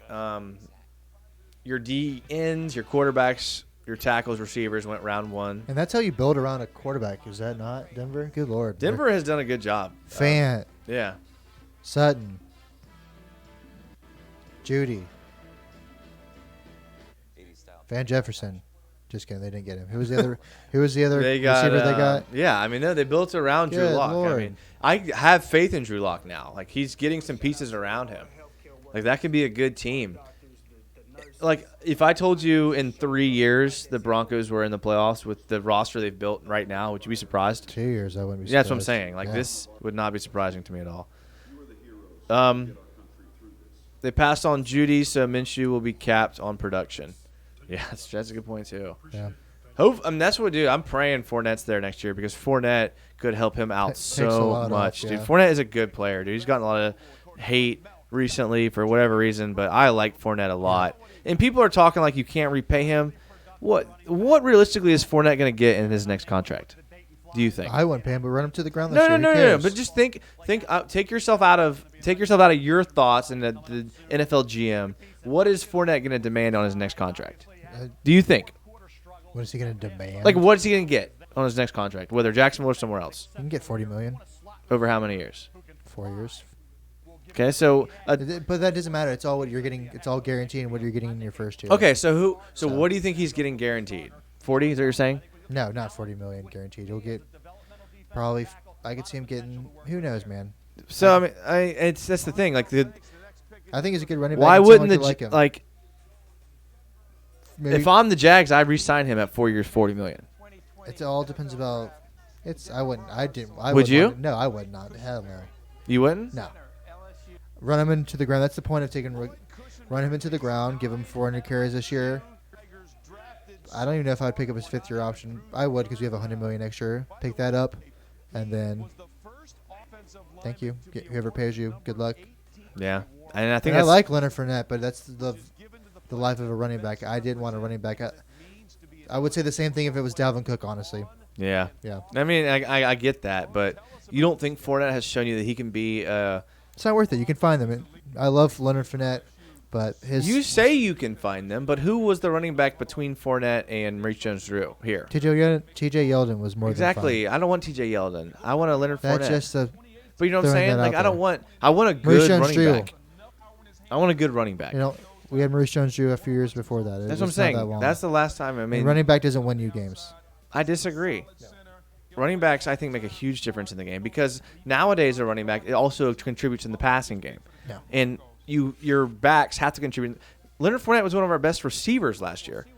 Why? Because he caught 75 passes? And he had like 400 yards. Yeah, but didn't score. And how effective were those catches? But just because you don't... Oh, cool, he caught a 5-down check down every time. But sometimes that 5-yard check down is 3rd and 3 and he gets you the first down. 6 games, Jason. How valuable. I'm saying I think he is valuable. Okay, well. And look, I think you can find the right price for him. I don't think you can match his production with any given rookie. Fournette, I think, is a very, very good running back. He's played behind a pretty bad offensive line. Yes. Would you agree? Yeah, for sure. So here's the thing about Fournette, and here's what I look for in running backs. Can they contribute in the pass game? Okay? Derrick Henry is the lone exception of a guy that doesn't really, but it was still values your team. Yeah. And even his value is questionable. Yeah. Fournette really has evolved into half of a receiving back, is what I'm saying. He's not the Fournette that got drafted at LSU. He runs the arrow route. He runs the quick out. He runs the screen. He does all of that stuff that you want a receiving back to do, and he complements himself having the size of a power back. That's a guy you keep around if you're trying to win, right? At 4 years, $40 million? It depends on the team. I just don't see, man. I don't like this. Look, dude, Raquel Armstead did nothing. Nothing. He was supposed to have so much hype coming in, and I think he could still be a good player. That's what fans do, though. But if it was that easy, He was a fifth-round draft pick. If it was that easy to get a fifth-round pick to plug into your offense and to work, We could have got Cam Akers in the second. And not that he would be as successful, but what is a running back really going to do? It's not going to make or break your team at this point. How many games has Leonard Fournette won us?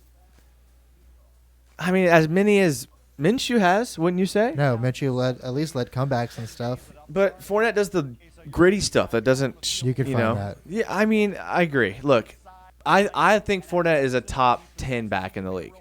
I don't know, maybe. And that's Fringe, for me. You pay a top 10 player. I guess that's as simple as it can get. I think it's a top 10 running back. You pay a top 10 player to be on your team, a reasonable amount. And Ngakoue's a top 10 DN, but he's not asking a reasonable amount of money. Okay, so you have a top 10 player, you pay them a reasonable amount of money. There's not many running backs I would pay in the NFL, honestly. But think about these guys that contribute in the passing game that kind of get passed off as like You think receivers. McCaffrey's But worth what he everything just got, like 18 or oh whatever? yes, dude, you wouldn't No pay way. McCaffrey that? Hell no. Oh my gosh, McCaffrey has I would so kept much him on his production. rookie contract and let him just test your go. Oh, dude, McCaffrey is a So receiver long. though too. That's So the thing. long. Is you're getting a receiver. That's not fair because McCaffrey is a receiver and a running back. Yeah, well. All right, and he went for 1,000 in each. Yeah. And how many wins did that contribute One guy to? can't do it alone on any team. Okay, just you saying. put Tom Brady on the worst. So pay him offensive line more. team, So he's not pay gonna him. be So good. pay him 4 times as much. That's a winning solution. He was making $4 million a year. Let's pay him 4 times as Well, much. it's just a matter of his age. It was a matter of his value. Okay. As far as the multiplier. Okay. All right. It's Reese says I like Fournette. Thank you. Me too. I like Me Fournette as too. well, but I mean, P-Jack said, did Armstead do nothing because he was barely given anything to do? That's true. He was given like no snaps. Yeah. And there are reasons he wasn't it was their reasons. Yeah, probably. He probably wasn't ready. didn't he have a concussion pretty early on by what's his He was name? injured. Quincy? He was injured. And Oh yeah. no, Quincy hurt him, or Quincy got hurt by Raquel. That's what it was. But he did have some injuries early in Oh the year. my goodness. How many games has Caldwell won us? None. I'm not making an argument for Caldwell. Well, let's just put it into a vacuum. Let's put that question into a vacuum. 30. 30. He sucks. And we're All right. dumb. And we're a dumb franchise. All right. Shockingly. P-Jack, he found space and he caught that touchdown pass against Denver, which was a good play. Don't know who he's talking about.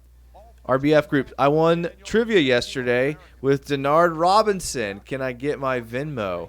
I tried to DM y'all on Twitter, but y'all's DMs are closed. What was the question? Our DMs are not closed. What was the question? Denard What did he say? Robinson was not drafted. Oh, okay, so this kid's on crack. Okay. And okay, I like it. No, I was impressed with Rahman's pick of C.J. Henderson. We also had a buddy who's actually been calling C.J. Henderson for a while, so it was pretty funny. Zach Moss just got drafted by the Bills, running back out of Utah. He's from Florida, so automatically he's better than everyone else in the Yep, country. definitely. Oh, his cousins, goodness. And his cousins are Santana Moss and Sonoris Moss. Who What about Randy? Was a beautiful tandem of siblings. Yeah. Well, that man, how much fun was it watching those two guys play? Like, Wasn't? you didn't have fun watching those guys play? Nope. Santana and Sonoris Moss, the Did not. speed they brought to the game, Yeah. the elusiveness. Well, surprisingly, you wouldn't know this because Florida chickened out of playing Miami, but we play them every year, so no, it was not fun. Oh, man, I love watching those guys play. I love athletes, man. Athletes that transcend their traditional positional boundaries. I just love that stuff. Yeah, Miami was they were something. Brent says, Fournette almost helped me beat Jason in our fantasy league. Unfortunately, I don't want to hear about a free league. No one cares. Unfortunately, I lost $500 because Lamar Jackson sat on the bench week 16. I don't want to hear it. Especially if you're a free league. I drafted Christian McCaffrey. Did he? Yeah. Christian McCaffrey. All right. RBF group. The question was a Jags player from Deerfield Beach. Oh, okay. Oh, okay. Yeah. We do owe you. We do owe you 20. Sorry. Okay, Twitter. Go on our Twitter. Last night was a little hazy. Go on our Twitter. Over the excitement. DM me on Twitter. Another Jags pod. And then we'll get you hooked up there. Good answer on the Deerfield Beach. I do remember you blocking this one kid because you owed money. No, we're not like that. Just hit us on Twitter. DM me. We'll it's take going care to a society. No, that's another one. Jason's really good at that. We had another contest. P Jack, if there was a prize, I can't read this. If only there was a prize for the almost 49ers fans, would be happier. As far as like almost made it, the 49ers fans.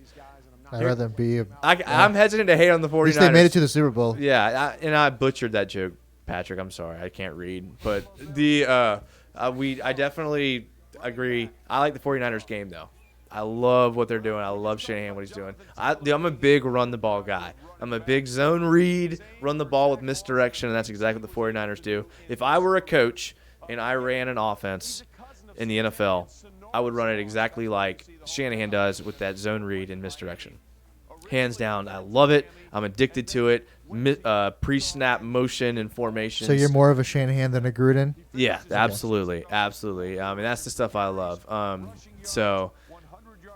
When I saw the 49ers run the ball down everyone's throat in the playoffs, I was like, yes, this is why I love football. It's because of this stuff right here. So I would do that. Maybe that's why I'm a little biased to Fournette, because Fournette is a very good running back. But I get your point. The running back position has definitely changed in the NFL.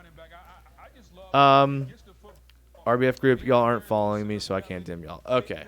Let's see here. Just make it open for everybody, big dog. Hey, I'll do that right now for sure. I don't know how to do it, but I'll do it right now. He is such a goober. He's a goober, made all that himself. Think he's drinking at all? Of course he is. Think so? Would you? It'd be hard after a few. I mean, I would. With some of these names, it'd be hard. I would definitely would. Especially. Are you kidding me? Oh, man, it'd be hard. Yeah. All right. The fact that I haven't stuttered a million times tonight. Hey, RDF, I have RBF, I have a better idea. Send me your Venmo either on the chat or in the messages. It'll be a lot easier that way. That way I don't have to change all the settings. I don't know how to change the DM settings. I can't figure it out. Kelly Bryant, that's hilarious. All right, so Jaguars. Not moving up, apparently. Not moving up. Overall thoughts on what teams were the big winners and losers to you? Like, how about winners? Who were the big winners just tonight? Yeah, sure. Denver did pretty well tonight. Who else did well tonight? Let's think. Rams did pretty well. Got two pretty solid I thought the Rams players. did pretty good. I thought the Jets did pretty good. Jets were pretty good. Yeah. So, Jags were okay. Yeah, I mean it's. What is that in Bill Belichick's mouth? Is that a pencil? What is that? Probably Twizzler. Is that one of those liquor sticks from from Curb?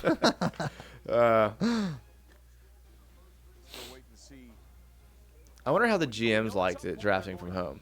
Probably liked it. Yeah, honestly. they probably did like it a lot. I think a lot of jobs are starting to realize that they can transition to at home, and it's a little bit better.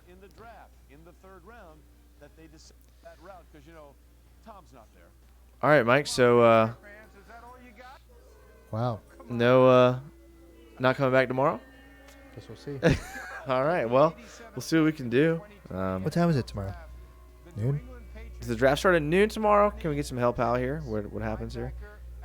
Sounds like feels like it's usually at noon on Saturdays. No, RBF, don't do it. We just send me the message on YouTube. What time does the draft start tomorrow? 12?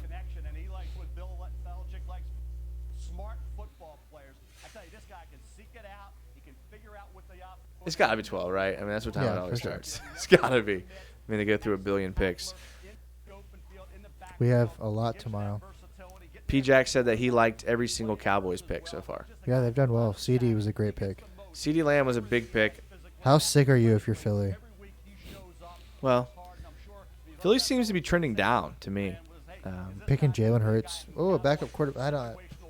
Whatever, they deserve it. They would have gotten dismantled if they played the Jags in the Super Bowl. So let's let them get their. I don't want to talk about it. I'm still bitter. Should have been us. It's funny how that works. We beat the Patriots. We destroy Nick Foles. We don't give him that contract. So, yeah, it's like the butterfly effect. It's very philosophical and deep of you there. But unfortunately, the Jaguars are on the not cool part of it. Yeah, that's true. Well, we're on the blow yourself up with what does he blow himself with at the end and becomes limbless in the butterfly effect? Some sort of like time traveling. Yeah, he ends up like jumping on a grenade. We're the Jag fan. We have no limbs, so yeah, that's how our life works. It's awesome. It hurts. Yeah. Well, we appreciate you guys watching with us tonight. I thought it'd be a little bit more exciting, honestly. It was a good time, man. I love talking football. Love talking to you guys for sure. Jaguars, though, a little disappointed with all the ammunition we had. Yeah. Dave's safe. That definitely confirms it for sure. And it seems like he's drafting a bunch of guys that are trying to fit a new style of team, like a new offense and a new defense. To me, seems like he draft a guy that could be receiver or running back. Like maybe he comes in at running back and plays a little bit of that. I did see something about LaVisca. It seems very Gruden kind of pick. Yeah, carries the ball, sweeps, things like that. So yeah, I mean if we're trying to get the ball to the edge, which is what teams that space the field and have speed do. Yards after the catch, things like that. Very Gruden. But you got to be able to have linemen that can move laterally. That's the thing. Like that. I think we have that. I think you hit it on the head earlier. Not Cam and Juwan. You said that we're putting a lot of faith in our offensive line. Yeah. So. Not one pick so far. Yeah, that's pretty surprising. That's ballsy to just go straight into what we have. Yeah. TXNII says Thaddeus Moss hasn't gotten selected yet. Thaddeus Moss is a good fit in Jacksonville because we don't have a blocking tight end that can really, really contribute in the run block game. Yeah. O'Shaughnessy kind of was that, not really, but then he got hurt. Thaddeus Moss is legit like another tackle on the field, like the son of Randy Moss. So you would think he's like got amazing hands and a good receiver. He is a good receiver, but really what he can do is he can like bulldoze you in the run blocking game, and you put him on the line and he can do that. He was used in LSU to space the field. What was it? Joe Brady's offense kind of had him to the sideline running, either curls or quick digs just to kind of keep the defense honest and make them declare their personnel early and then what they were trying to do. So he wasn't really utilized the way he would be used in an NFL offense, but he's the prototypical NFL tight end. So I would love to get him in here. I mean, I think he is going to surprise a lot of people, and he's going to be a good tight end. So I would love it. He's going to make someone really happy, that's for sure. Yeah. And having Randy Moss as a fan definitely does not hurt. Oh, man, I loved seeing him in the stands of the LSU games. For sure. When they would do those little cut shots to him and he was cheering. Should have won a national championship at Florida State, but... No, he won at LSU instead. No, I'm talking about Randy Moss. Well, Thaddeus. Shame. He was able to live through his child and win one at LSU. Well, I think Randy Moss did win one. It was just Division II with Marshall. They did win one, though? I think they did. That's something to be said. Yeah. I mean, they compete every day, too. That was before they made the leap. One of the more impressive things in the last 30 years. P-Jack, I hope O'Shaughnessy comes back good. He started last season well, and I like him. I like him, too. Big O'Shaughnessy fan. I was out there. Called it. They won? Division AA, yeah. Who did they beat? I don't know. Sorry, guys. They beat. Just wondering. Let's see who they beat. Level competition. My bad, guys. Sorry. It's not. I thought it'd be easier. I know. I clicked on the wrong button. 96. They beat Montana in the national championship. Those teams, they run some D2 teams out there now. Like, don't get them wrong. Like, don't think Montana doesn't run out a Montana's good D1 team. now, aren't they? I don't know. I think they are. I think dude, Montana's D1. I knew some guys that went out and played in Michigan in D2, and those dudes could ball, and they could get after the ball. Northern Iowa, they beat. Yeah. I wonder if that was. Oh, Kurt, yeah. I wonder if that was Kurt Warner in Northern Iowa. Those were. Let me just tell you, those were the scrappy gym rat dudes that got after the ball, and you know what I'm talking about. Different breed of football player for sure. Yeah. It's Reese says great channel and disappointed by our Jags draft for sure. What was that? I'm sorry. He said great channel. Thank Okay. you, sir. But disappointed by the Jags draft. I don't know how you can be disappointed. Well, I get it. 2 starters. I can. If you want Minshew to succeed, this was not a very Minshew-friendly draft. You see all these tweets from other players. Did he succeed last year? I thought so for a rookie. He led the. Yeah, so he was a top rookie. And did we lose anybody? I mean, I would say you're worse at right guard. I would say you're worse at. How are you worse at right guard when we still have the same exact players? Because who's going to play there? The same exact player we had last year, Can and Will Richardson. They're not gone. But they're older and. Oh, older means worse. you lose. You get worse. I mean, they're pretty young. You're but, 30. Okay, so the same line. I admit you have gotten worse. The But same line last year was pathetically bad. They were pathetic. They were. Average They were. to below average. Below average. I do not want a below average line. If And you're what are you going to do right here? You're not going to solve that.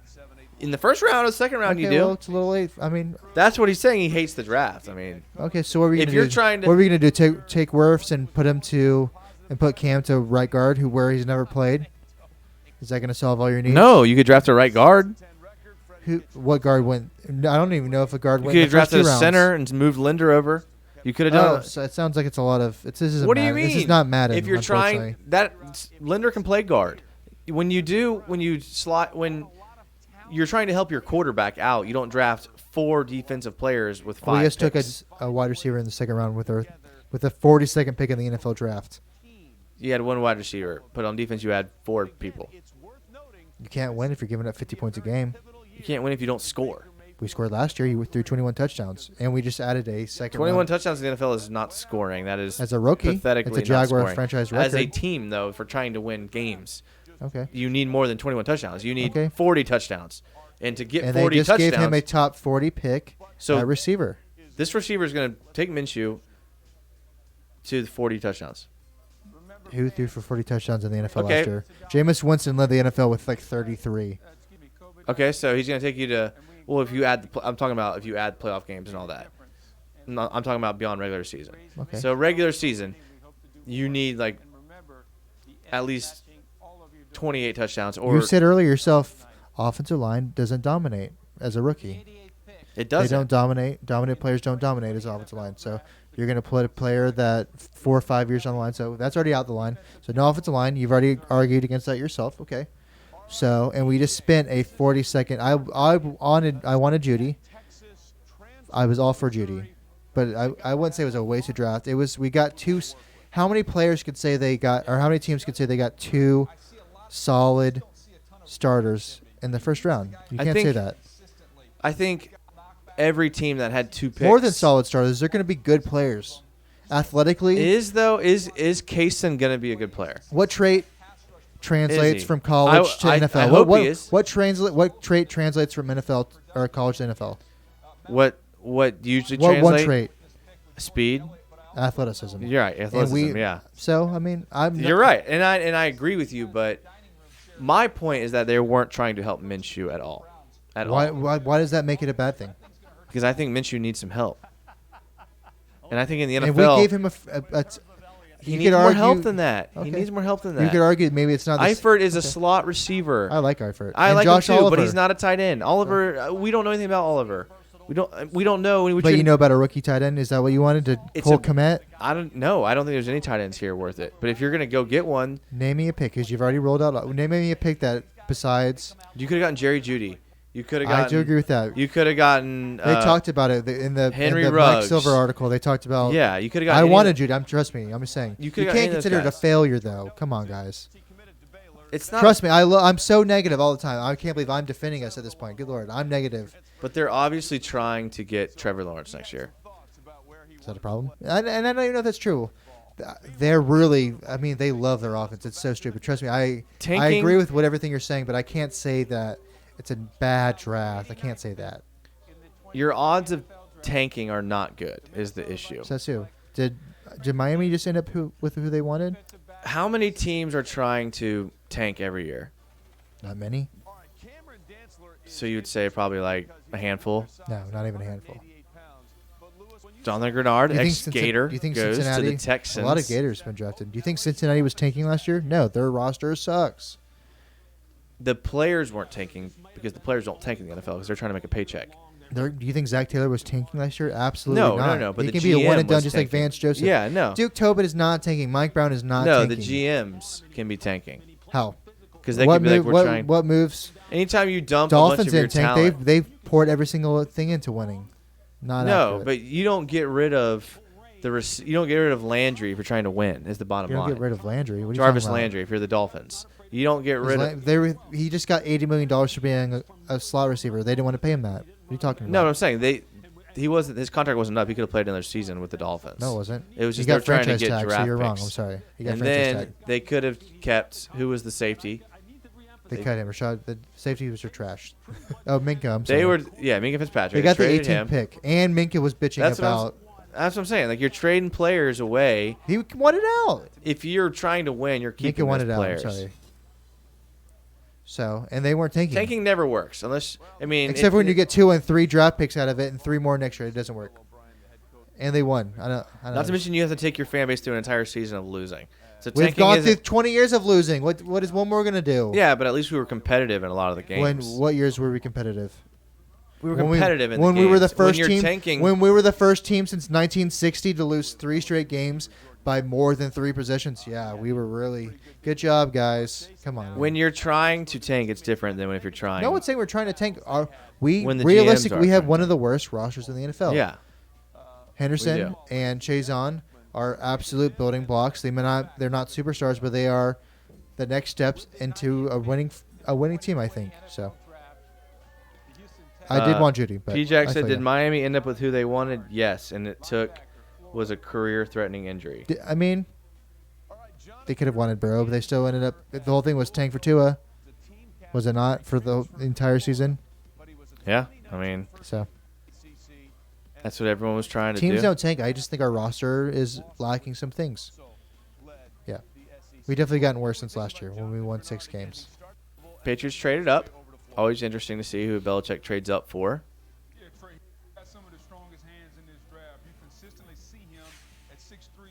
Devin Asiasi, tied from UCLA. I want the Missouri tight end, please, or Thaddeus, the one they ran the 4-4. That would be awesome. Huh? Never heard of him. No, me neither. I like those jerseys though. Which ones? UCLA. I miss MJD and Mercedes Lewis. Do you think did that curse us cutting Mercedes Lewis? I mean, that's instant karma. Yeah, instant karma. Seriously, it's quick on you now. It's quick. Yeah, that sucks so hard. Gosh, to save a few million bucks when we already had a lot. Every single highlight that this dude's ran has been just a vertical. Yeah, I saw that. Josh Oliver status. Yeah. Oh, there's a slant. Okay, there's a slant. Great defense in the pack. Everything was just like tied in verticals on every play, which maybe that's what Belichick wants. Maybe he needs a guy to line up on the line of scrimmage to run a vertical. Looks like Gronk almost. Yeah. That's got to be a lot of pressure. Everyone's now comparing this guy to Gronk, That's. Would you rather be compared to Gronk or Hernandez? Which pressure do you? No, I'm just kidding. Gronk, definitely, because he was a better player. I don't know. If their entire careers played out, you think Gronk would still be better? I mean, if Hernandez didn't Yeah, I think so. Hernandez was good now. Dude. Hernandez was good Hernandez was so good. He was good. He was so good that a lot of coaches were willing to look past. He got paid first, dude. $40 million. He got paid a lot as a tight end. Yeah, a lot of coaches were willing to look past a lot of shady business to allow him to play. He was that good. Think about that. His stats are nasty, dude. Second year, 910 yards as a tight end. That's crazy. Wow. 113 targets. That's crazy. Almost 1,000 yards receiving for a tight end. Yeah. Well, Gronk did go 1,000, so. Yeah. They're both two of the best I've ever seen in my life. Yeah. Unfortunately, I was there when he tore us up at Florida. He was very nasty. God, he was good. Brandon Duran says trade for Gabe Jackson, Tyron Holmes. And Gabe Jackson. I would take Gabe Jackson. But I don't know if we have the money, though. Brent says, yes, Missouri tight end. For sure. He's a freak, dude. I'd be happy with Albert O from Missouri, or if Michael P. Ryan keeps dropping. Albert, whatever. I would like P. Ryan. P. Ryan's a good back. I would like him. I mean, if you get him in the later. I'd take P. Ryan. Yeah, no, he's actually a pretty good back. And I say that completely unbiased. He actually is a pretty good back. Just like I said, Cam Akers. Cam Akers is the top back to me. I don't know what it has to do with any, but sure. Cam Akers to me is the top back in this draft. That's very controversial. Not a lot of people would agree with me on this. He is going to be, though. P. Ryan is also going to be a top running back in this draft. Imagine having to Zoom right now as your podcast. We're fortunate and blessed to have the capabilities to talk with our fans and talk with fans of the Jaguars. We're all about giving the Jags fans a voice. That's funny. That actually looks kind of fun. White Claw Willie. I love sports, man. This is draft is definitely the best time of the year. Yeah. There's nothing better. Yeah. Even through this weird time when everything's been put on hold, the draft was still awesome. Oh, of course. This It's year. even better. Are you kidding me? Yeah, it was awesome. I think Baltimore did with their draft. Patrick Queen, J.K. Dobbins. Good thing they give a fifth for Calais Campbell. Would you put – how much money would you put on them they're going to be in the Super Bowl next year? Kansas City. So, no, I would not put anything on it. If you went to Vegas, who would you bet was going to go to the AFC Championship or go to the Super Bowl from the AFC? The Jaguars. The NFC you said or AFC? AFC. Jaguars. Next year. Always. Always makes sense too. Okay, so then what about what other money if you're making a second bet? I mean, probably the Ravens, Baltimore, because they're sneaky. I would Because too. Super Bowl hangover's real, but Pat Mahomes is a freak. Yeah. So is Lamar though. Not on the same level. And I love Lamar, but Lamar's nasty. passing's a little bit different than running. Texas had a good night. Better than Florida State, we had one so far. Oh, wow.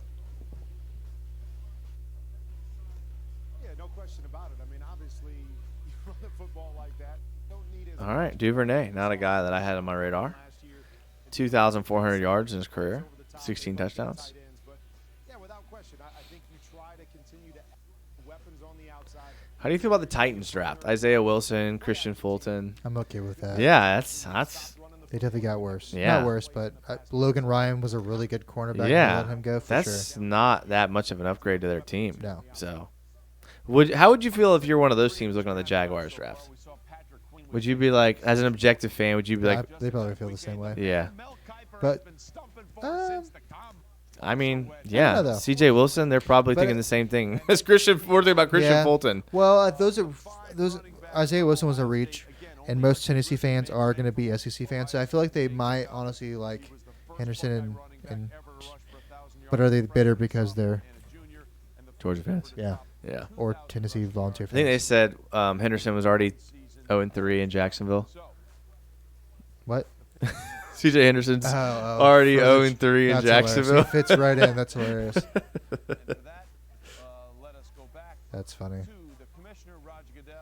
Did you see Bill O'Brien losing it live on camera just now? The Texans might be a sneaky bet for bottom of the AFC South next year if that implosion continues. If who? That implosion from No, what Houston. team? Oh. Houston. So the Titans might The take it over? Texans. Oh, okay. I said Titans. Oh. He wrote Texans. So which team is going to take over? I'm sorry. The Texans are going to take over as the worst team in the AFC South. No. Deshaun Watson. If the implosion continues. The Bill O'Brien implosion. Which it has. I think he's too talented. Deshaun Watson's too good. Unfortunately, he's headed up. I think he's hidden some more. It's him and Deshaun Hopkins. Or what was his name? DeAndre Hopkins. I'm sorry. He's out of the division. Thank God. I forgot his name already. Yeah. What a goober. It's a cool little library office room with bird I don't think the Colts got much better. An old quarterback, trading your first-round draft pick. Buckner is good, and then having to pay him $90 million. Yeah. So. How many picks we got left? Yeah, a little ticker up there. We have 12. 12 picks 8 left? picks left. 8 picks left? Yeah. Oh, we got this. This is easy. All right. Yeah. Appreciate you guys if you're still hanging around. P-Jack, we love it, man. We Your love it. trade, I can't believe it. Dave Caldwell loves these trades, and he knows he's safe. All right, I was just told that we need to tweet that we're still live. Oh. Yes. So.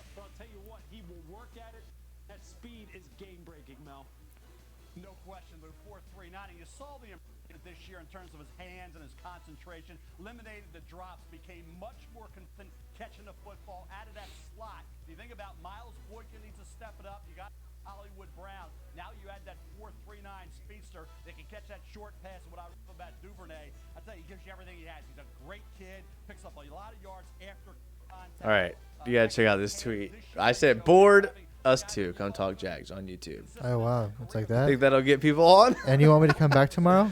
Yes, we want you to come back tomorrow. Not if you're bored. We just want some interaction with some people to talk some Jags football, because I kind of in my brain said I wanted to make it the entire time, and now that we're 8 picks away, to me, I couldn't just quit now. I'm not a quitter, you know? I'm like CJ Henderson. How many picks are left in this round? Didn't you say 8? No, we have 8. I'm sorry. I thought you asked how I'm many Jaguars left her have. in the round. My mistake. No, I couldn't tell you. It's got to be close to over, right? 3 more. 3 more, yeah.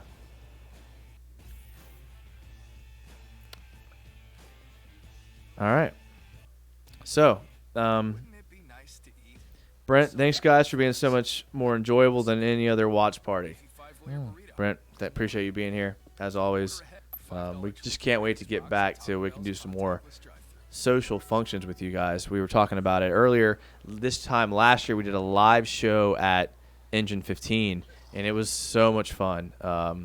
We actually have a video of it on our Instagram. Go on our Instagram. You can watch a little video recap. One of my buddies did a cool job there with the video. And we had people come on and talk, and it was a great time. We wanted to do that again this year. Unfortunately, we couldn't, but we did have a lot of fun this year doing it this way. It was definitely easier because I didn't have to set everything up at a different place. You know, Yes. I was able to have it already set up. So Trying to find extension cords and outlets and seats. Yeah. You had to sit in a nice, was it a salon chair? Is that what it was? It was something. It was something. It was fun. Something though. not great. What a great night. Josh Allen was worth it. All right, Josiah Waldner says thoughts on the draft. Service isn't just B. What makes you say that? a voice on the other end of the phone. 2 talented players, 2 depth players. So, What did you like about what we did in the draft? And how we interact with each other is changing. But that one what did I like? Yeah. We had 2 first-round draft picks. I mean, how can Do you you not like that? the picks they made? Do I like them? Yeah. I You like gave it them. a B. Why? They Explain, wouldn't be the players. Explain They why weren't you my would give ideal it a picks, B. but they're 2 highly regarded players and good. Like I said, building blocks for the future. This is not a. We're not winning the Super Bowl anytime soon. This is building blocks. So I think. So you're yeah. cool with it. You're yeah, cool with the picks. Straight. Yeah. Yeah. Not a home run by any means. It's not Josh Allen falling to you. It's not Jalen Ramsey falling to you. But Yeah. it's better than taking Jordan Love at 9. So it could be worse. B. To be honest, I like what we did in the first round. I'm a little confused on what they did after the first round. I don't think if you're trying to help Minshew that you bring in a guy that is kind of a gadget player. I think you get a solidified player to make defenses respect you on the outside, a receiver, not like a gadget player or anything like that. And also, you only drafted one player to help Minshew. One player out of all these picks. You drafted a D tackle, you drafted a linebacker, you drafted a DB, and Minshew is stuck with a not improved offense. Every other team improved on offense, and the Jags. Oh, every other team did? You got to think they improved more than we did. Okay. And it's hard to improve less than a gadget receiver who could be good to help Minshew. So we'll see. There's more late-round picks to go. It definitely seems like they're in tank mode and they're trying to get a quarterback next year, which I hate for Minshew because I like Minshew. And I think he could be a good quarterback. But Titans are on the board here. They're picking right now.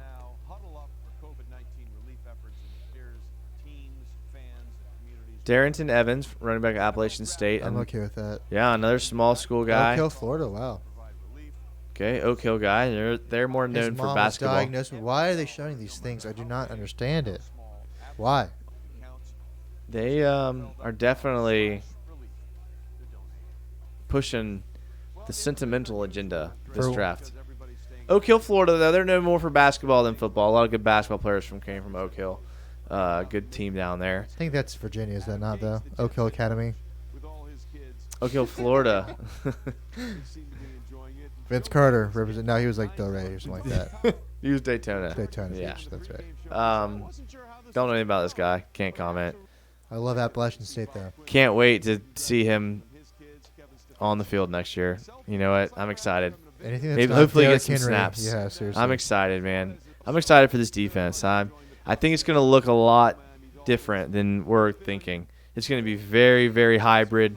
It's going to have a lot of people in stand-up position. Still Todd Wash, though. Yeah. There was a defensive formation that's very popular. It's called like 9-cat formation. It's where you have a defensive tackle lined up, head up on the center, and then everyone else is in stand-up, and they're just like walking around and disguising pre-snap what they're going to do. My favorite defense of all time. If you can give me 10 guys that can play the 9-cat formation, I will do it. I'll love it, and I'm here for it. So that's what Caldwell seems to be doing on defense with the guys he's drafting, a bunch of light guys who fly around and make plays on the ball. I love it. Jason Ortiz says Texans have had a bad draft. I mean, yeah, how many picks have they had? They traded a bunch of them away. What do you think about the Texans signing Laramie Tunsil to that big deal? I'd pay him. He's a beast. Yeah. Sucks that you had to give up 2 firsts, a second, and so that's that. Yeah, Tunsil, I mean, God, it just feels like the Jags' missing piece is like a solidified left tackle, does it not? You know? So, Michael DeRocco tweet about Dave Caldwell. Jaguars Dave Caldwell said on Zoom call he would have had no problem taking Laviska in the first round. He's so full of it. He wanted to take Chazon at 9. Yeah, he says that about every single player. He would have taken C.J. He Henderson says that at 1. every single Good player. Lord, man, I'm so tired of this. Every single player he would have taken in the first round. But hey, you know what? Maybe he's on to something.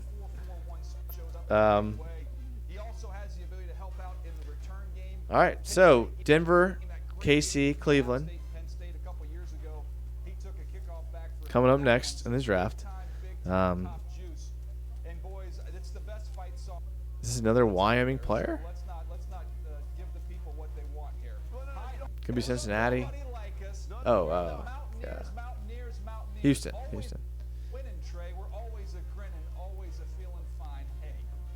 Daniel, song or a fight statement? Because if it's a fight song, you better sing it. You better not sing it. Well, I'm going to lean more towards a statement with my voice. All right. Choose your words carefully here in this group because we will come at you at all. All right, 3 picks left in the draft. I guess we're all sitting here waiting to see if the Jags will trade back in to the bottom parts of the third round. It's not looking likely, which is surprising. I would have bet a lot of money that Jags would have used some of their draft capital to move up. For sure. We had a little gentleman's bet on whether the Jags move up or down in the first round. But are you surprised that there was no trades at all? Big time. Very, very surprised. 3 fourths, 2 fifths, 2 6, 1 7th. Unless we want to, like I said earlier, I was joking about the whole drafting whole special teams, but it might actually be that way. So I don't get it. 2021 apparently. Ooh. Sorry, Jacob Easton's girlfriend's back up. Jacob Eason, poor guy, but not poor guy. I would go with that. Undrafted. Do you remember when I remember when he was coming out of high school and he was the big deal going to Georgia? Yeah. I mean, he was going to be the next Heisman. He was the next dude, and just like that, Fromm came in and just like, what was it? Didn't Fromm come in as a freshman and just totally take the job he got from hurt him? week 1. Is that what it was? Yeah. Oh man, and he never getting that job back. I mean, college football's funky like that, man. You go to a place, you get one injury. Like, Who would you rather imagine be hanging out with your dad or hanging out at that smoke show? She's pissed that he's still awake watching the draft. They were all chumping up earlier and joking around about something earlier. Jacob Eason, Jake Fromm. Look how bad those Bose speakers or those Bose headphones look. Yeah, I mean, if you're not using AirPods, like, what are you doing at this point? Come on, bro. How many years do you think Mel Kiper has left? He might croak out, honestly. He said he hasn't peed once in like 30 years. He hasn't during peed? a draft.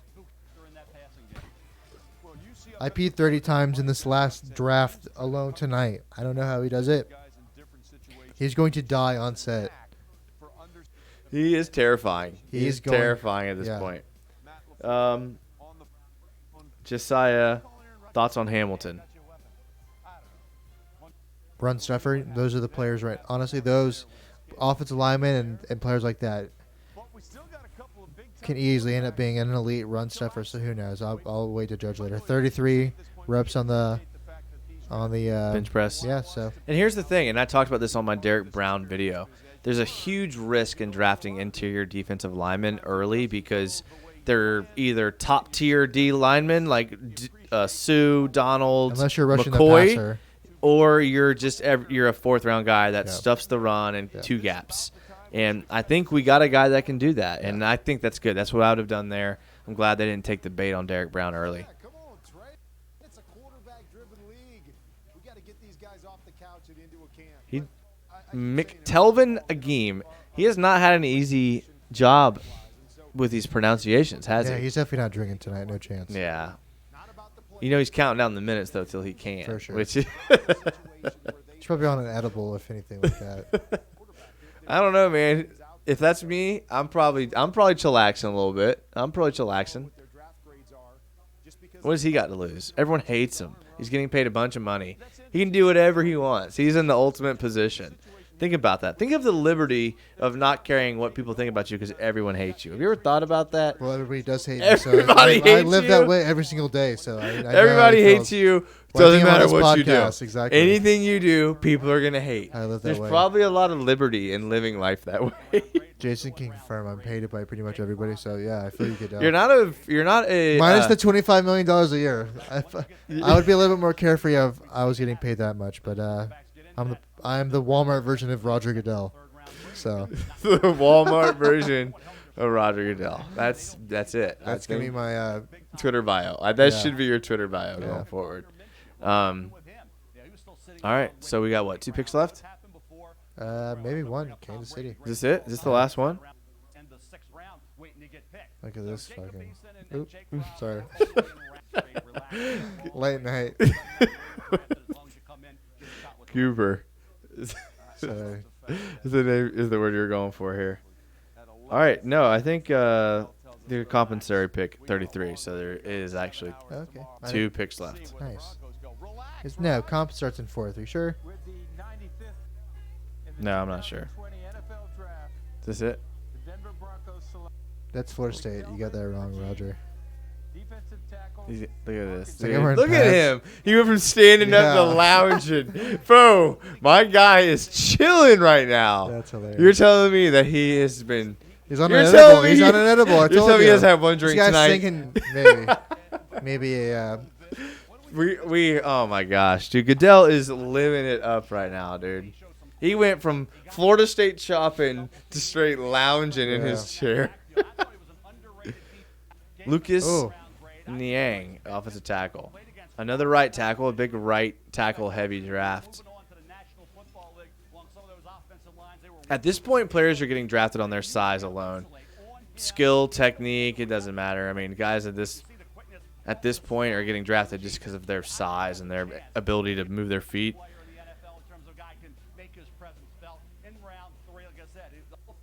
Are you sure there's not 3 more picks? I'm not sure. I just got nothing like a retweet by Duraco. Thank you. You can tell he never played sports because he's not familiar with. Duraco, nice. He retweeted you. That's He didn't pretty retweet cool. me. He Subtweeted quoted me. Yeah. Yeah, that's not bad. All right, well, I think this is as good as a point as any to end it. I mean, yeah. After this last pick, he's gonna pick him. I think there's still more. They're gonna draft to McRib. That's awesome. I don't blame him. Would you? I like the Hawaiian shirt though. And that means let us once again just enjoy the sheer pageantry of the Tommy Bahama shirt that Andy Reid is wearing. He's got the AirPods in. More time. Let's find out who is going to Kansas City.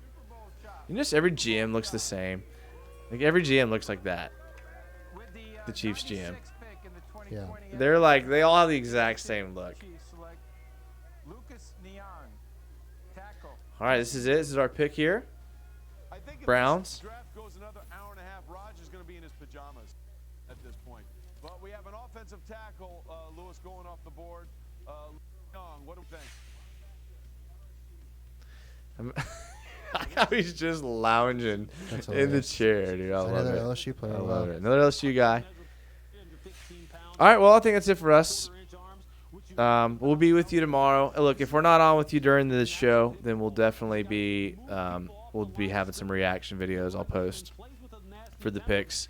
Thank you guys so much that have been here watching. It's been a great time. Having so much fun with you guys. I wish we could do this literally every night. This is like my dream. Sit around talking sports with people. This is what I love, man. Go Jags is what I'm talking about. One day. Thank you, Mike. Appreciate you being here. Of course, buddy. Hopefully you're here tomorrow. We'll do something tomorrow. We appreciate you guys being in the chat. Make sure to follow everything, like everything at this point. You can share it if you want. 5-star rating on iTunes podcast. That's about all I can do to promote us. So appreciate it. We'll see you guys tomorrow. And as always, go Jags.